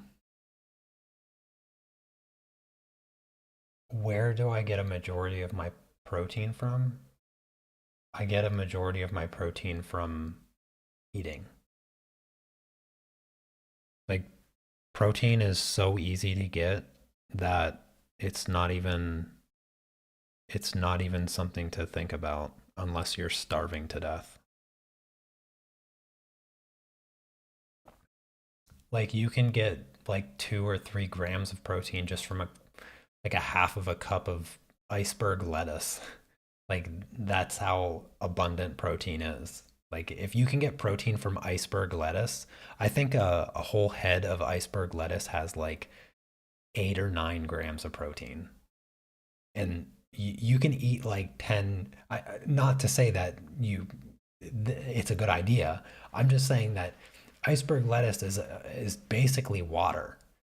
It's basically crunchy water. It has like no calories, but still it somehow manages to have protein. So oh yeah, I get what you're saying, Tina. Yeah, I'm just after 13 years, I get the protein question way too much. So you have to forgive me. Um, no, I get a majority of my protein from yeah, beans and grains. So oatmeal is a really good source of protein and iron, and um, bulgur. So the bulgur grain. I That's the main grain that I eat as well, and that's also good in protein. But I do broccoli and Brussels sprouts, um, and potatoes. Sweet potatoes have good protein content in them, along with many other really good essential vitamins and nutrients. I'm trying to think. Pasta. Any? I don't eat pasta right now, but since I'm cutting weight, but pasta is a really good one. Bread is a really good one, like whole grain bread, which is my favorite kind of bread. That's good for protein. I get it from there when I eat bread, which I don't do too much of right now, but um, yeah, those are kind of my main sources, I'd say, on a regular basis.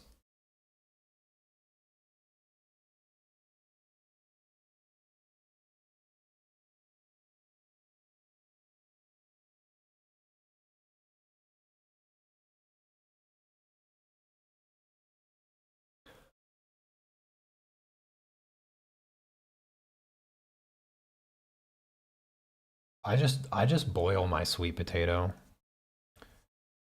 I just boil them in water, and then I eat them with like a sprinkle of salt.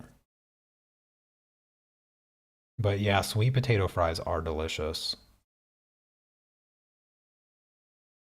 I don't know if you have an air fryer, but I also like to make take a sweet potato, cut it up into cubes, and just air fry the sweet potato with the cube in cube shapes.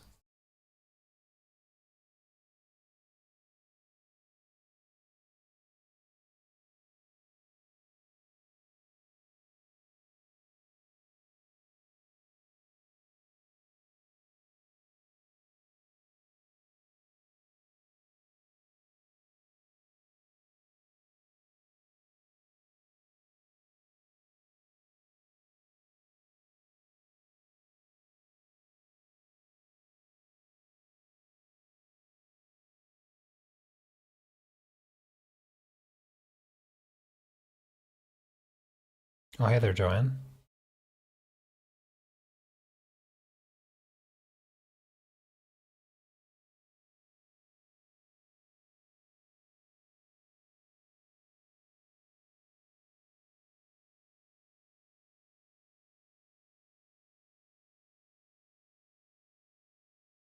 I'm trying to do this gradient as fast as I possibly can.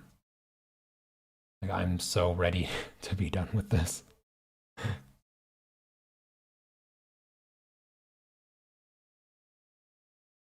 Try not to mess up my guy here. All right.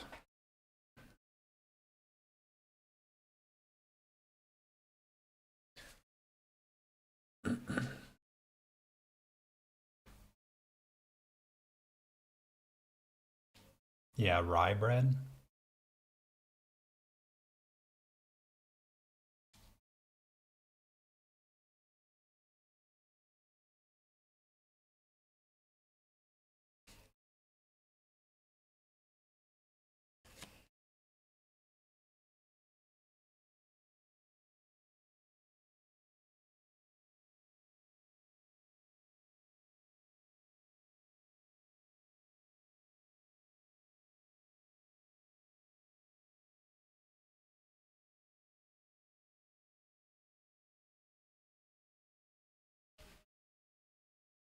This is gonna take forever. This is so hard to do at this angle.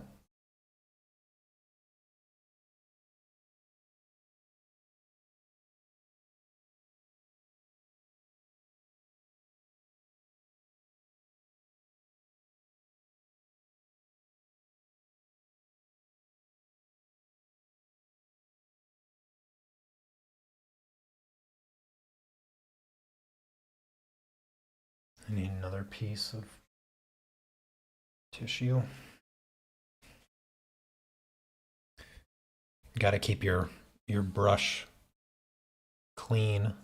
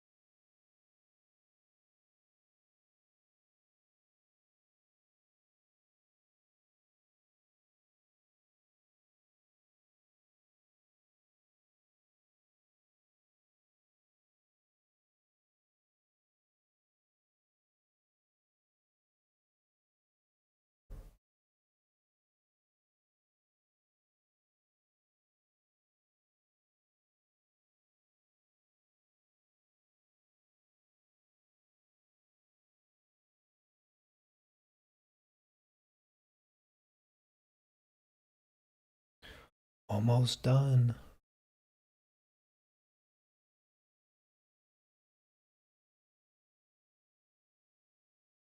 Where am I at? Ooh, I'm just shy of 5 hours. That's not bad.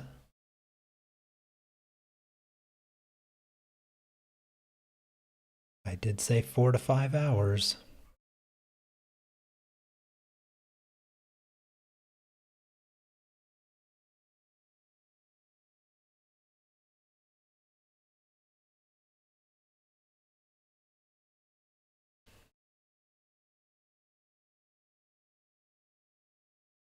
Try to get this a little bit cleaner.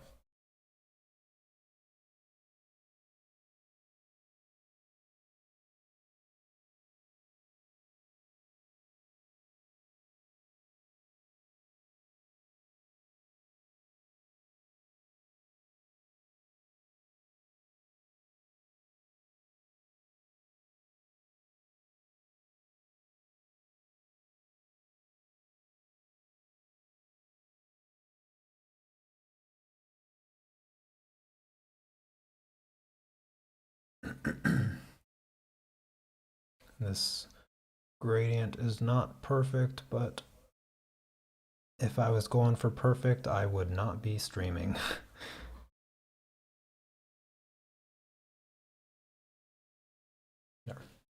That's as good as I'm gonna get it. I'm not playing with it any longer. I do need to actually soften the cast shadows a little bit. I'm just gonna do that super fast.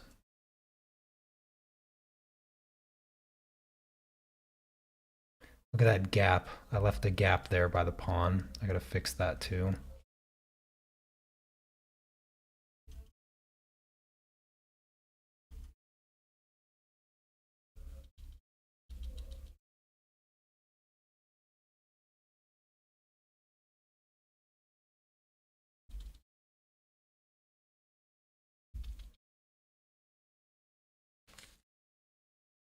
I may have been a little bit too aggressive with this blending. It's okay, it looks all right. Yeah, that looks good.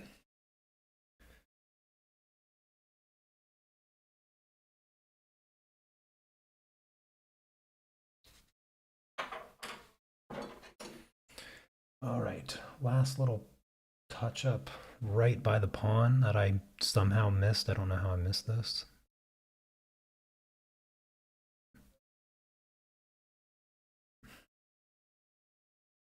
There.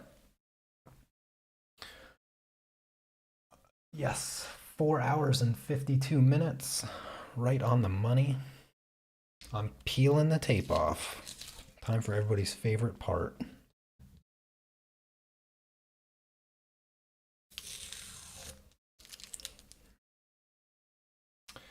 All right, how am I going to do this?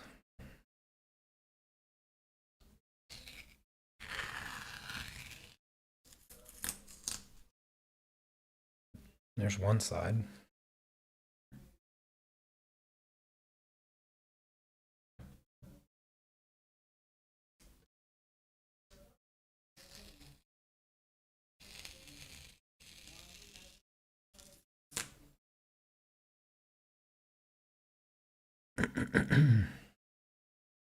Okie dokie. Two more pieces left. Try not to mess my hands up, getting paint all over them. There's that. I'll just keep recording. Yeah, you can still see the top edge a little bit, so it won't be too much. I'll zoom out here in a second, so just give me a minute.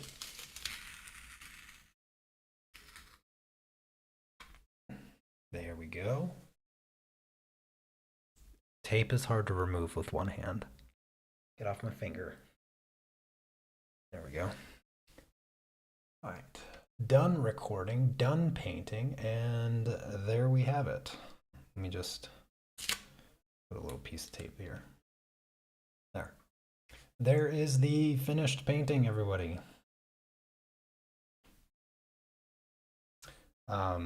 Thank you guys for coming by and hanging out. I need to go to the gym like right now because it's gonna be so late by the time I get home. But anyways, thank you guys so much for coming by and hanging out. I hope that you enjoyed the live stream. I certainly did. Thanks for encouraging me throughout this painting because I thought that I would not finish, but fortunately I did finish, all because of you guys. So thanks again. I will see you on Monday for the pastel tutorial. I'm going to go to the gym. You guys have an amazing weekend, and I'll see you on Monday. Take care. Peace.